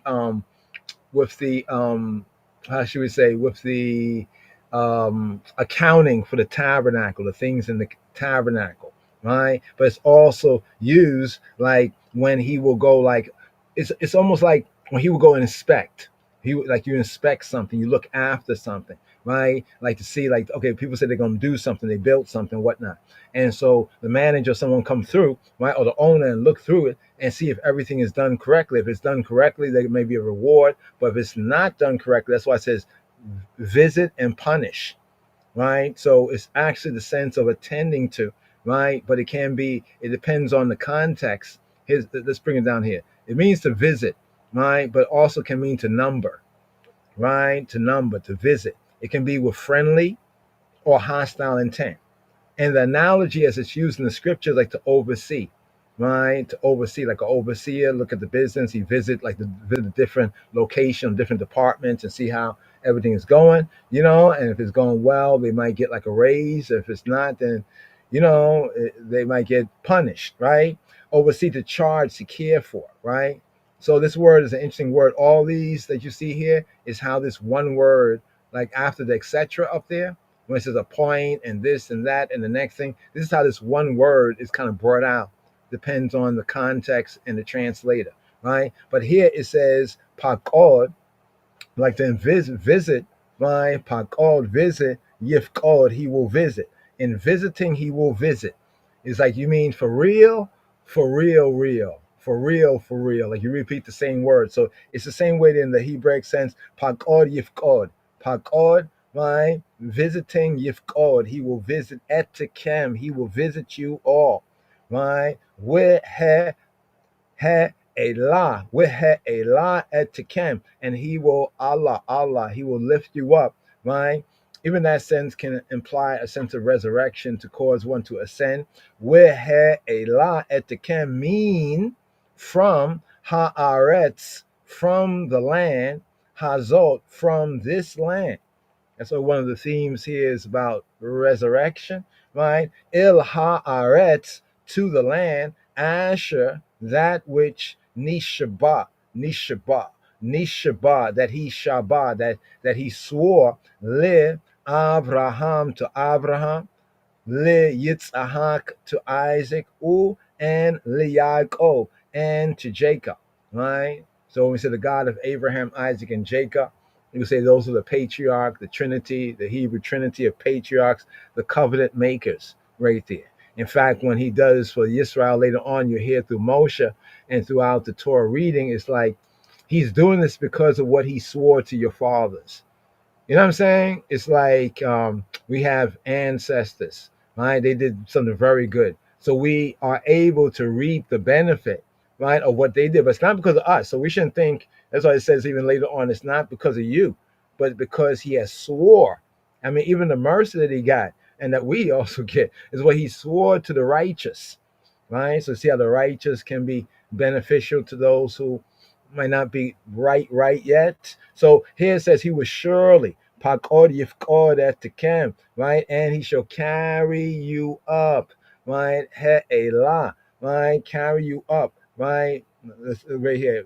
Carry you up, bring you up, carry you up from the land, right? From this land to the land.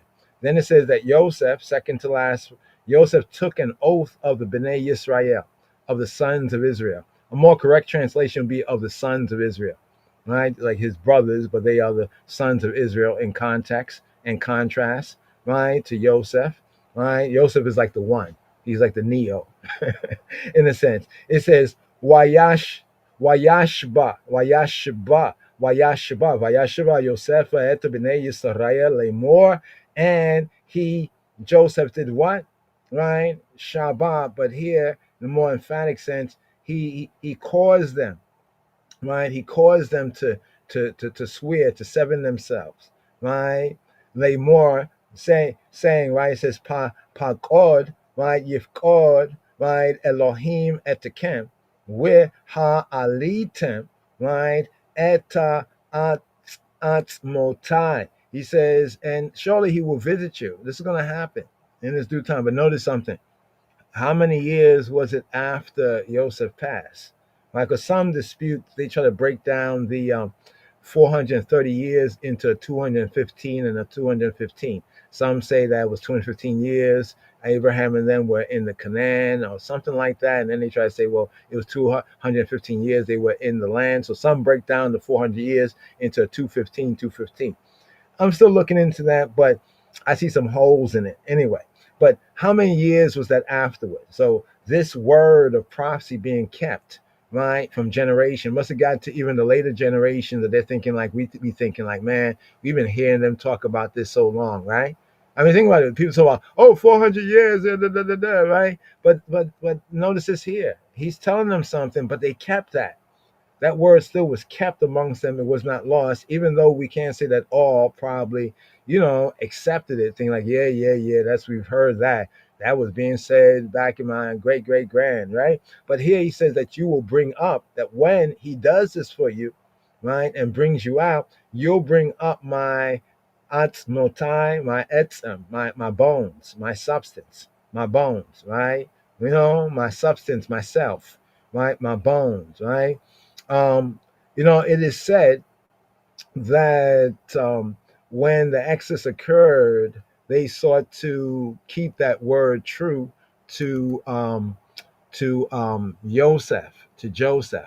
But some of the Mitzrayim, they understood that, and they were trying to block that, because they said we have to get Joseph. We told Joseph we gonna bring his bones, so we have to get Joseph. With all the confusion, political turmoil that was going on, right?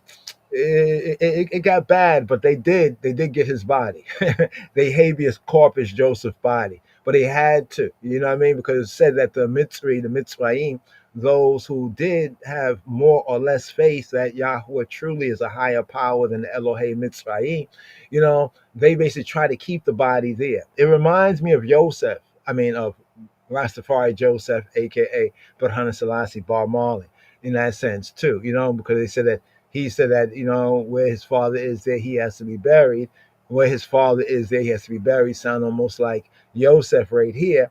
And ones have tried to block that, because they currently have him in JA. Some say Benjamin's land in exile in JA. But they try to prevent that, and there was a little war. There's a little action. The Hebrews and Moses and other Israelites, they got down, to make sure that they got the body, and kept that word, because he made them swear. He made them sever themselves, right? And then from that verse there, it kind of leads to the last words here, just to bring out some of the last words here for this Torah reading and feeding. So we begin with creation, right? In Genesis, Bereshith, and we can say life in a general overview from the very first verse, the universe in the very first verse, and then the description, right, of this kind of regeneration process, replenishing process. So we get like life springing again. Sounds like seasonal, right? Life springing again. And then we come down here to the end, and the death of the patriarch, and the death of, we'll call him Big Brother, but in the good sense, the Hebrew sense. He's not the biggest one, but he's the big one. He's the one whom the word and the prophecy apply. So then it says, so Joseph died, right? He was 110 years old. And they did what? They embalmed him, and he was put in a coffin, an ark, and Aaron, right, in Mitzrayim, right, and Aaron. So, when we're looking at some of the archaeology, and we're seeing some things, in some sense, right, right here, we're seeing a kind of a word picture. Because remember, the Hebrews, and speaking of Joseph and his brothers and their family, right, they also went out. The brethren went out too, right? But you think they'll say, oh, that's a Hebrew right there, and that's an Egyptian. No. You know what I'm saying? So when we're looking at some of this stuff there, curious, ain't it? So the last words, a coffin / ark. So the ark is the coffin is the ark. Just want to point that out there. How interesting. How interesting this right here. So in Mitzrayim, the ark that's the ark, because then we use like a different word Hebraically, but it's interesting here, the Aaron, the ark, the chest, right? A money chest, the ark of the covenant, right? Or a coffin, right? Right there. So the last words is a coffin in Mitzrayim, right? A coffin in Mitzrayim. Redemption. Oh.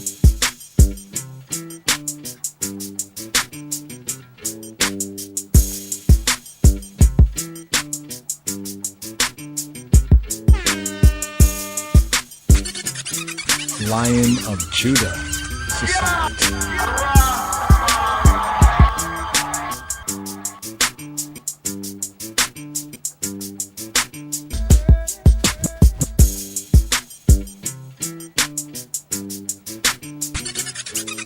Lion of Judah Society.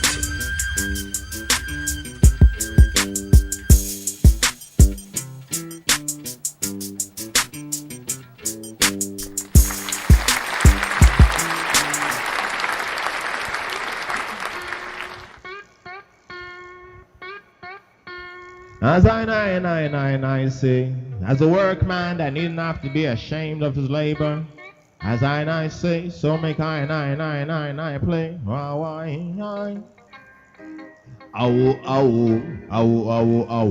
As a workman that needeth not to be ashamed of his labor, as I say, so make I play.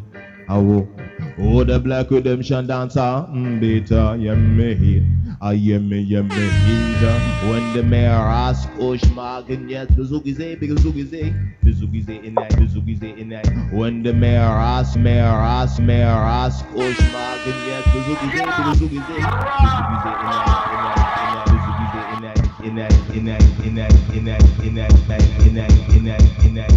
Yes, yo, that's some old, dub and roots dance all. Hail Ras Kush, Black Redemption, a little something on Black Redemption sound system right there. But here, let's keep it pushing right here. Oh, chant. Look at the time, brothers and sisters. Pray to I. Yo, give thanks. Let's push it forward right here. First Kings, the Haftarah. Here. First Kings, the Haftarah. Shema Yisrael. Have a blessed first day. Shavua Tov, y'all. Amen. Shema Yisrael, Adonai Eloheinu, Adonai Echad. Shema Yisrael, Adonai Eloheinu, Adonai Echad. Shema Yisrael, Adonai Eloheinu, Adonai Echad. So here. Shema Yisrael, Adonai Eloheinu, Adonai Echad. Adonai Echad. Book 1 Kings chapter 2 verses 1 to 12. Besama'ab wawalet mafasakadus ahadum lak. Now the days of David drew near that he should die, and he charged Solomon his son, saying, I go the way of all the earth. Be thou strong therefore, and show thyself a man, and keep the charge of Yahweh thy Elohim Buruku, to walk in his ways, to keep his statutes and his commandments and his judgments and his testimonies, as it is written in the law of Moshe, that thou mayest prosper in all that thou doest, and wheresoever thou turnest thyself, that the Yahweh may continue his word which he spake concerning me, saying, if thy children take heed to their way, to walk before me in truth with all their heart and with all their soul, there shall not fail thee, said he, a man on the throne of Israel. Moreover, thou knowest also what Joab the son of Zeruiah did to me, and what he did to the two captains of the host of Israel, to Abner the son of Ner, and Amasa the son of Yether, whom he slew and shed the blood of war in peace, and put the blood of war upon his girdle that was about his loins, and in his shoes that were on his feet. Do therefore according to thy wisdom, and let not his hoar head go down to the grave in peace. But show kindness to the sons of Barzillai the Gileadite, and let them be of those that eat at that table. For so they came to me when I fled because of Absalom thy brother. And behold, thou hast with thee Shimei the son of Gera, a Benjaminite of Bahurim, which cursed me with a grievous curse in the day when I went to Mahanaim. But he came down to meet me at Jordan, and I swear to him by Yahweh Buruku, saying, I will not put thee to death with the sword. Now therefore hold him not guiltless, for thou art a wise man, and knowest what thou oughtest to do to him. But his hoar head bring thou down to the grave with blood. In the days that David reigned over Israel were 40 years. 7 years reigned he in Hebron, and 33 years reigned he in Jerusalem. Then sat Solomon upon the throne of David his father, his Ab, and his kingdom was established greatly. Amen. Kebole kwalu, kebole demsu, kebole khailu, kebole ketamawi hale selasi, nugus negese Ethiopia, sume ikizi Ab here, elected from self, Jah, Yeshua Shalom. Is drinks with our blood. Because you see, I'm swift like a tachyon. I'm quick to bless every track that they put me on. When you start to feel my rain, it's a thunderstorm. They're coming in certain situations, but coming for them. I be dropping the gems, you be chasing the M's. You be washing your rims, I be washing my sins. I'm a last to the end, see me pass with a grin. Never answer me again, I'm a rise to the end. Young Grand Lion is him. Moa Unbessa, read the Bible, he's sitting on my dresser, next to my Smith & Wesson. First thing I read after I said my blessings. I learned my lessons in the hallway, hustle was the wrong way. Tried to do my music thing, I found that they was all gay. Knew that I can make it, I just had to take the long way. Couldn't take my soul, cause I gave it up to Yahweh.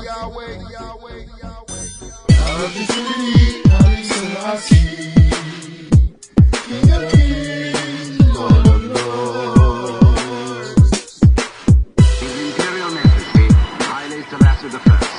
Conquering lion of the tribe of Judah, elect of God, King of Kings, Emperor. It's hot.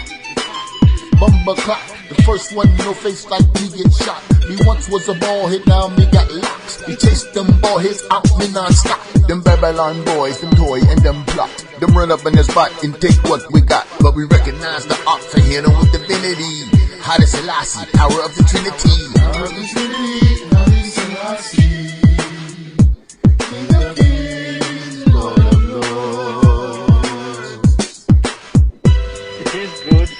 You are here to record this picture of me in my palace garden at Addis Ababa. People who see this throughout the world will realize that even in the 20th century, with faith, courage, and a just cause, David will still beat Goliath. Chazak, Wanit, Chazek. Yes. Good thanks. Ra, Sahar, Ahad, Tafari, right there. LOJS. Lion of Judah Society. Yes. So right here. Berit Chadasha, that read right there. 1 Kings chapter 2, verse 1 to verse 12. The Brit Chadasha here, the renewed covenant read here. First day service, Shabur Tov. Have a good Shabur here. So I guess it'll be the first full Shabur for this so-called, quote, New Year, Gregorian year. Also, we have the 13th sabbatical study. The Shemot, the names, beginning off at the door of the floor. We call the door of the floor right here, beginning off with Exodus, the book of Exodus. But here, first, the Brit Chadasha here for this first day. Hebrews chapter 11, verse 21 to verse 22, and 1 Peter chapter 1, focus verses 3 to 9, stretching forth the right hand of fellowship to the co-laboring Chavarim. Hail up also Ras Baruchu Tafari. Yeah, man, give thanks to the co-labor, behind the scenes on the board, and also help with the promotion, everything, bro, to the Chavarim, even those that not able to name the names right now, but in particular here, let's stretch forth the right hand of fellowship of RasIadonis and Tafari here for the Brit Chadasha read, the new covenant read right here. Shema Yisrael. Shema Yisrael, Adonai Eloheinu, Adonai Echad. Shema Yisrael, Adonai Eloheinu, Adonai Echad. Shema Yisrael, Adonai Eloheinu, Adonai Echad. Shema Yisrael, Adonai Eloheinu, Adonai Echad. Adonai Echad. Adonai Echad. The Brit Chadasha Chadis Kidan Renewed Covenant Reading for RSS number 12. Vayechi, and he lived. From Hebrews chapter 11 verse 21 and 22, 1 Peter chapter 1 verse 3 through 9. We begin B'Shem Ha'ab Ve'Habein Ve'Ruach HaKadosh Yahweh Ahad. In the name of the Father and the Son and the Holy Spirit, he who he be, the one. Hebrews chapter 11 verse 21, Kaf Aleph, verse 22, Kaf Beit. Ba'emuna berak Yaakov et shnei bnei Yosef lifnei moto vayishtachu al rosh hamate. Ba'emuna hizkir Yosef bekrab kitzo et yitzeat bnei Israel vayitzau al atzmotayu. By faith, Jacob, when he was a dying, blessed both the sons of Joseph and worshipped, leaning upon the top of his staff. Joseph. By faith, Joseph, when he died, made mention of the departing of the children of Israel and gave commandment concerning his bones. 1 Peter chapter 1 verse 3 Gimel, verse 4 Dalet, verse 5 Hey. Baruch ha-Elohim Abi Adonenu Yeshua HaMashiach Asher Kerob Rachamayu Chazar Ve'Yalad Otanu L'Tikwa Chaya Ba-Hakmat Yeshua HaMashiach Me'im HaMetim L'Nechala Asher Lo Tishachet V'lo Tigoal V'lo Tibol Hatzfuna Lakim B'Shemayim Hashmorim Be'oz Elohim Al Yad Ha'emuna La Teshua Lehigalot La'et Kates. Blessed be Ha-Elohim and Ab of Adonenu Yeshua HaMashiach. Blessed be the God and Father of our Lord Jesus Christ, that according to his abundant mercy has begotten us again to a lively hope by the resurrection of Yeshua HaMashiach of Jesus Christ from the dead, to an inheritance incorruptible and undefiled, that fadeth not away, reserved in heaven for you, who are kept by the power of Elohim, through faith to salvation, ready to be revealed in the last time, wherein ye greatly rejoice, though now, for a season, if need be, ye are in heaviness through manifold temptations, that the trial of your faith, being much more precious than that of gold that perisheth, though it be tried with fire, might be found to the praise and honor and glory at the appearing of Yeshua HaMashiach, at the appearing of Jesus Christ, whom having not seen, ye love, in whom, though now ye see him not, yet be living, ye rejoice with joy unspeakable and full of glory, receiving the end of your faith, even the salvation of your souls.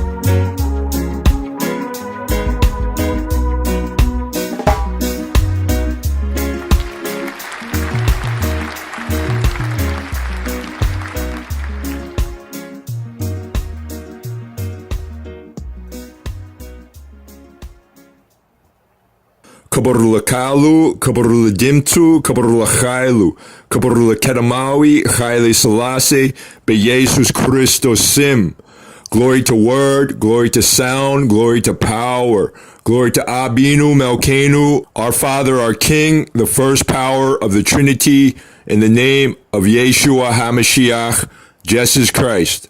Yes, I, Rastafari.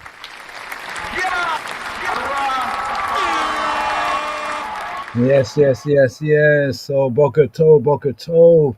For those in the dawning break of day, Boker Tov, Lila Tov. Have a good day, good evening, and Shavua Tov right here. Hear that reading right there from what was that? That was Hebrews. Those two verses right there kind of sum up everything. Right? Well, even this is a beautiful blessing here. Give thanks so much, RasIadonis. But just those two verses right there, which touch on Jacob and Joseph, that kind of connection right there, Jacob and Joseph. So Chazak, yeah. And here, fulfilling this first book of Moshe, the Hebrew book that is called Genesis, known as Bereshith, Chazaka, Wanita Chazeka. Be strong, we say, whenever we fulfill a book of Torah, Jah's direction, instructions, the teaching of His Majesty. Chazak, be strong, Wanita Chazeka, and make I and I strengthen one another. Wanita Chazeka, make I and I encourage one another. Chazak, Wanita Chazeka. So here, in fulfillment right here of this first book of Moshe, the Hebrew book known as Bereshith. B'Shem Ha'av V'Habein Ruach HaKadosh Yahuwah Achad. Be strong, and make I and I be encouraged. Chazak, Wanita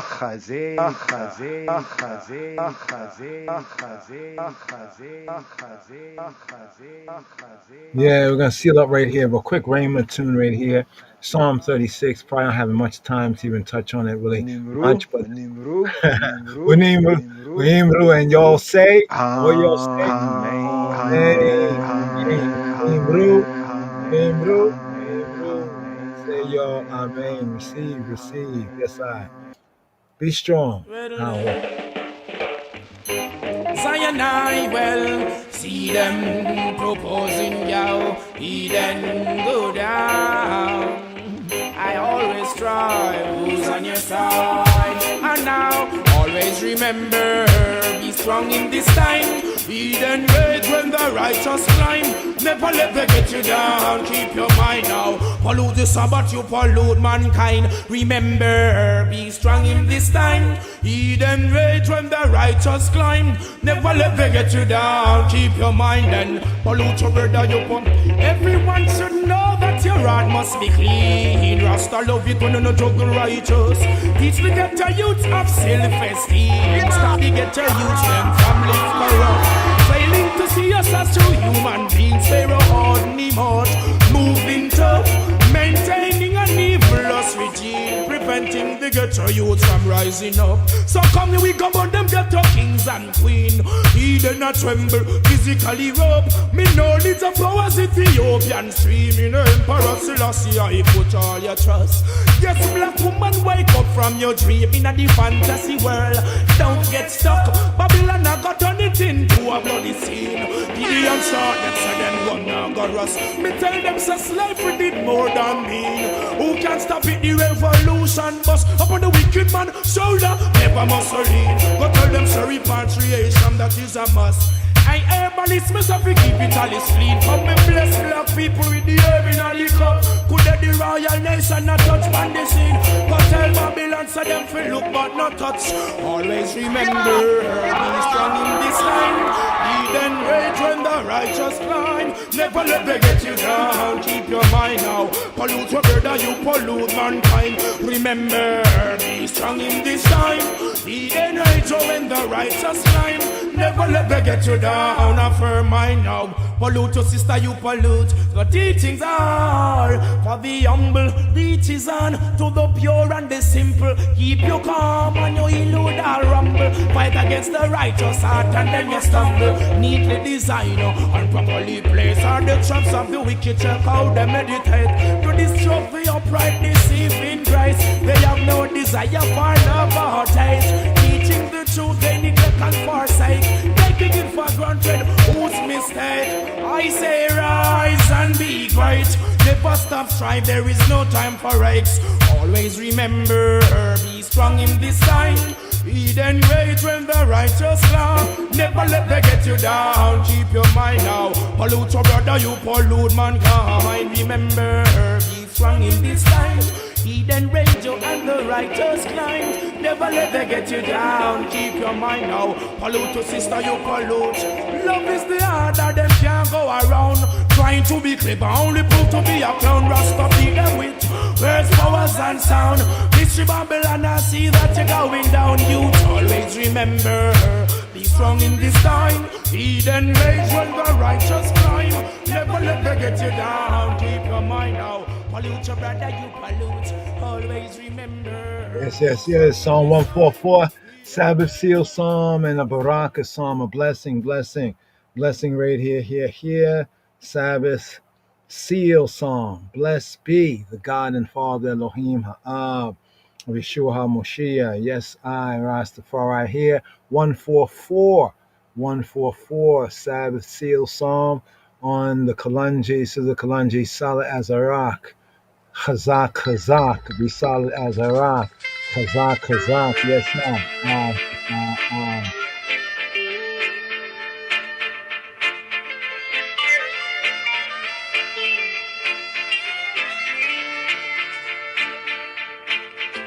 Psalm 144. מזמור קמ"ד לדוד. Blessed be the Lord, my strength. ברוך אדוני צורי. Blessed be the Lord, my strength, which teacheth my hands to war.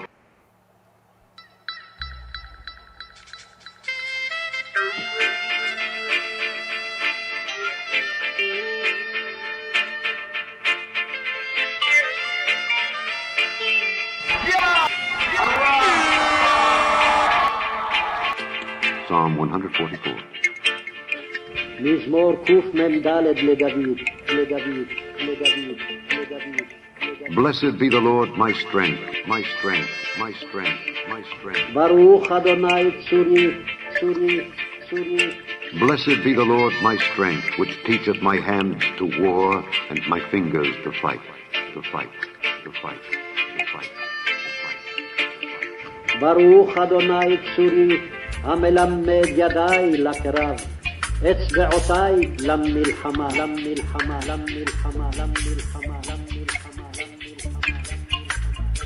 My goodness and my fortress. חסדי ומצודתי. My high tower and my deliverer. משגבי ומפלתי. My shield and he in whom I trust. מגיני ובו חסיתי. Who subdueth my people under me. הרודד עמי תחתיי. Lord. אדוני. What is man that thou takest knowledge of him? מה אדם ותדעהו. Or the son of man that thou makest account of him? Man is like to vanity. His days are as a shadow that passeth away. Bow thy heavens, O Lord, and come down. Touch the mountains, and they shall smoke. Cast forth lightning and scatter them. Shoot out thine arrows and destroy them. Send thine hand from above. Rid me and deliver me out of great waters. from the hand of strange children, whose mouth speaketh vanity, and their right hand is a right hand of falsehood. I will sing a new song unto thee, O God. Upon a psaltery and an instrument of 10 strings will I sing praises unto thee. It is he that giveth salvation unto kings, who delivereth David his servant from the hurtful sword. Rid me and deliver me from the hand of strange children, whose mouth speaketh vanity, and their right hand is a right hand of falsehood, that our sons may be as plants grown up in their youth, that our daughters may be as cornerstones, polished after the similitude of a palace, that our garners may be full, affording all manner of store, that our sheep may bring forth thousands and 10,000s in our streets, that our oxen may be strong to labor, that there be no breaking in nor going out, that there be no complaining in our streets. Happy is that people that is in such a case. Yea, happy is that people whose God is the Lord. Adonai, Adonai, Adonai, Adonai.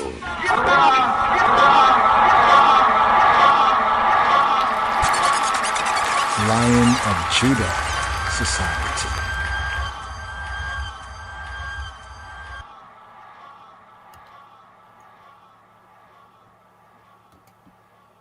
So 144 right there, blessing is in it right there.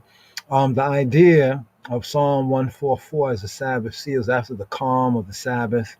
It renews again the regular cycle of things, the work week and so forth and so on, where our baraka, blessing, is from the work of our hands. So from that rest, and plus besides business, they say business is another form of war, But right there's a blessing that you can clearly, read and see and hear for yourself. Check out 144, right? Receive the blessing in it, and may you be blessed, and empowered to prosper in the way, the truth, and life of the King of Kings Christ. So here, one psalm right there. Now, we have Psalm 36, right? But first, let's just seal up the Sabbath.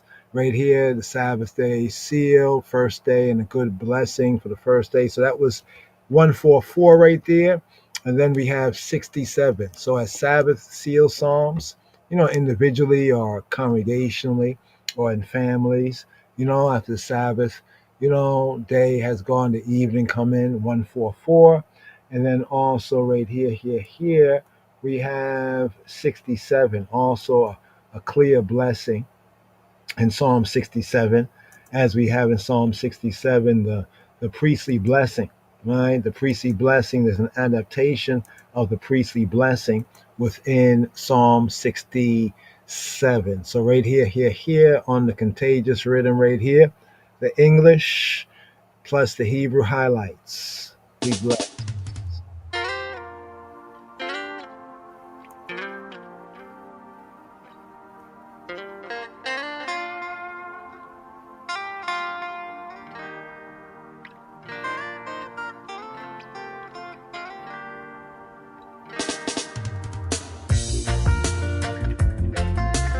Psalm 67.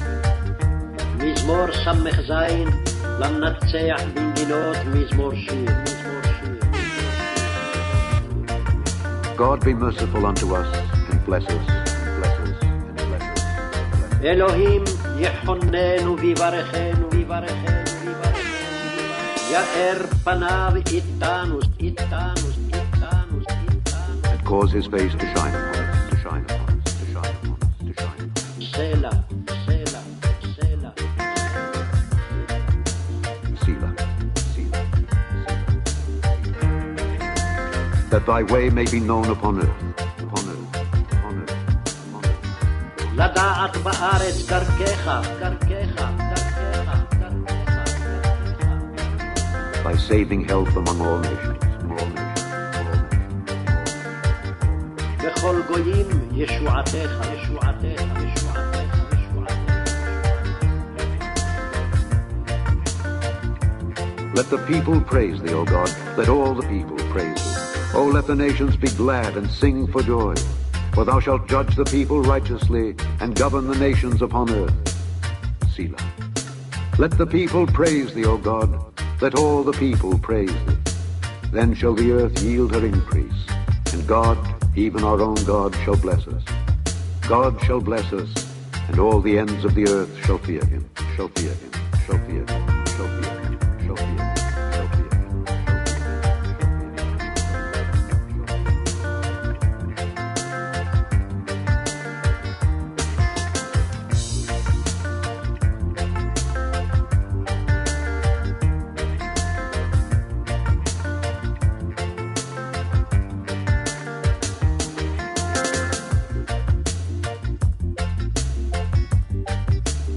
מזמור ס"ז למנצח בנגינות מזמור שיר. אלוהים יחוננו ויברכנו, יאר פניו איתנו סלע. לדעת בארץ דרכך, בכל גויים ישועתך. יודוך עמים אלוהים, יודוך עמים כולם. ישמחו וירננו לאומים, כי תשבות עמים מישור, ולאומים בארץ תנחם סלע. יודוך עמים אלוהים, יודוך עמים כולם, ארץ נתנה יבולה. יברכנו אלוהים אלוהינו, יברכנו אלוהים, ויראו אותו כל אפסי ארץ.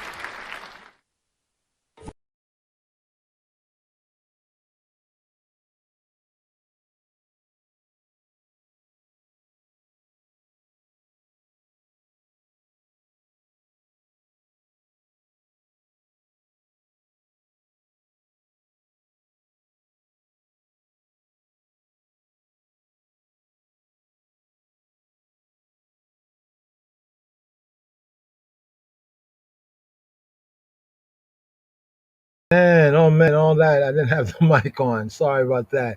Yes, yes. So here we have Psalm 60, 144, the Sabbath seal psalm. Give thanks, give thanks. Slicha Ali was speaking, and then you can recognize the mic wasn't even on, but still, be it what it is, share to bless others, give thanks, like, share, subscribe, put it up, if the eye is willing to, share with others right here. But here we share with I 144 has a baraka, blessing in it, blessing the works of our hands. Bless the works of, do good works of your hands, and may they be blessed and empowered to prosper. Also of one's families, and 144. Check it out as we resume not just a new Shavua, but also this is a new year, new time, a new season. So the reason for the season here, the way, the truth, of life, here, the fellowship on the ear and the iris, and Psalm 67 as well. Psalm 67, that opening verse there, is a little adaptation. Yeah, that part right there. There you go, that part right there. God be merciful to us and bless us, and cause his face to shine upon us. Now, most translations say up on us, right? As we have in the priestly blessing in Numbers chapter 6, the last 5 or so verses of Numbers chapter 6, yes? I think it's 24, don't want to misquote, but it's in Numbers chapter, chapter 6. Instead of, there we go, it slipped right there. Hold on, let's bring it back. So it's a Thanksgiving, not just so-called Thanksgiving Day, but Thanksgiving, for every day, and Thanksgiving in his way, day by day, many times a day. Anyway, here it says, Elohim be merciful to us. So when you study this here, 67, and then you compare it with the blessing in Numbers chapter 6, it's very much similar, the way they translate it. It says, cause his face, right? Cause his face to shine, it says right here, up on us. However, that's not really a very good translation, as the Chaverim no doubt know by now. We often kind of point to these kind of points right here. Elohim, Yechonenu, we barkeinu, Yechonenu, Bichana Shochana to us. Show us grace, show us favor, right? To favor us, and may he favor thee, and I and we. And it says here, we barkenu, we ye barkenu, and may he empower us, anu, right? Anu us, ye barke, anu, ye barkenu, ye chane, anu, ye chanenu, Elohim, ye chanenu, we barkenu, Elohim, be gracious to us, favor us, even pity us, right? But show that grace, show us that favor. Sometimes we may not always deserve it, but may in his goodness, be gracious to us, and may we also, cleave to him, and bless us and empower us to prosper. Then the second part is, may he cause his face to shine towards us. But that's the translation there. Because right there, if you read Numbers, right? Numbers chapter 6, verse 24. So we have here this verse based on a priestly blessing and benediction. Also, parents, are encouraged as well to bless. Say bless up yourselves. Well, bless your children, right? If you call a blessing, then bless in this sense. Father, be gracious to me, right? And bless me and cause your face to shine. But here's the thing that wasn't translated there: toward me. Now, there it says up on me because that's how it reads, Aleka, up on I to us and upon us, like Alekem, Shalom Alekem, like peace be up on us. But then Moshiach, after resurrection, says Shalom Lakem. He said Lakem, peace be to you, not just up on you like a covering or protection, but peace be to you. Here it says, may he cause his face, his interface, his presence, his perception, his point of view, right, to shine towards us. So it's not up on us, right? Not up on us, but here in the Hebrew, Yair Panav, Itano. It's more in the sense he regularly with us. Itano be like with us. Right, with us, like to us, like being with us, eternal, right, towards us, may he shine his presence with us. So here in Psalm 67, and this praise and a baraka into the new Shabua, right, and the good Medi, as we go along our way, right, that not only he's shining upon us, but it's with us, right, to show a greater point of contact, right, with Elohim's light, his illumination, and also a greater, so to speak, condescension. When it says he bowed the heavens and come down. What is man? What is the human being that you are mindful of us? Hallelujah. Give thanks and praise. So often we also chant the hallelujah. It's often a good time to say hallelujah. Give praise. Yeah. Hallelujah, with your loud voice sing hallelujah.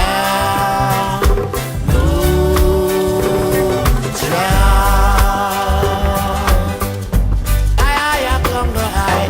Hallelujah.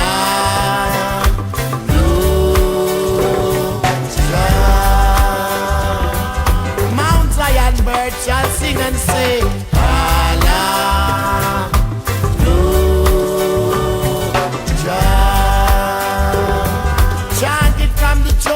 let them hear it.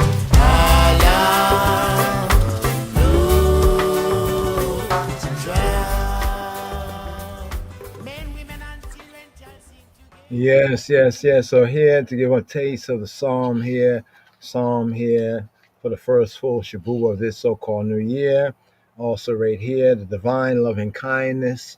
This psalm has a theme of the divine loving kindness right here. The main theme of today, the psalm here for this first day, the daily psalm coming up for the day, the main theme is the attributes, right? The main theme right here, Chabarim, is the attributes, right? The attributes of Yahweh, the attributes of Elohim, the creator, the true good, the true God.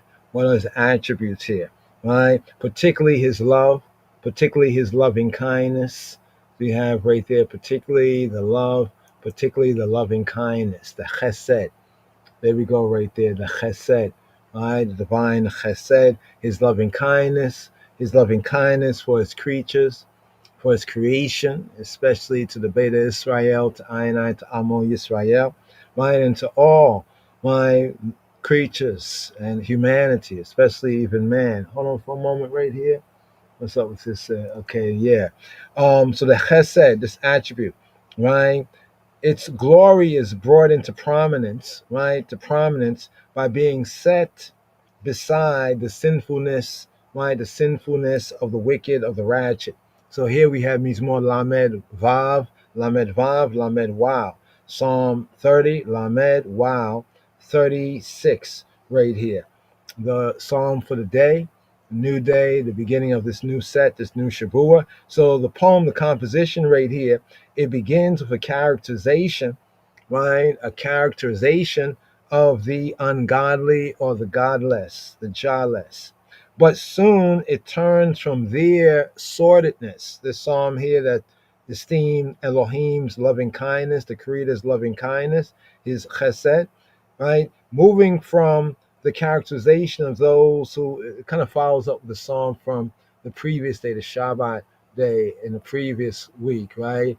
We had Psalm 53, right? They say there is no God, right? So the characterization of the godless, but soon it turns here, Mizmor Lamed Wow, Lamed Vav, turns from their sordidness to exhort, to big up the goodness, right? Big up the goodness of Elohim, of the Creator.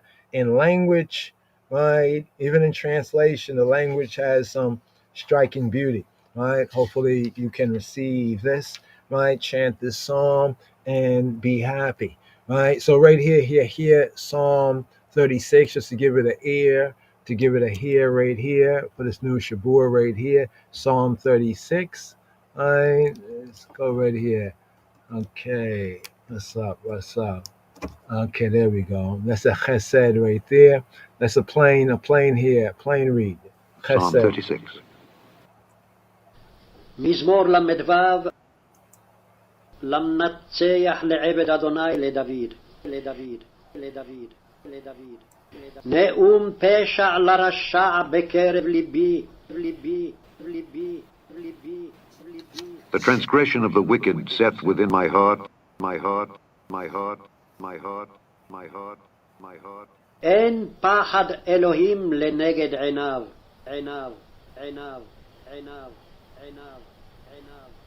That there is no fear of God before his eyes, before his eyes, before his eyes, before his eyes, before his eyes. כי החליק אליו בעיניו.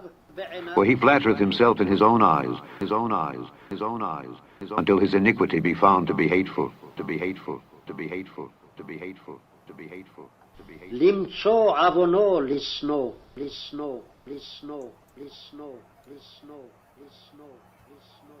The words of his mouth are iniquity and deceit. He hath left off to be wise and to do good.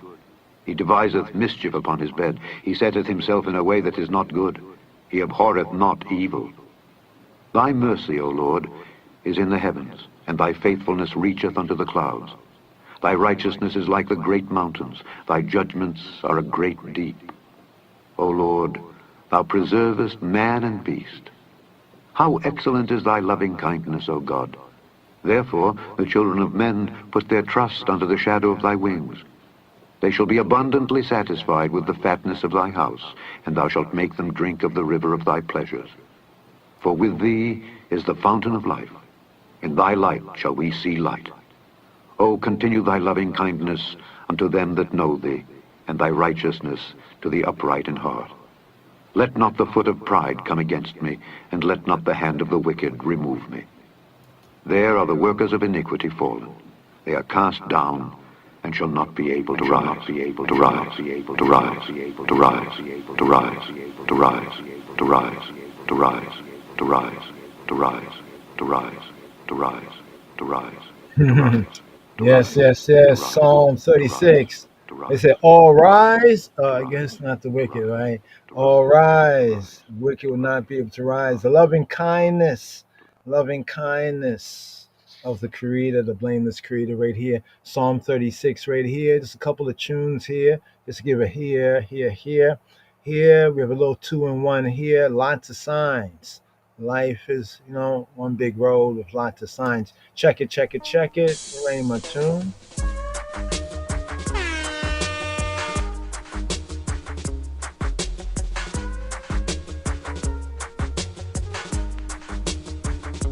Psalm 36. The transgression of the wicked saith within my heart that there is no fear of God before his eyes.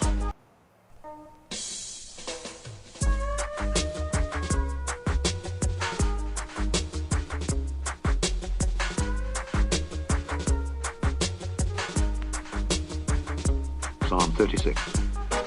The transgression of the wicked saith within my heart that there is no fear of God before his eyes. For he flattereth himself in his own eyes, until his iniquity be found to be hateful. The words of his mouth are iniquity and deceit. He hath left off to be wise and to do good. He deviseth mischief upon his bed. He setteth himself in a way that is not good. He abhorreth not evil. Thy mercy, O Lord, is in the heavens, and thy faithfulness reacheth unto the clouds. Thy righteousness is like the great mountains. Thy judgments are a great deep. O Lord, thou preservest man and beast. How excellent is thy loving kindness, O God. Therefore the children of men put their trust under the shadow of thy wings. They shall be abundantly satisfied with the fatness of thy house, and thou shalt make them drink of the river of thy pleasures. For with thee is the fountain of life. In thy light shall we see light. O continue thy loving kindness unto them that know thee, and thy righteousness to the upright in heart. Let not the foot of pride come against me, and let not the hand of the wicked remove me. There are the workers of iniquity fallen. They are cast down, and shall not be able to rise, to rise, to rise, to rise, to rise, to rise, to rise, to rise, to rise, to rise, to rise, to rise, to rise, to rise.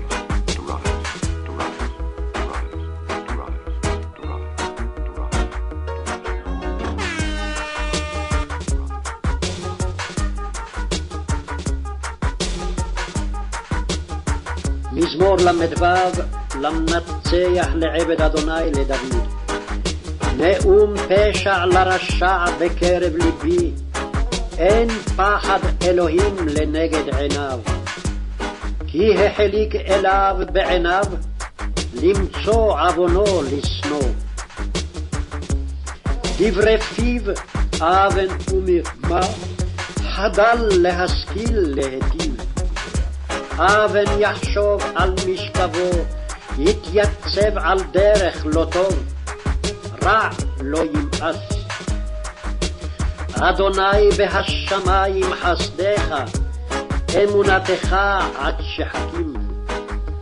צדקתך כהררי אל, משפטיך תהום רבה. אדם ובהמה תושיע אדוני.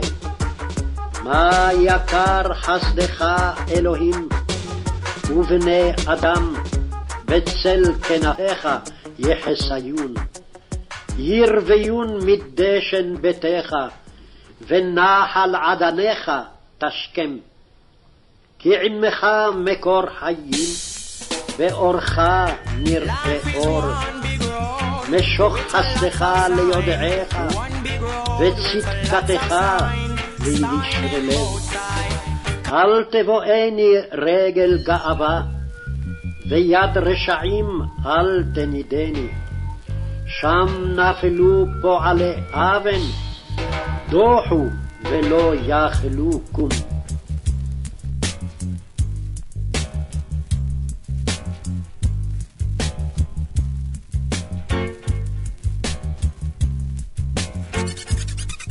Lion of Judah Society.